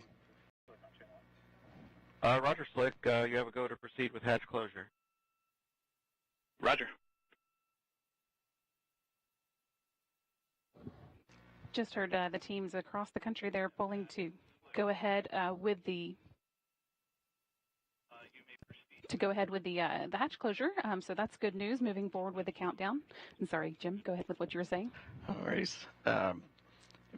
Talking about the manual piloting demo the crew's going to do while hovering out in front of ISS.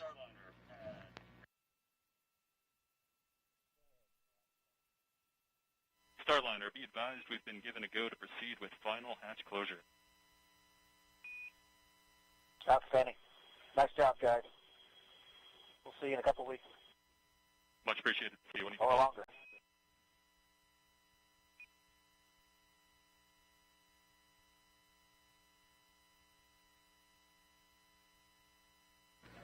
And with Butch planning on staying up there longer, maybe he'll do a couple extra manual piloting demos for us while he's around there. But when they fly with these manual flight controls, it'll be 6 degree of freedom control using both joysticks. One called the rotational hand controller for changing direction. The other called the translational hand controller, similar to a throttle in an aircraft, but instead of one direction, you can go up, down, left, right, forward, and back. That's right, but we've got to get into orbit before we get to any of that. So we've got another hour and 13 minutes until today's 10:34 p.m. Eastern launch today.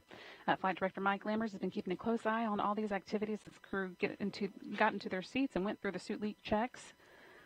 We'll have a few more things to watch as we go through the hatch closures, including the capsule leak checks.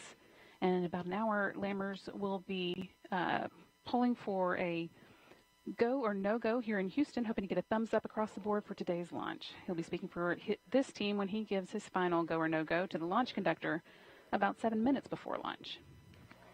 And the International Space Station also has to be go to welcome Starliner tomorrow. So let's go back to Space Station Flight Control Room and NASA's Rob Navius for an update. Rob? Yeah, thanks, Jim. Flight Director Pooja Jasrani on console at this hour with the Orbit 2 team of flight controllers. They'll be polling their team to get the green light to proceed with the countdown and the launch that hopefully will culminate with a docking by Starliner to the Harmony module of the International Space Station at 1:50 p.m. Eastern Time on Sunday. During the week or so that Wilmore and Williams are aboard the International Space Station, each dock day will see a different variety of activity for the Starliner duo. On Monday, for example, Wilmore and Williams will continue unloading cargo they brought to the station and will transfer some used emergency equipment from station to Starliner for the trip back to Earth. They'll stow their launch and entry suits aboard the vehicle and conduct a debrief with NASA and Boeing officials about the rendezvous and docking phase of the mission.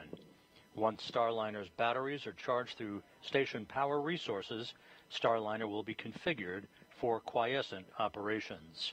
So with hatch closure in the offing and the countdown proceeding for a liftoff 1 hour, 11 minutes, and 40 seconds from now, we'll toss it back from the Space Station Flight Control Room to you folks down at the Cape. If you're just joining us, welcome to the official broadcast of NASA's Boeing Crew Flight Test, or CFT. What you are seeing now is a live look from one of our helicopters here along the Space Coast, orbiting the Starliner spacecraft atop a ULA Atlas V rocket. Inside that Starliner spacecraft, 2 NASA astronauts, Commander Butch Wilmore and Suni Williams, pilots. Maybe I just didn't get it formally from you, but you're back at flight level. Affirmative. Roger. At launch, Butch and Suni will make history as the first people to fly aboard Boeing's Starliner capsule. And liftoff is targeted for about an hour and 10 minutes from now at 12:25 and 40 seconds p.m. Eastern Time. And we are happily proceeding, marching towards that T0 after a busy hour. Mike, can you kind of recap for people the last hour of the launch countdown? Well, in the last hour, we got to see some really great engineering and launch operations and teamwork happen. So the second stage of the Atlas launch vehicle, called Centaur, it is powered. Its fuels are liquid oxygen and liquid hydrogen, and it already has all the fuel in it, but since they're liquid, they're very cold and they kind of boil off. So we just add a little bit more on top, so we top it off. 1 hour, 10 minutes. The two valves that were used for topping off lost insight for their control algorithms, so they couldn't see the sensors, and it was an upstream bus, so they changed the control algorithm and logic, and got back in business. So we were back on the launch timeline. The crew was informed. Everybody was talked to about it. Never in danger. Just a way to just having to relook at a different control system and sensors. So in the meantime, the pad team was held off from closing the hatch just in case they needed to get the crew out today. LC, Channel 1. And they're RC, closing the hatch now. Verify range ready for FTS open loop test. Verified. FTS LC. This FTS? Start final open loop FTS test. Roger. And FTS stands for Flight Termination System, in case the rocket were to go off course. Of course, by that time, the Starliner, if the FTS were needed, the Starliner would fly out of the way. But that's just a normal test right now. And you can see they're closing the hatch. We're getting ready to launch in 1 hour and 8 minutes. Very exciting. Yes, very exciting. You know, teams are periodically briefed on the weather for today's launch. Let's check back in with Daryl Nail over at Hangar AE with the latest. Daryl? Thank you very much, Dee. And here at Hangar AE with the team, monitoring both the launch operation as well as the weather. We got a great weather report from our launch weather officer just a few minutes ago. Winds were the one watch item, and they were driven, as you look at the satellite map, by a high-pressure system off the coast of North Carolina that you can see there, that clearing area. You see how it's turning in a clockwise direction. That's what's bringing all of our onshore flow. That is what's driving these winds. You see the clouds going by overhead. So this image from College of DuPage, they've got our GOES 16 data streaming through, and it's a great representation. You can also see the ascent corridor as a result of that high-pressure system is also fairly clear all the way up the eastern seaboard. That's the track that Starliner will take. That's good as well. Only some moderate concerns for high sea states because of those winds. But overall, we are looking good in the corridor. We are 90% LC go. Slick on Channel 1. Go ahead. Hatch closure is complete, and we're moving into hatch gross leak checks. Roger. All right, hatch closure is complete, a great milestone that we've reached in this operation to get to liftoff. And just to wrap up, 90% go here at the pad. We're good to go along the ascent corridor, and so for weather, we're looking fantastic for a June 1st day, and which is the first meteorological day of summer. Usually we have rain and thunderstorms this time of day. Unfortunately, we don't. There you see the graphic, 90% go. And everything look weather-wise. Starliner Houston back with you, ready for pre-launch cabin leak check. You can prepare for cabin pressurization per your checklist. Configure the HIU valve sensitivity knobs to maximum. Teamwork.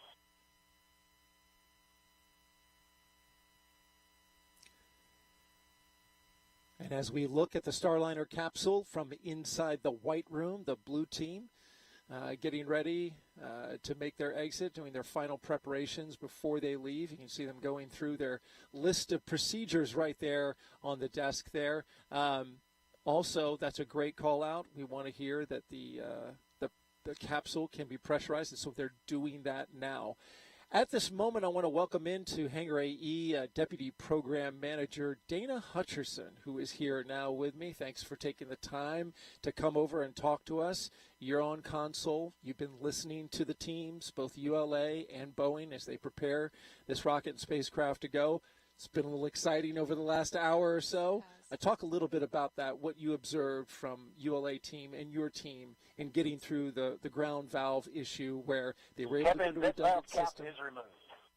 And they were able to get that stabilized, get back into flow. Yeah, it's been an exciting last hour or so, I guess, on the count. It's really cool to see the teams reacting to any anomaly that's been popping up, and they've been able to work through it. They've ran tests offline to validate the procedures and been able to jump right back into it to be able to get us back into the flow and the process. So it's really neat to see how everyone is ready for this launch and on point and just getting everything together for this launch today. I was particularly impressed in listening to the ULA team and how quickly they worked through the problem and how fast they were able to bring the flow back in after resolving that redundant data issue that they had. That was impressive. Let's go over to the Boeing team. Earlier in the count, they pressurized the thruster manifold that had the issue with the helium leak. How did that go? They everything went nominal. We expected to see some leak, and it was about the same. All the other checks came out nominal as well. So I believe that we are all systems go in that front. Haven't seen any other issues that have alerted us or alarmed us as well. So we're happy that we've discussed that at length, and we've planned out our procedures and our process of how we would react to that. But so far, everything is looking good with the helium system as well. You mentioned discussed at length. This team, your team, along with ULA and Boeing, have worked extremely hard in the weeks leading up to this. I've sat in on a few of the meetings. It's amazing to me the amount of detail, the amount of work that has been done in order to verify and make sure this is safe to fly. Talk a little bit about how hard the team was working. Oh, the team is just all the teams. You remember we started off with working with the ULA, with the valve replacement. So that started our process from the time we scrubbed in early May. So from there, we've moved into working with the spacecraft and the helium anomaly. The teams have been working night and day to resolve that, to make sure that we've stepped through every procedure, every process, and making sure that we're okay. It's been phenomenal to watch the team and to see the camaraderie across all the boards and listening to all the experts and making sure that we are good to go. We've had to pull in a lot of extra boards and actually had another flight readiness review as well to make sure that the whole agency at NASA and then Boeing and ULA, everyone is ready to go. Very awesome to see this teamwork and the seamless teamwork across the board. That Delta FRR just a couple days ago that was held, and we had a press conference yesterday, and the team reported out that everything is moving forward. You're talking about how hard the team worked. They deserved a little time off, so you guys took Memorial Day weekend to kind of recharge a little bit. Yes, we did. We allowed some the folks to go and take a little bit of a break, have a barbecue if they needed to, and get a little bit of a recharge, as you said, to be able to get back into and have a clear mind and be able to get back into the procedures for this week. Further proof that you are indeed a human being. These are human people that are working on all this. I just got to flash this really quick. This is Dana Hutcherson on a local community magazine in our city. And here she is with her husband, Jeremy, and her two dogs, her two labs. I sat down to my dining room table. My wife had this sitting on, and I said, "Well, look at this. This is the woman I'm interviewing today for the launch broadcast." Learned some interesting things about you, Dana. You like to, obviously travel and do fun water sports all around Florida. And it also says here that you're an introvert. Yes, I am very much so an introvert, but you wouldn't know it, I guess, some days. Yeah. But yes, that was really a surprise to get to see that and have that opportunity being featured on Cocoa Beach Living. Cocoa Beach's own Dana Hutcherson, Deputy Program Manager for CCP. Thank you so much for being here. We appreciate it. And continued good luck on the team working towards launch. Appreciate it. Yep. All right, we'll send it back to you. We have teams monitoring today's launch operations here in Florida as well as in Houston. In the room right next to Leroy, you have ULA's Dylan Rice and Boeing's Lauren Brennicke, who have been monitoring operations with the rocket and the spacecraft for the last 3 hours. Yeah, Dia, we've actually been monitoring them close the hatch and start the pressurization process. As you've seen there on your screen, I want to give you a little bit of perspective on how this works, and it's kind of interesting what the astronauts will experience sitting in there.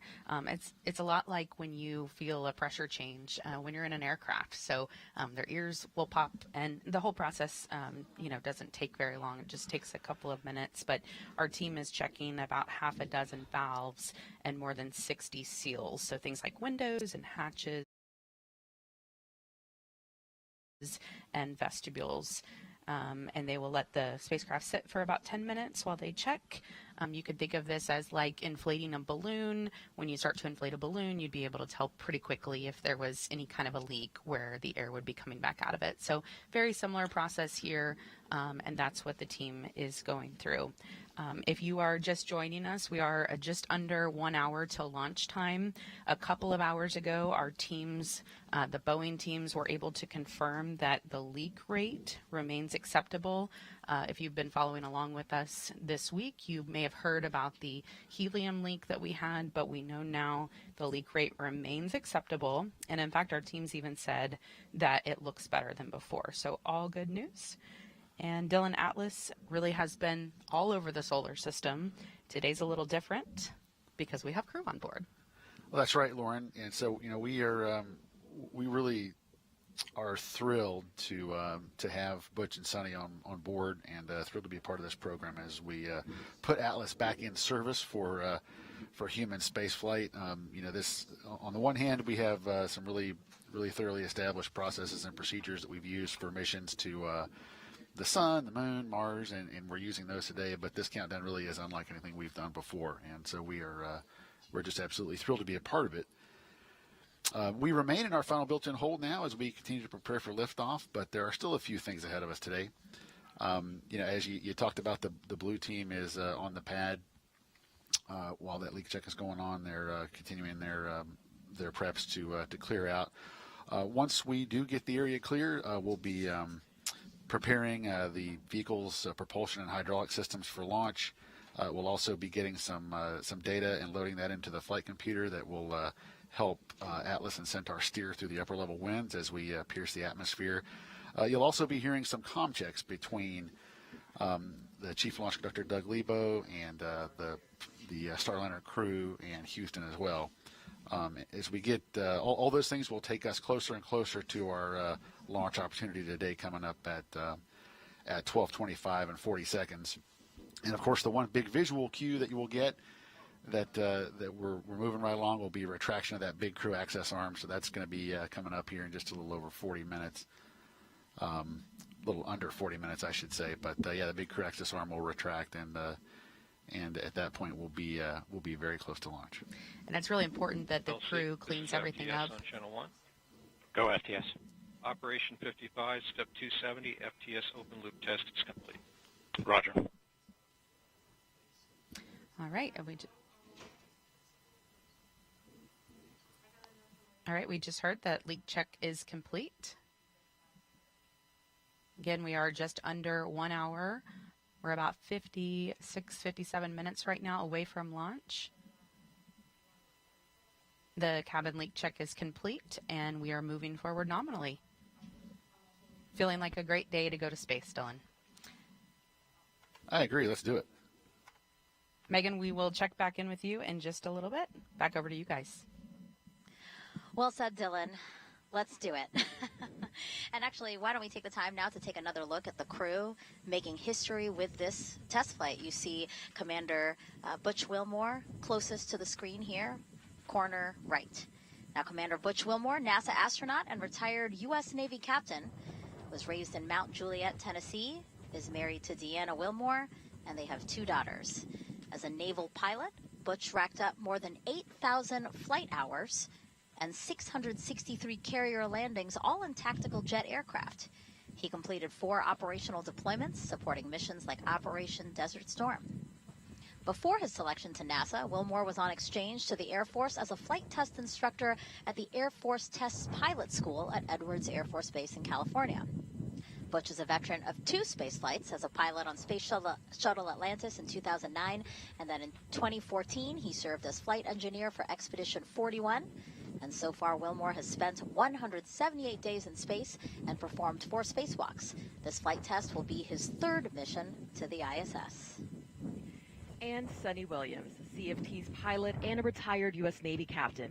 NASA selected her as an astronaut in 1998, just 2 years before Butch. This will be Suni's 3rd mission to space, making her the first woman on a test flight of an orbital spacecraft. Her first trip to the ISS launched in 2006. She served as flight engineer for Expeditions 14-15. She then returned to the orbiting lab in 2012 and was commander of Expedition 33. Suni has more than 50 hours of spacewalk time, the 2nd most cumulative time by a female astronaut. So far, she has spent 322 days in space. Before NASA, Suni was a former naval test pilot and instructor, logging more than 3,000 flight hours in more than 30 different aircraft. Williams grew up in Needham, Massachusetts, and is married to Michael Williams. Starliner at Houston on 1. Good pressure. The side hatch is being configured now. Audible noises may be heard. Standing by, thanks.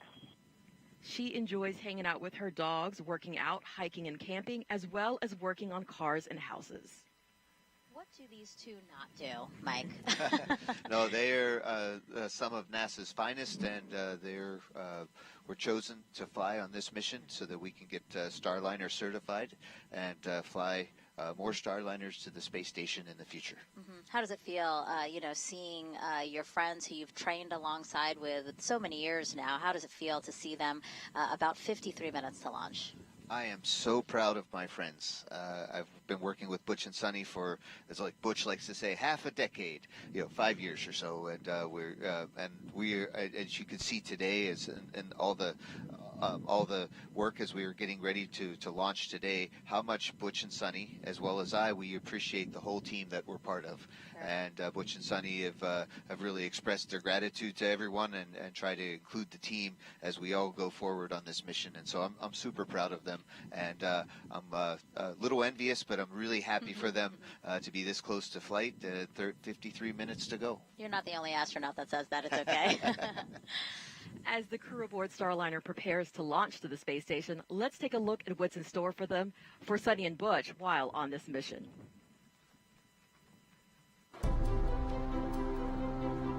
The mission of the Commercial Crew Program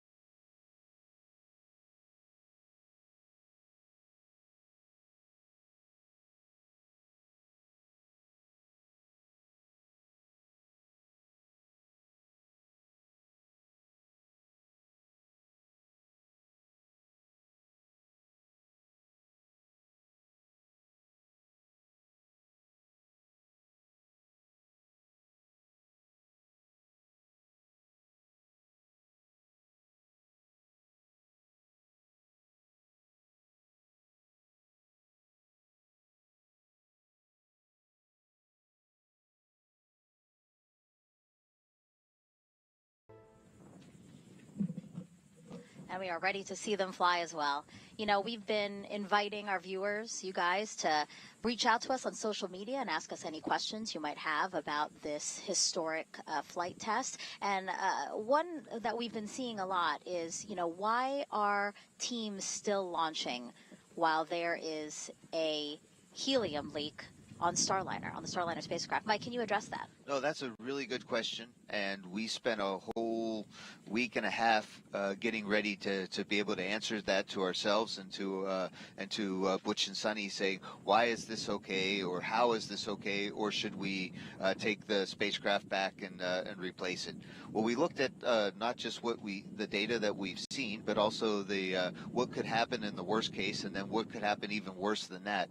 And at every point, and because Starliner, you heard what Butch said on the overview there, was that Starliner has a lot of redundant systems. So even if we were to, if that leak were to get bigger, and it hasn't, but if it were to get bigger, it could get a lot bigger, and we'd still be okay. And even if it leaked out the entire bottle of helium for that manifold, we could still fly back and land safely in the desert in southwest United States. So NASA looked at what the risks were, and working with the crew, and the crew office said, hey, this is not ideal. We don't like this. But this is a test flight, and we were able to manage this risk and accept this risk. And it's a really tiny leak. We will be okay. And if it isn't, here's what we do. And we spent a lot of time in the simulators and writing procedures just in case. Just like we saw a little bit earlier, United Launch Alliance, they had a small anomaly. They said, all right, here's our alternate procedures. Let's run through it. And they went through it methodically. We do the same thing on board. So we have everything ready just in case. Yeah, and just for more context, you know, as you said, this is a very small leak. Starliner could handle 4 more leaks, or this one leak growing by 100 times its current size before needing to be managed in flight. And actually, other spacecraft like Shuttle have launched with similar helium leaks in the past. Also important to note, teams continue to watch and monitor this leak to make sure that it's not growing. And as we've said, it has not grown in the time that they've first detected this leak. So again, that's why the decision is being made to fly, and that's why we continue to march towards our instantaneous launch opportunity at 12:25 and 40 seconds Eastern Time. Meanwhile, inside Mission Control at Johnson Space Center in Houston, folks there are keeping a close eye on launch, continue to do so. Here's NASA's Brandy Dean and Boeing's Jim May.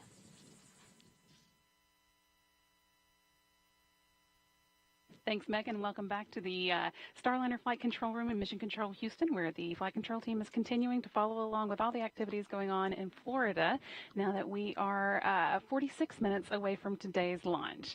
Once Starliner gets off the pad, Jim and I will be with you through Ascent, giving you play-by-play and expanding on the calls that you'll hear Capcom Joshua Kutrick making to Butch, Wilmore and Suni Williams on board.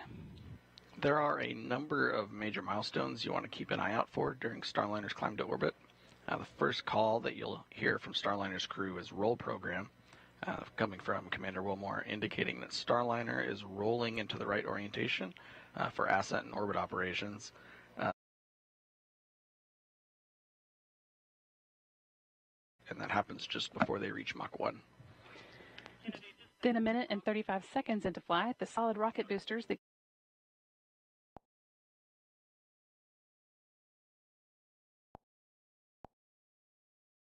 more than a minute after that, and then jettison the boosters before second stage takes over and take Starliner away the rest of the way.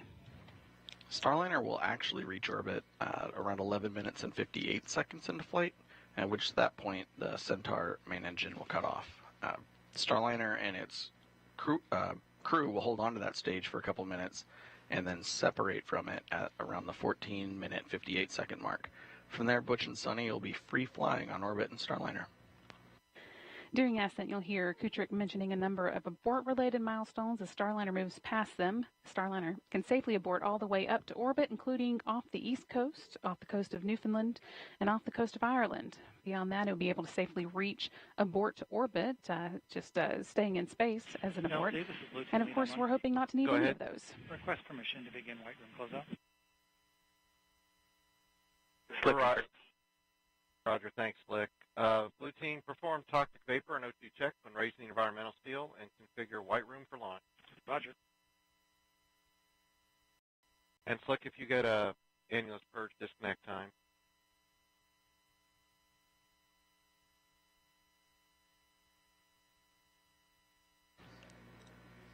And once Starliner has made it to orbit, the last major milestone before the crew begins what we call orbit ops is called the orbit insertion, or OI burn.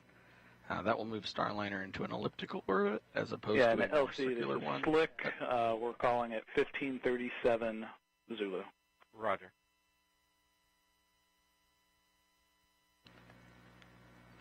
Going from a circular orbit, which they get off of after separating from Atlas, into an elliptical orbit, and then from there Starliner will be on its way to International Space Station.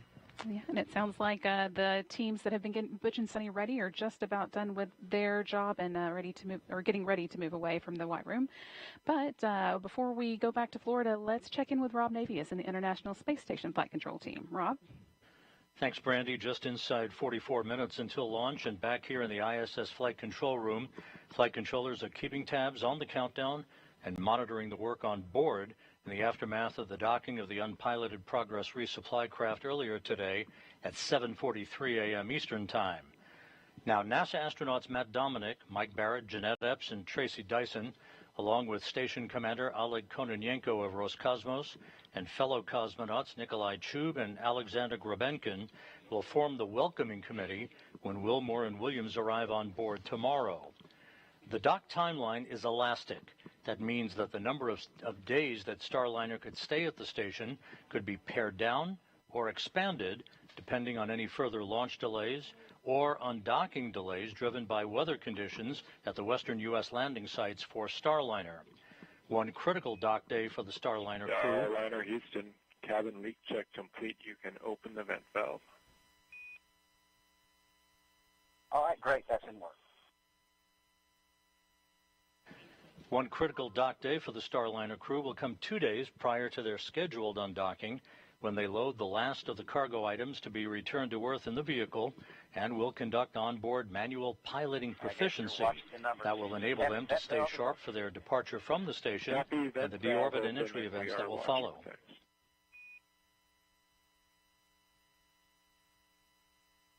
So here we are at the intersection of Cape Canaveral, Houston, and space. And aboard the station, two of the Expedition 71 crew members, Jeanette Epps and Tracy Dyson, recently took a moment to set the table for the arrival of Wilmore and Williams at their orbital destination.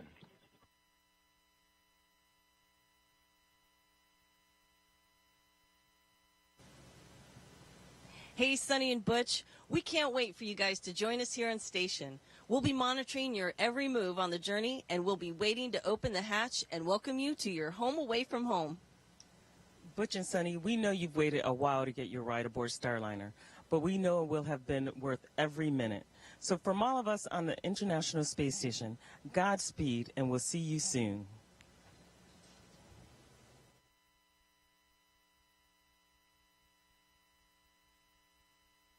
As we prepare in less than an hour to launch 2 astronauts to space during this test flight, let's check back in with NASA's Antonia Jaramillo, who spoke earlier today with NASA's top administrator about this mission.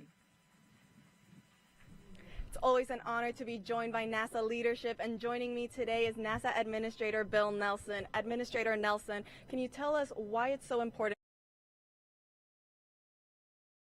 on American soil? You always want to have a backup position, and in this case, a second spacecraft. For example, when we go to the moon, we will have 2 landers. We will have a SpaceX lander, that's first, and then the Blue Origin lander. But this is a significant launch of a test of a brand new human-rated spacecraft, and it's only 6 in the history of NASA. There was Mercury, Gemini, Apollo, then the Space Shuttle, then Dragon, and now the Boeing Starliner launching for the first time with humans on board.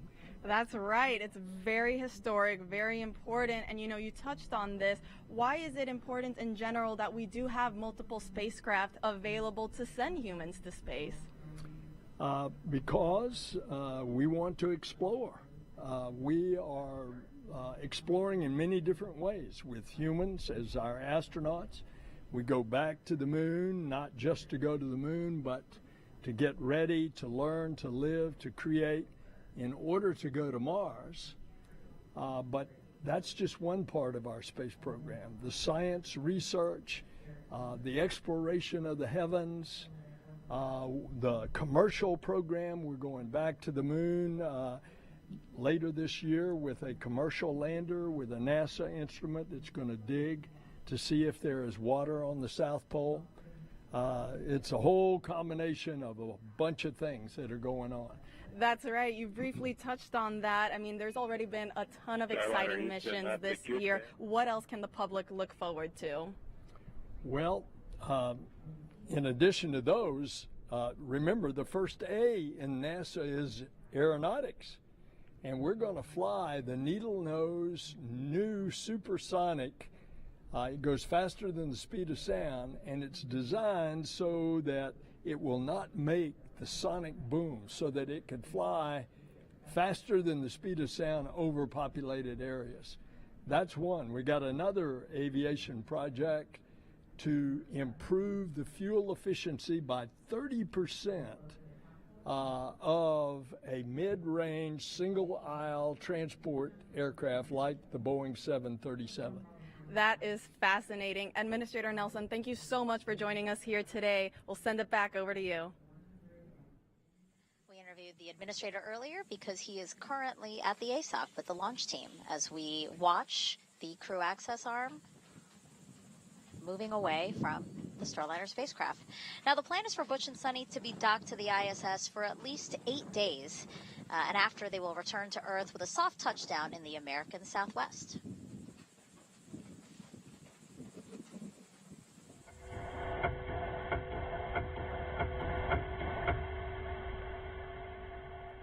This is video and sound from inside Starliner during its return to Earth 2 years ago as part of the Orbital Flight Test 2 mission.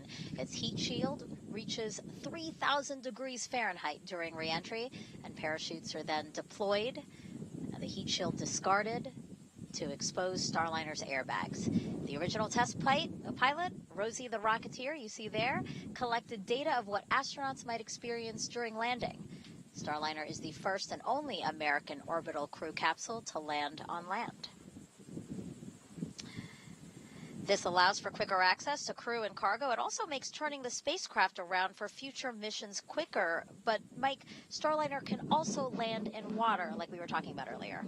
Yes, Starliner is a very capable spacecraft. Of course, we wanted to land on land for the reasons you said. I love those airbags. I can't wait to ask Butch and Suni how good those are. But in case of emergency, we can land on water. And we have a central airbag, another one. 28 seconds, excess burn duration, and we'll go north to triage 6 if necessary.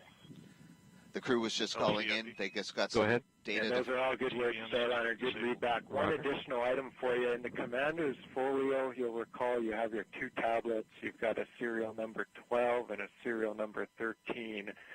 They're both ready to go, but one thing for you. Serial number 12, we were looking at footage here. Its time is out of sync. So it's no issue for you till orbit. When you're on orbit, you'll want to get that tablet, serial number 12, back in sync with the time on your DUs. It's only going to influence where you see the red line and bold.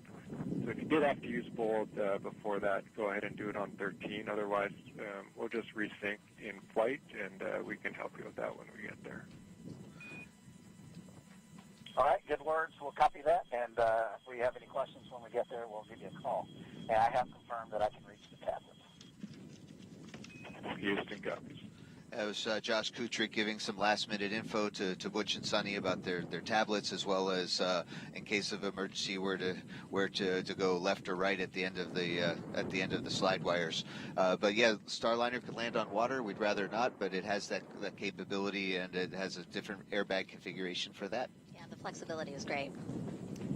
We have just about a half hour left before launch. Let's check back in with NASA's Antonia Jaramillo, who's now with someone who's been a part of Starliner since the beginning. Tony? Thank you, Dee. For those of us just joining, we are here at OSB 2, one of the viewing locations for this launch. And joining me is Chris Ferguson, former NASA astronaut and Boeing astronaut.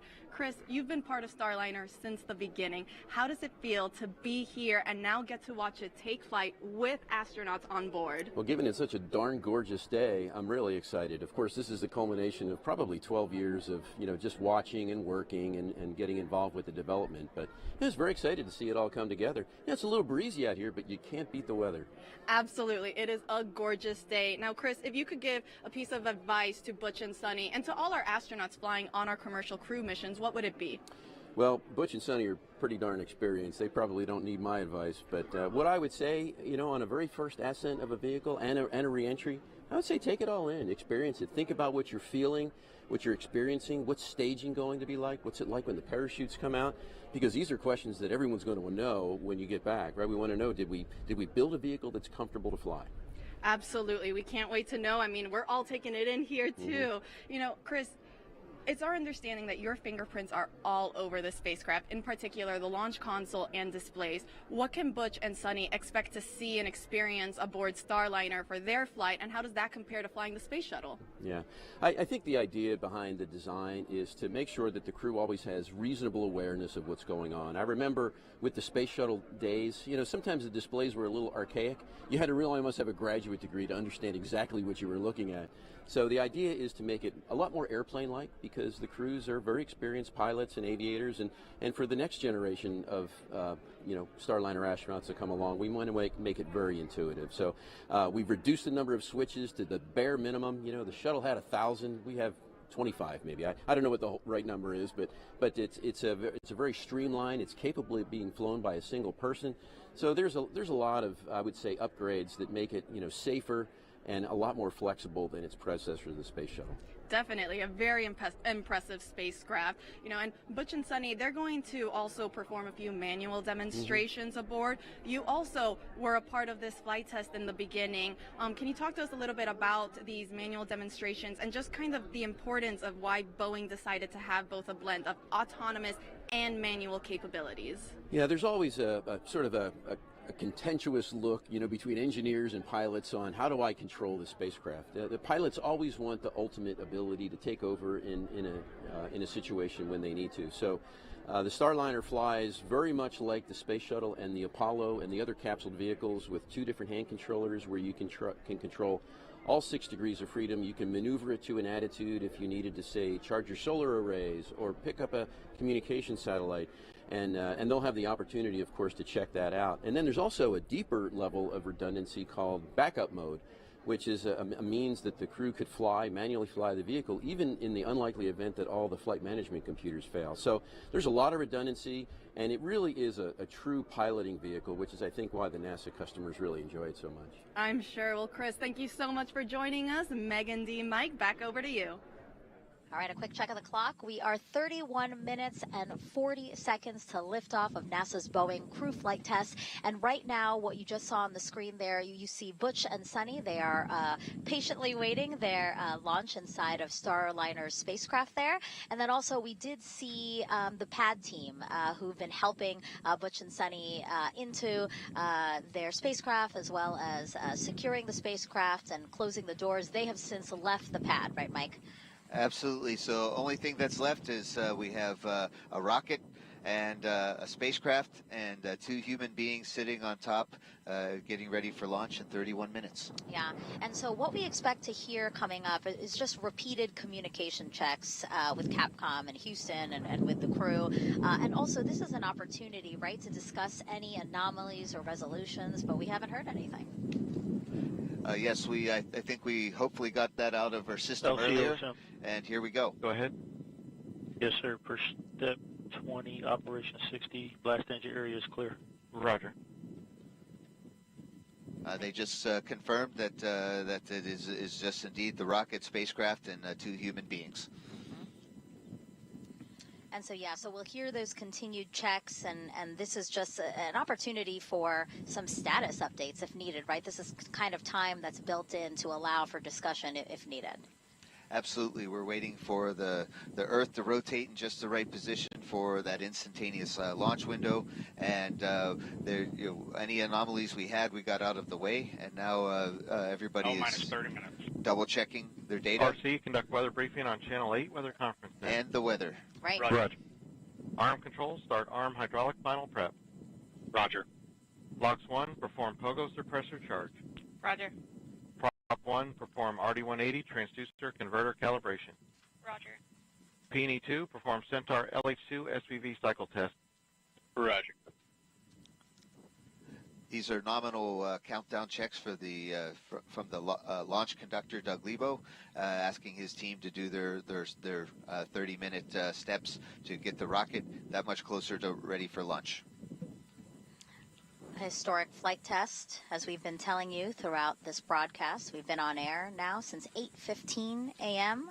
Eastern Time to tell you about the first 2 astronauts that are going to fly in Starliner. And again, we keep seeing live views of them inside Starliner. Commander Butch Wilmore and pilot Suni Williams. RD-180 transducer calibration is complete, and the engine FIV is in a closed condition. Roger. L-minus 29 minutes. Flight control, start flight control final prep. Roger.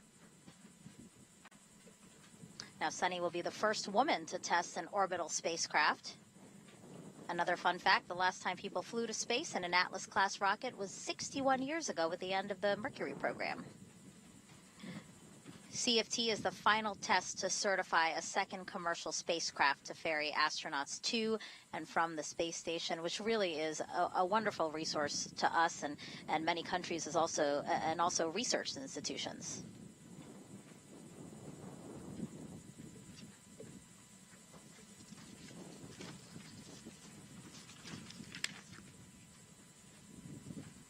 All right, again, 28 minutes, 5 seconds to liftoff.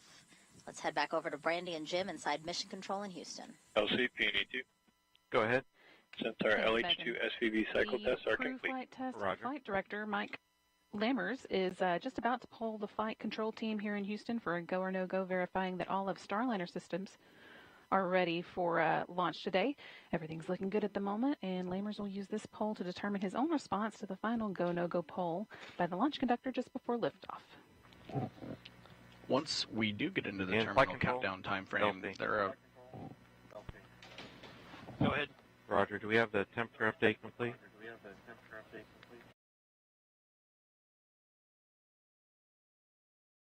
Roger. Prop 1, initiate fuel fill sequence. Roger.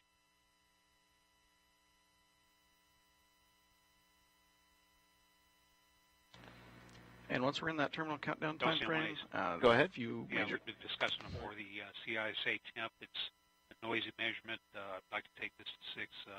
Get a recommendation, probably to disable. Roger. Convene the anomaly team and provide a recommendation. We'll go. L-minus 27 minutes.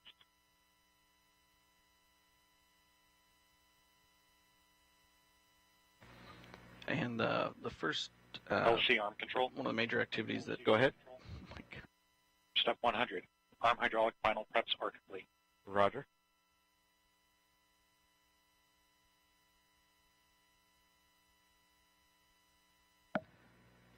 One of the first activities Mike Lammer's team will be doing is transitioning Starliner from ground power to battery power.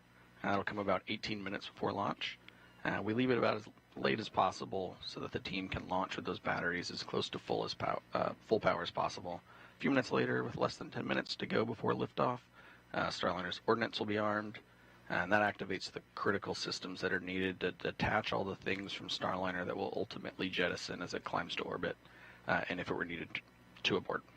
And finally, just 1 minute and 15 seconds before launch, they'll work with the crew to activate the launch abort system, which would rocket the crew to safety in the case of an abort, or on the pad, or early in the ascent. This is likely the last you'll hear from us until liftoff, so we are going to send you back to the team in Florida to let Megan, Dee, and Mike see us through the rest of the countdown. We'll be back once Starliner is on its way. Go Starliner. Randy and Jim. Okay, let's take a closer look now at Starliner. The next generation crew capsule measures 16.5 feet tall with a diameter of 15 feet. That's about the size of a mid-size SUV. It was designed to carry up to 7 astronauts or a mix of crew and cargo for missions to the International Space Station. After today's test flight, NASA will fly crews of 4 or 5 with cargo. And Starliner is also reusable up to 10 times. Yeah, we're looking LCOSM. to getting... Go ahead. Yes, sir. Per step 60, flight hazard area has been cleared. All personnel accounted for. Roger. All right, everybody is in place for launch. Starliner, we're looking forward to getting it certified so we can continue our missions to the International Space Station with 4 NASA astronauts. And Boeing will have the option to use Starliner to fly to other space stations and to help build the low Earth economy, low Earth orbit economy. Hey, Mike, let's squeeze in a social question since we've invited viewers to send them to us. This is from John on YouTube asking, how did the astronaut train for this mission? It's actually a question from a 10-year-old named Maddie. Well, hi, Maddie. Hi, John. Yeah, so we spend a lot of time practicing exactly what's going on today. We sit inside a simulator which looks and feels like a rocket, and we push all the buttons and switches and look at our data. And sometimes they even give us these things called malfunctions, which something goes wrong, and we have to think our way through it and follow our procedures to have a safe practice mission. And we do that for about 1.5 years. In this case, for us, it's a new spacecraft, so it took us 5 years, but it takes us about 1.5 years to train for new spacecraft. Roger. Please disable line item 390. Active. Again, some nominal call-outs there as we march towards our instantaneous launch opportunity at 12:25 and 40 seconds. It's really neat that we're hearing all the voice chatter back and forth from our team. I mean, what a nice thing to be able to share with everybody watching today. Flight control final press complete and Atlas hydraulics at standby pressure. Roger. And with that, let's head back over. Go ahead. Line item 390 has been disabled. Roger. Let's head back over to ULA's Dylan Rice and Boeing's Lauren Brennecke from the ASOC.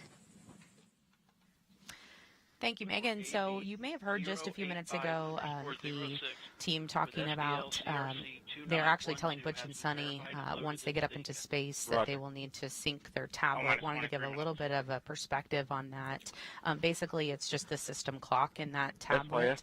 You could think of it as it's just going down to the start menu on Windows and syncing up the clock. It's been, of course, turned off for a little bit, and not connected to internet. So it's just something like you would do at home to re-establish the new time on your microwave.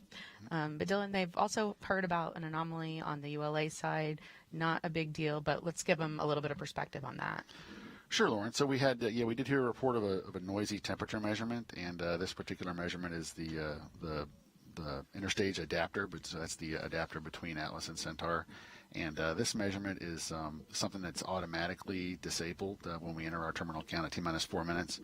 But over the past few minutes, we've observed this measurement bouncing around a little bit. So now that the vehicle is fully loaded with propellants and we've been stable for quite a while, this measurement is really not something that we rely heavily on when we're fully tanked and stable. So we're going to go ahead and disable it early rather than waiting for the automatic disable as we approach terminal count.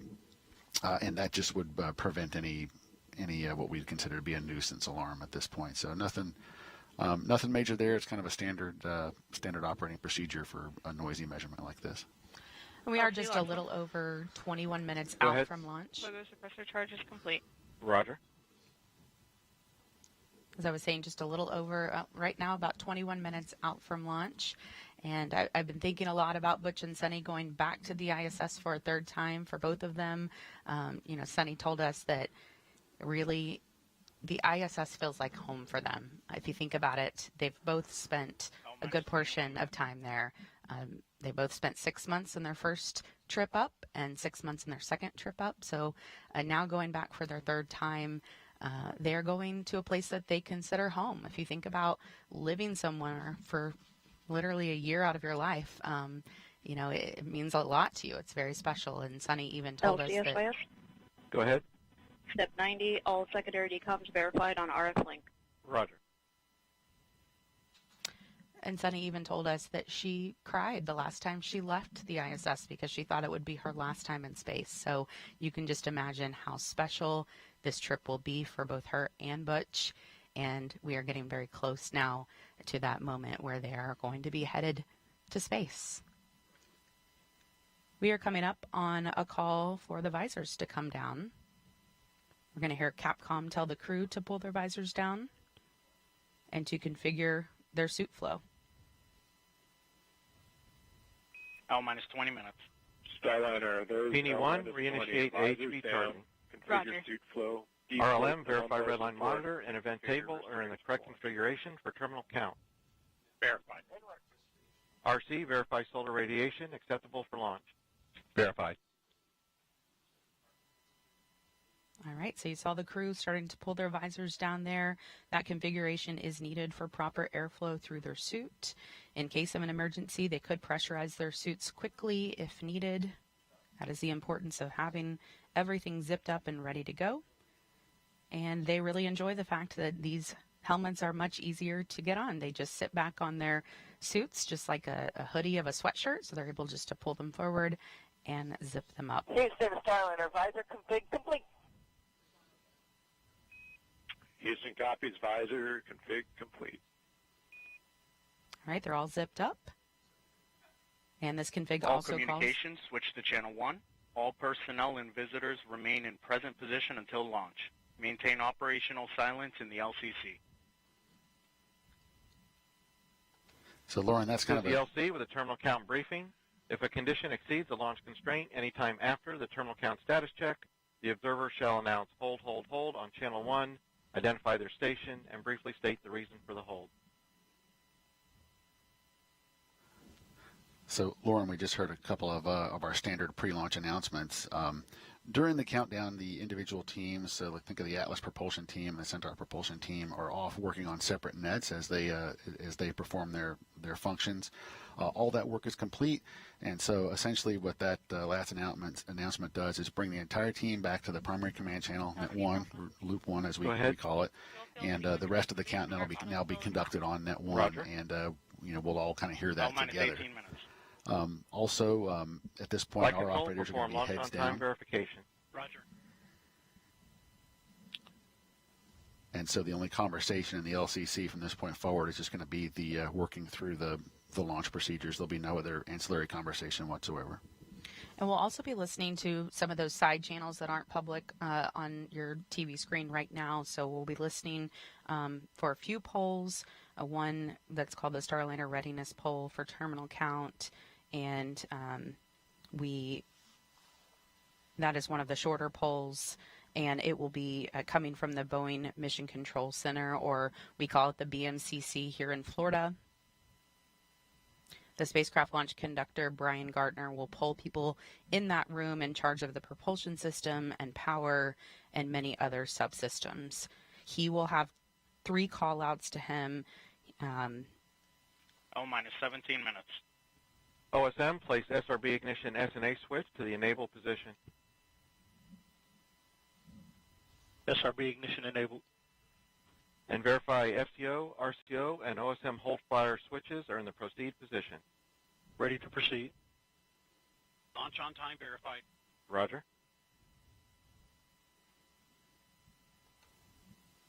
And LCP-1. Go ahead. AHV charging reestablished and at flight mass. Roger. So, Lauren, we're quickly coming to the end now of the launch vehicle pre-launch procedure, and we're just about 7 minutes away from our terminal count status check. But we heard a couple of call-outs there. That one of the range safety representatives activated the SRB ignition enable, so that allows us to fire the SRB ordnance circuits that ignite the SRBs at T0. Those circuits are not enabled till just as we heard, just a few moments ago. L-minus 16 minutes. And also another range safety system is the hold fire system. So there are remote switches at the Space Launch Delta 45 Morel Operations Center up the road. And if any of the range safety representatives see an issue, they can press a button and stop our countdown remotely. So those switches have been enabled as well. All right, you are taking a live look at Atlas V and Starliner stacked on top with astronauts Butch, Wilmore, and Suni Williams inside, ready to go to space. We are just coming up on about 15 minutes from launch, and we are going to send it over to NASA's Daryl now at Hangar AE. Daryl. Thank you very much, Lauren. And you've heard the polls from ULA, also polling a go. The NASA operations manager, Richard Jones, checked with his team, gave them the go. As far as weather is concerned, you heard it mentioned on the nets, there was an L-30 weather brief. We see your CM Essential. That's just to do with the internal power transition. No action. Okay, no action. We got the suit fan DP low. It's back on now. Looking. No issue there. But again, the weather, 90% go. No concern. We're expected to be go 4T0. We are go right now. Green across the board. We do have some high cirrus clouds that you can see there up in the upper parts of the sky. And you can see the ground winds. LC flight, channel 1 and air to ground 1 are now merged, going to air to ground 1. Roger. LC flight, air to ground 1, ready for comm check with Starliner and channel 1. Roger. Starliner, LC, comm check on channel 1. LC, we got you loud and clear. Looks like we got all suit fans failed a warning.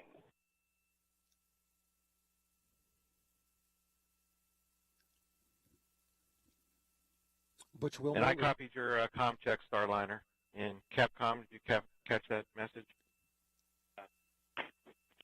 And Starliner and LC Capcom A-firm, we see the messages. We're working more to follow. Stand by.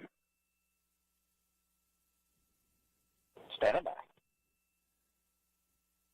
Butch Wilmore has a warning light on his console. He's talking it over with Capcom.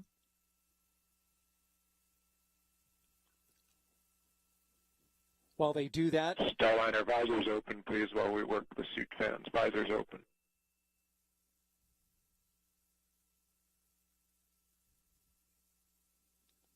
So they're going to have the astronauts open their visors. All right, visors are open. While they work an issue with them. Houston, that suit fan Bravo went down and switched to Alpha. It had a DP low, and then it, of course, went off. We still show power to Alpha is on. Working an issue with Houston the suit. copies. minus 13 minutes.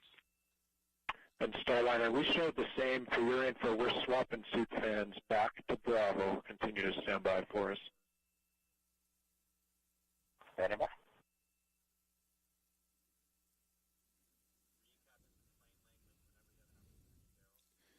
So the issue here is a problem with the primary suit fan operation. They got to have that suit fan to keep the air circulating inside their suits. With that having a warning, they've asked, Capcom has asked the astronauts to pop open their visors so they can get some fresh air, and they'll work it into a redundant mode, going into a redundant suit fan. So they continue to work that.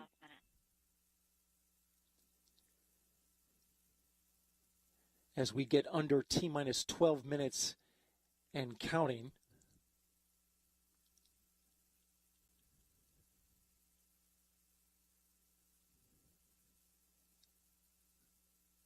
The Boeing team working an issue in real time right now. LC flight channel 1. Go ahead. Yeah, the condition we're in an LCT condition with both suit fans down. We're trying to get these reactivated. But we're going to proceed. Roger. So good to stow the crew access arm. I'm good. Roger.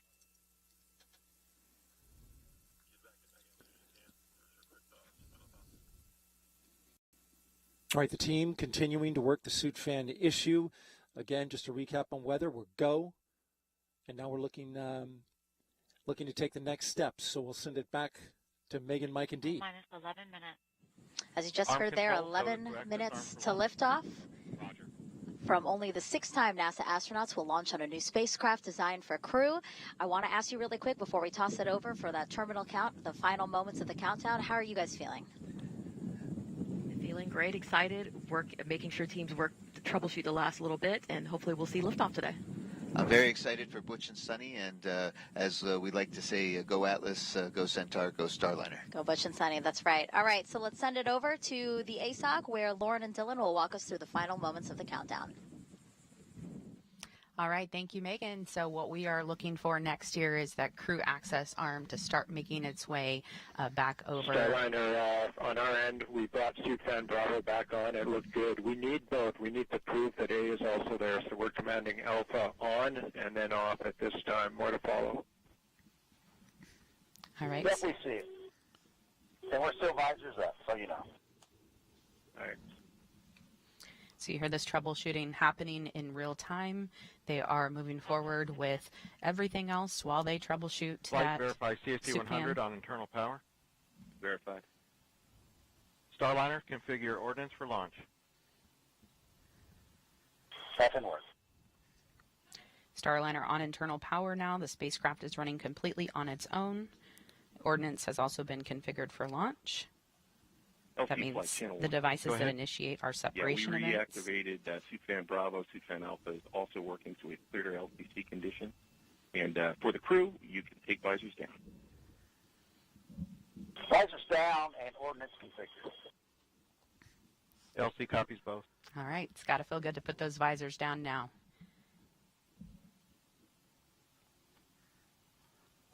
So, Lauren, we were seeing that big visual cue, the crew access arm retracting. It takes about 2 minutes to retract and stow 120 degrees away from Starliner back against the crew access tower. In the event of an emergency, it can be redeployed in less than 15 seconds. Yeah, it's pretty amazing. We don't want to see it do that, but we're glad it can if it needs to. And we have a couple of polls coming up here in about 2 minutes. The launch vehicle poll, launch vehicle management poll. Yeah, Lauren, that's right at L-8 minutes. Next door to us in the Mission Director Center, that's going to be the mission management team poll for launch. And at L-7 minutes, the final terminal count status check down in the LCC. And that is where Chief Launch Director Doug Lebo will poll his team, verify their readiness, and then the launch director next door to us will give him permission to launch today. LC arm control. Go ahead. Crew access arm stowed for launch. Roger. All right, the crew access arm is stowed. LC switch to ready position. Everything looking good? All steps are complete prior to status check.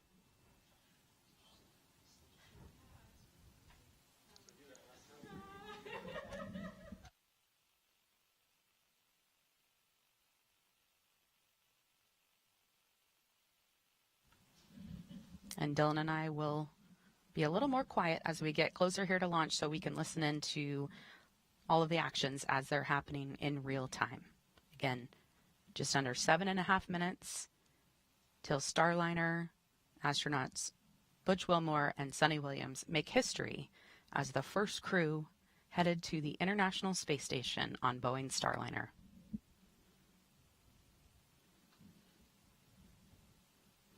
L-7 minutes. Status check to proceed with terminal count, Atlas system, propulsion, Go. hydraulics, Go. pneumatics, Go. LO2, Go. water, Go. Centaur systems, propulsion, Go. pneumatics, Go. LO2, Go. LH2, Go. has gas, Go. electrical systems, airborne, Go.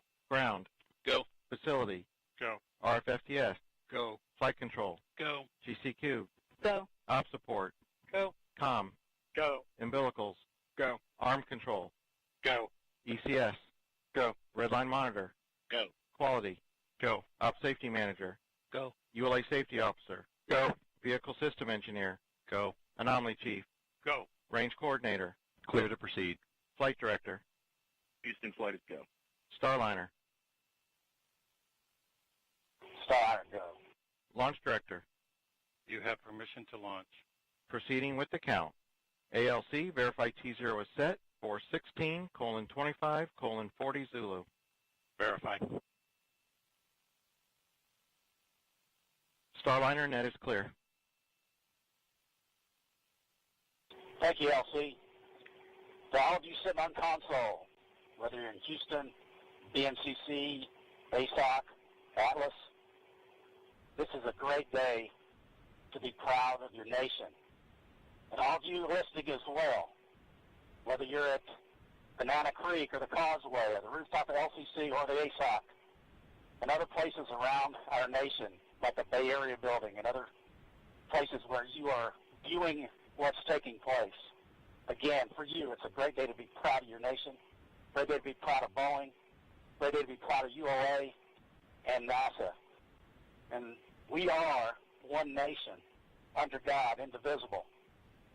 And when we together use the power of that combination, we can do some pretty amazing things.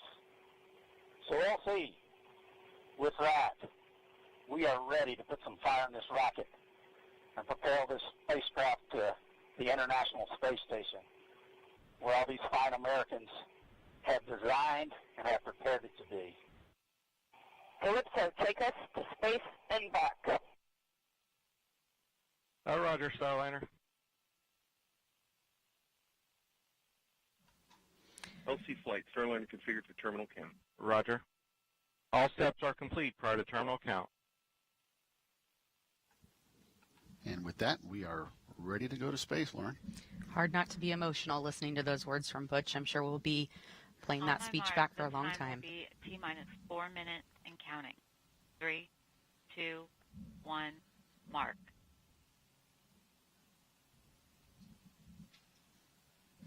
.355. Ground pyros enabled. Launch pad ordnance circuits are now enabled. Hold. Flight control receive to CCLS, hold it. Approximately T-minus 350. LC switch not ready. All personnel turn to recycle section. Operation 80. LC switch is not ready. Clock stopped at T-minus 3 minutes 50 seconds. Starliner, you should not hear any vent at this point. Starliner standing by. ALC, reset countdown clock to T-minus 4 minutes and holding. Active.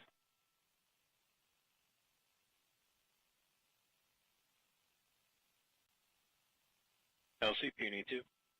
Go ahead. Sensor tank pressures are stable. Roger. LC, Peony 1.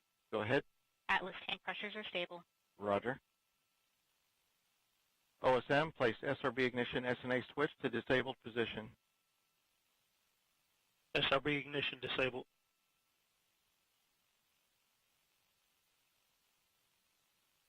Okay, consoles, step 60, report launch vehicle status. Atlas lead. Atlas tank pressures and helium bottles stable. Atlas propulsion system stable. Roger. Centaur lead. Centaur tank pressures and helium bottles stable. Centaur propulsion system stable. Has gas readings nominal. Roger. Vehicle electrical.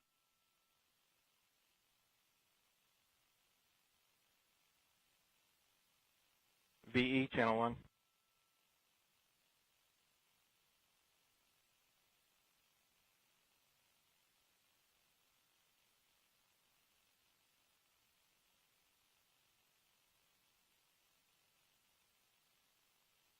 Avionics system stable. Roger. And LC can verify no indications of hazards. Flight LC. LC, Starliner systems are stable. Roger. Starliner, last arm switch to off. Last arm switch is off.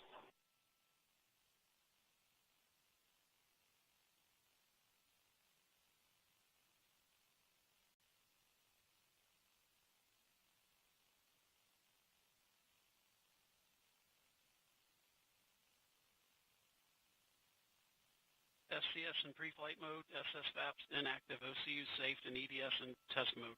Roger. Arm control, deploy the crew access arm. Roger.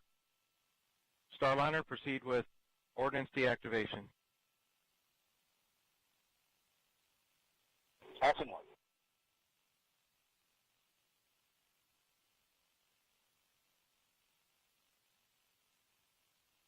Ordnance deconfigured.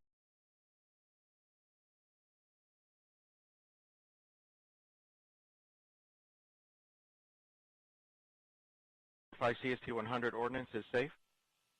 Verified.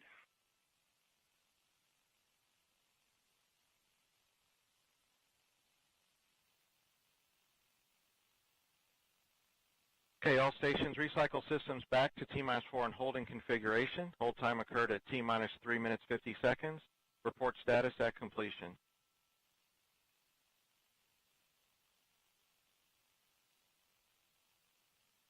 And flight LC. LC.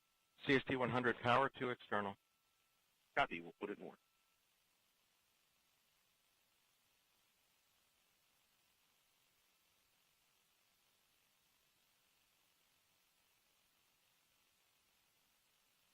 LC locks on.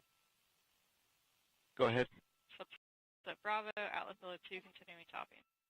Roger. LC locks 2. Go ahead. Substep Golf, Centaur LO2, continuing topping. Roger. LC Field 2. Go ahead. Centaur LH2, continuing topping. Roger. LC LC. Peony 1. Go ahead, Peony 1. Atlas Pneumatics, pressure stable. Roger. LC, Peony 2. Go ahead. Substep Echo, CEC active. Roger. And substep Foxtrot, sensor pneumatic system stable. Roger. LC Prop 1. Go ahead. Substep Charlie and Substep Delta, Atlas propulsion and hydraulic system stable. Roger.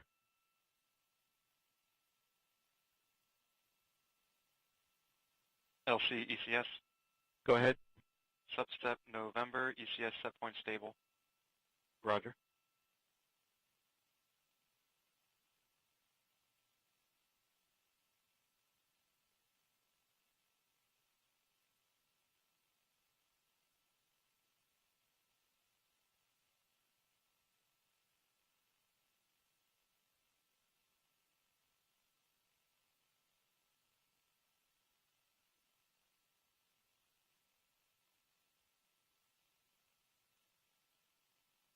LC, this flight control. Go ahead. Substep Kilo, flight control ready. Roger.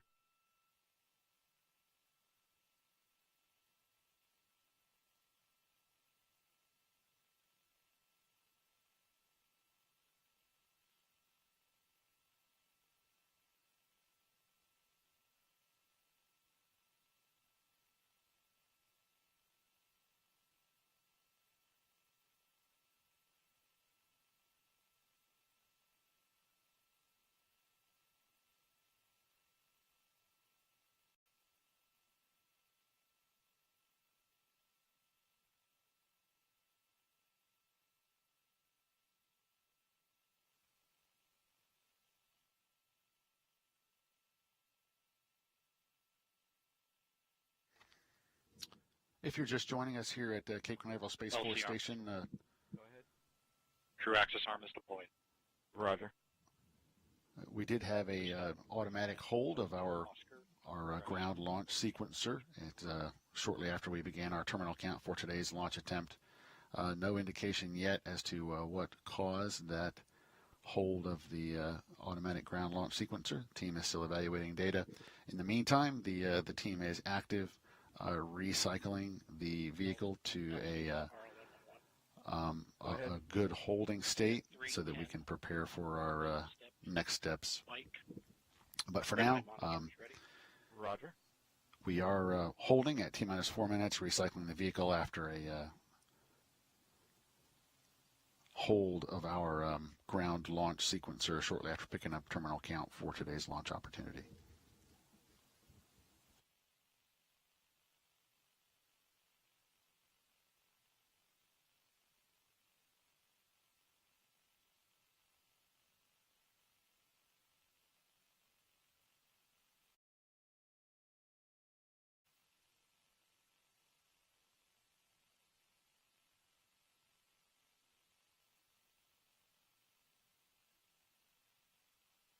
LC has gas.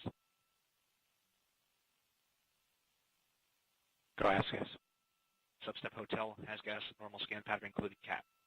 Roger.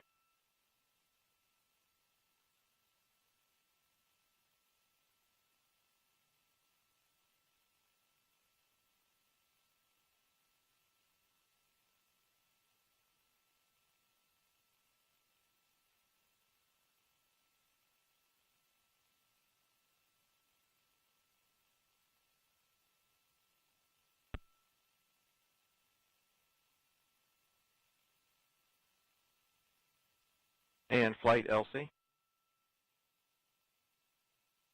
Channel 1. Flight. Yeah. Roger. Secure CST-100 prop system. Last valve to remain open. Right, flight copies. Probably take us at least 5 minutes here. Yeah, copy.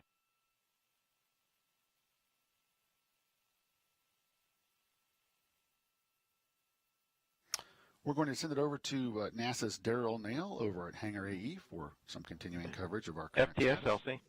Daryl?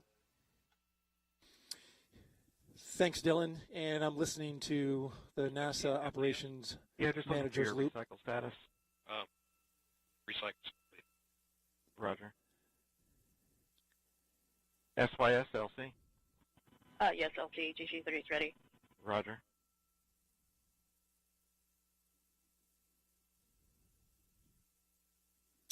As you mentioned, the ULA team now safing the vehicle, making sure all the high-energy systems that were prepared to launch are now put into a safe configuration. At 12:21 p.m., roughly T-minus 3 minutes and 39 seconds, we got a hold. Launch Director, LC Channel 1. LDM1. Yes, sir. So we had a hold call at T-minus 3 minutes and 50 seconds by the CCLS launch sequencer. So at this time, we've completed our recycle back to T-minus 4 in holding configuration and ready to proceed with a scrub crew egress operation. Yeah, roger that. Standby. Roger.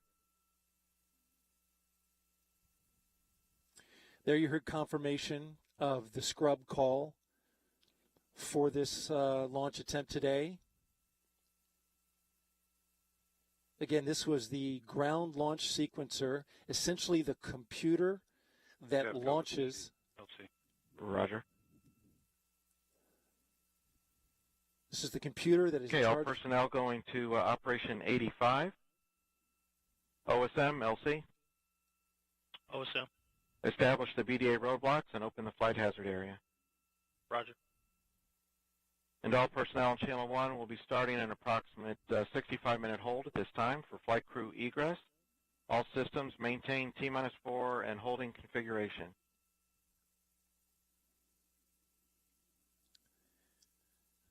The hold time is not relevant at this point. The fact is they're getting it into a state where they can go through and get the crew out of the spacecraft. But I was mentioning the computer. This is the computer that when we go into terminal count, launches the rocket, brings a number of systems and a huge number of operations all at a rapid pace. Something with the GLS, it's not understood at this time what it is, caused the GLS to throw an automatic hold out at T-minus 3 minutes and 50 seconds. Arm control. Yeah, per step 40, can you give me that call out on the status of the crew access arm? Crew access arm deployed and latched. Arm control is terminated, ready for personnel access. Roger. And FELC? Go ahead. Start CAT TVM system monitoring. Roger. RLM LC? RLM 1-1. Disable RLM line items for crew egress per red line report. Roger. LCFE. Go ahead. CAT TVM system enabled. Readings nominal. Roger.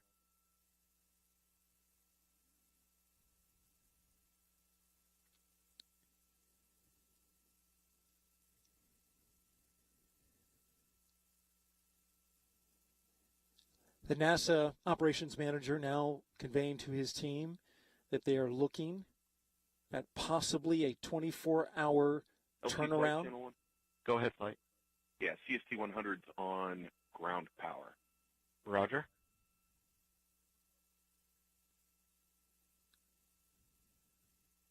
Of course, there'll be a lot of data to look at, but and flight LC.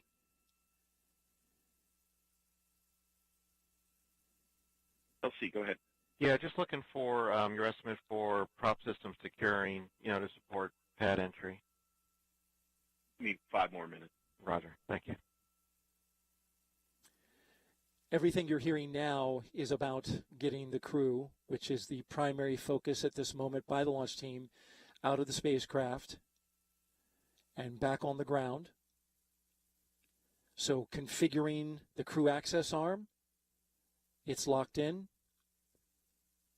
They continue to do the operations, which are in their schedule for a launch scrub, moving through those methodically.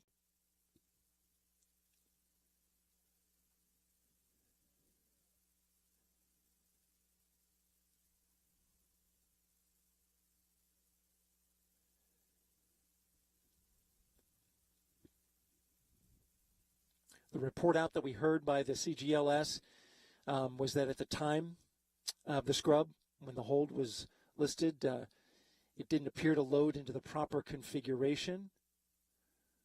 ULA will work to try to understand the cause behind that. They don't know that at this time. They'll be studying the data. NASA's commercial crew team will be right there with them, helping and assisting throughout this process.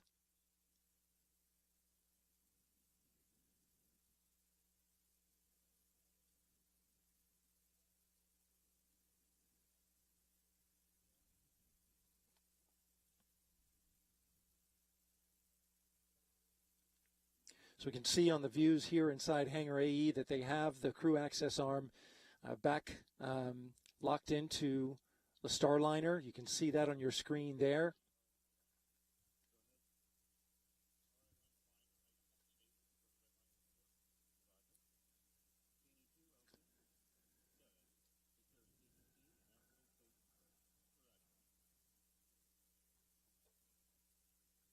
Essentially the team now working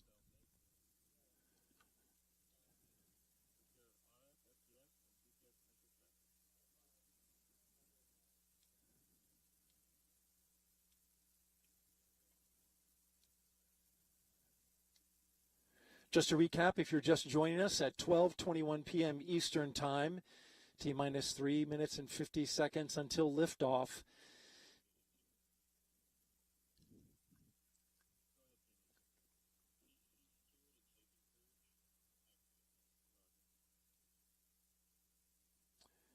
A hold was given by the ULA launch team, an automatic hold that was issued by the ground launch sequencer, the computer that takes over terminal count.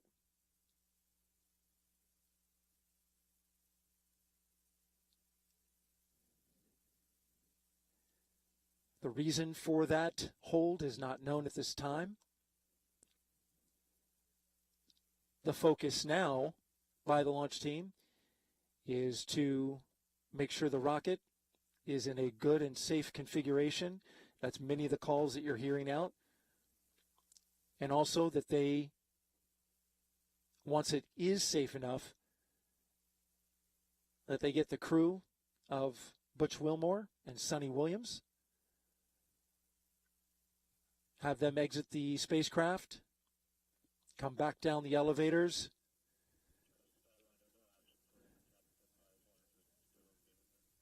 and head back to crew quarters.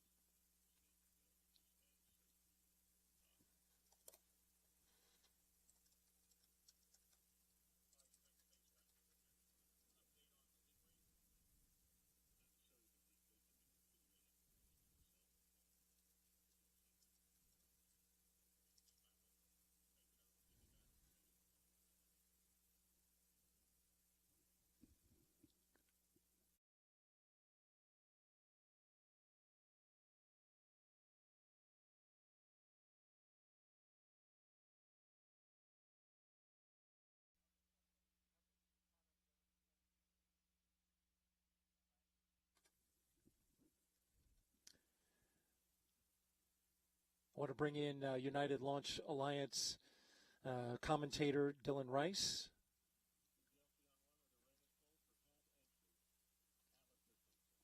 System stable. Pneumatic.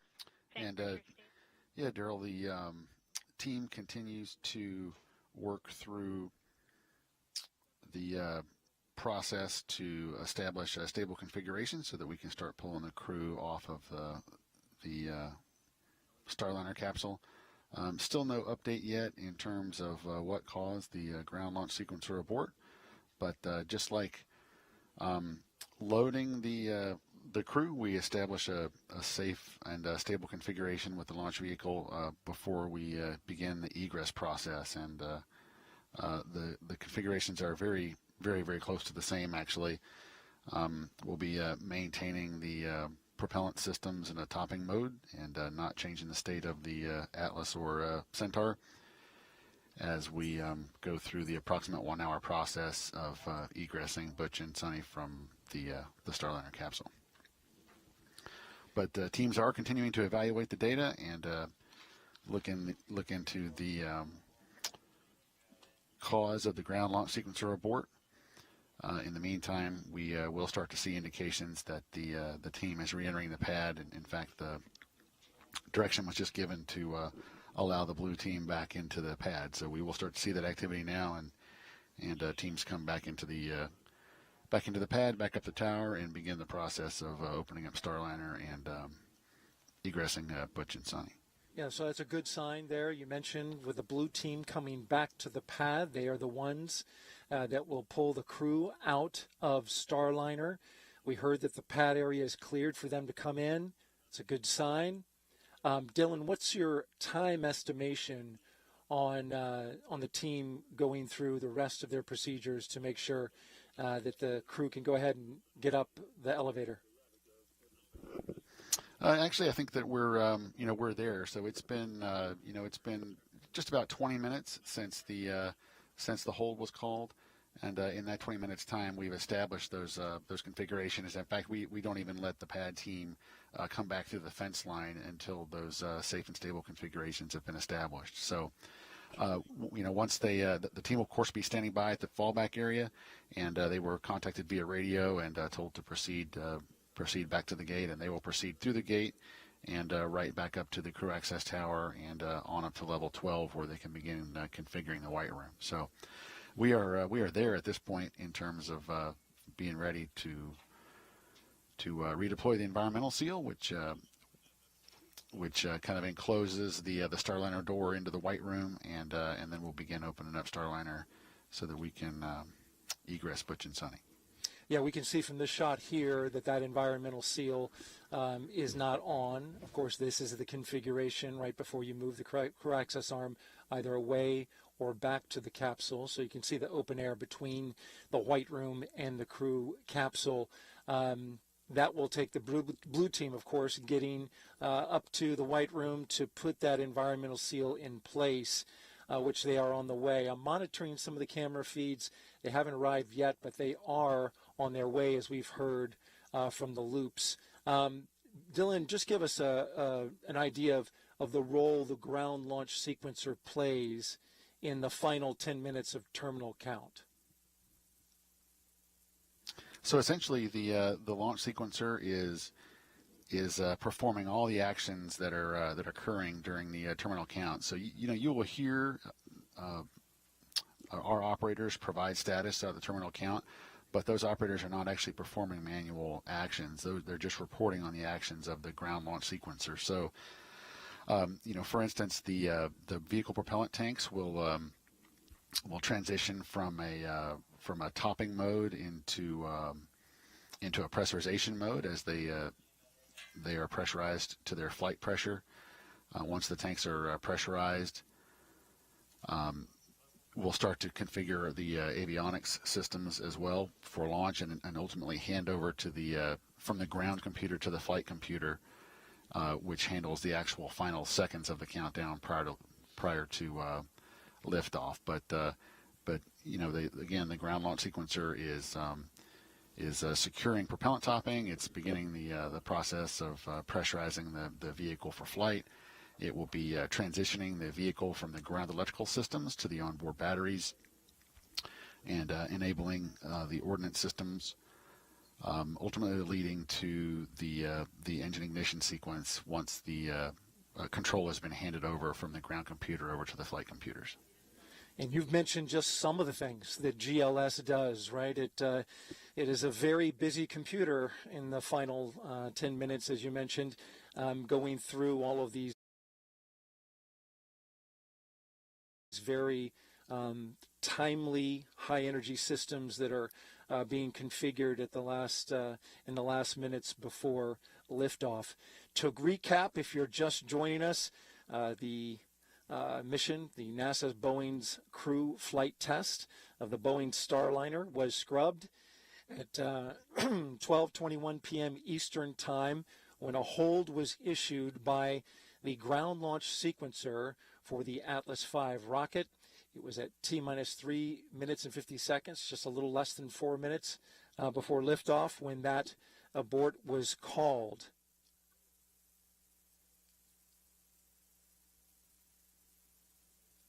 The crew of Butch, Wilmore and Suni Williams, who are inside the capsule at the top of this rocket, as you can see here, are safe and are awaiting. There you see a shot of them. There's Suni on the left and Butch on the right. They are awaiting the arrival of the blue team to come out to the launch pad and help them egress, which essentially means get out of the Starliner capsule and head back to crew quarters. It's a process that requires that team to do some manual work to lock in the crew access arm to the Starliner capsule. And so they will wait for those moments to arrive.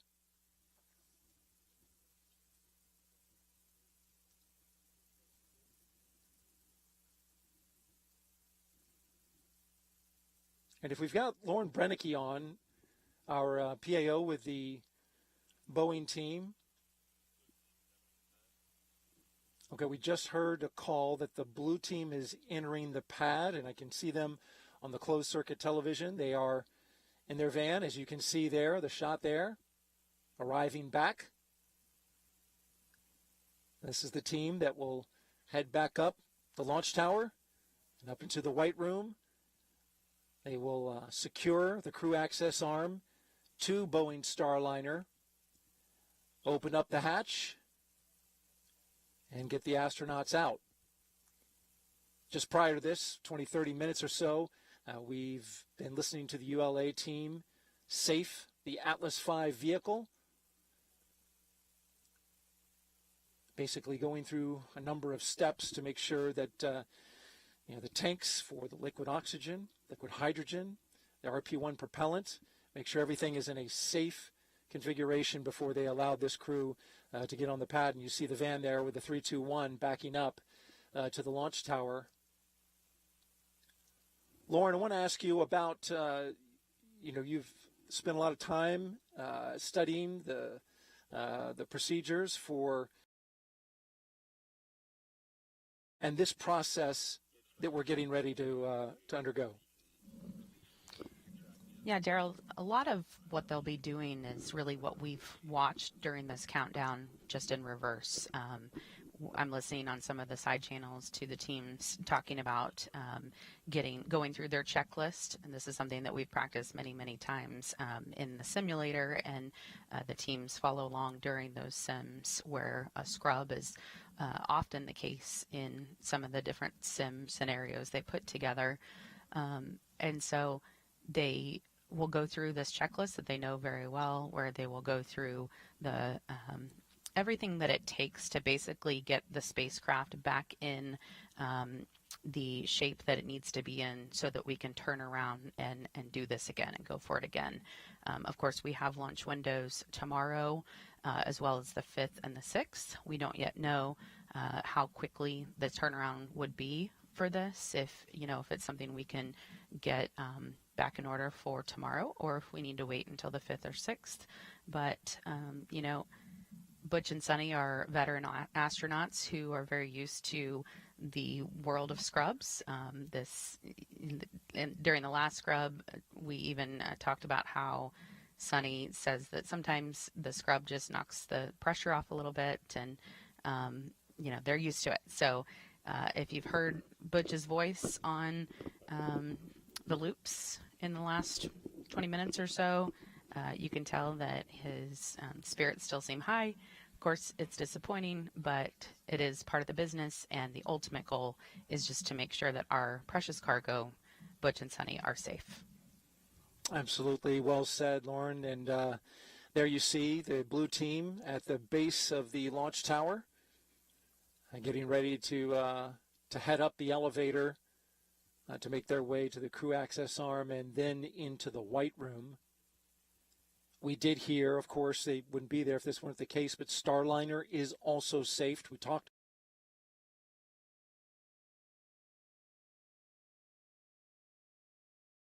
for people to go back to the pad and to pull the crew out. Starliner, as you know, was also safed. And they are headed in the elevator, getting ready to go up.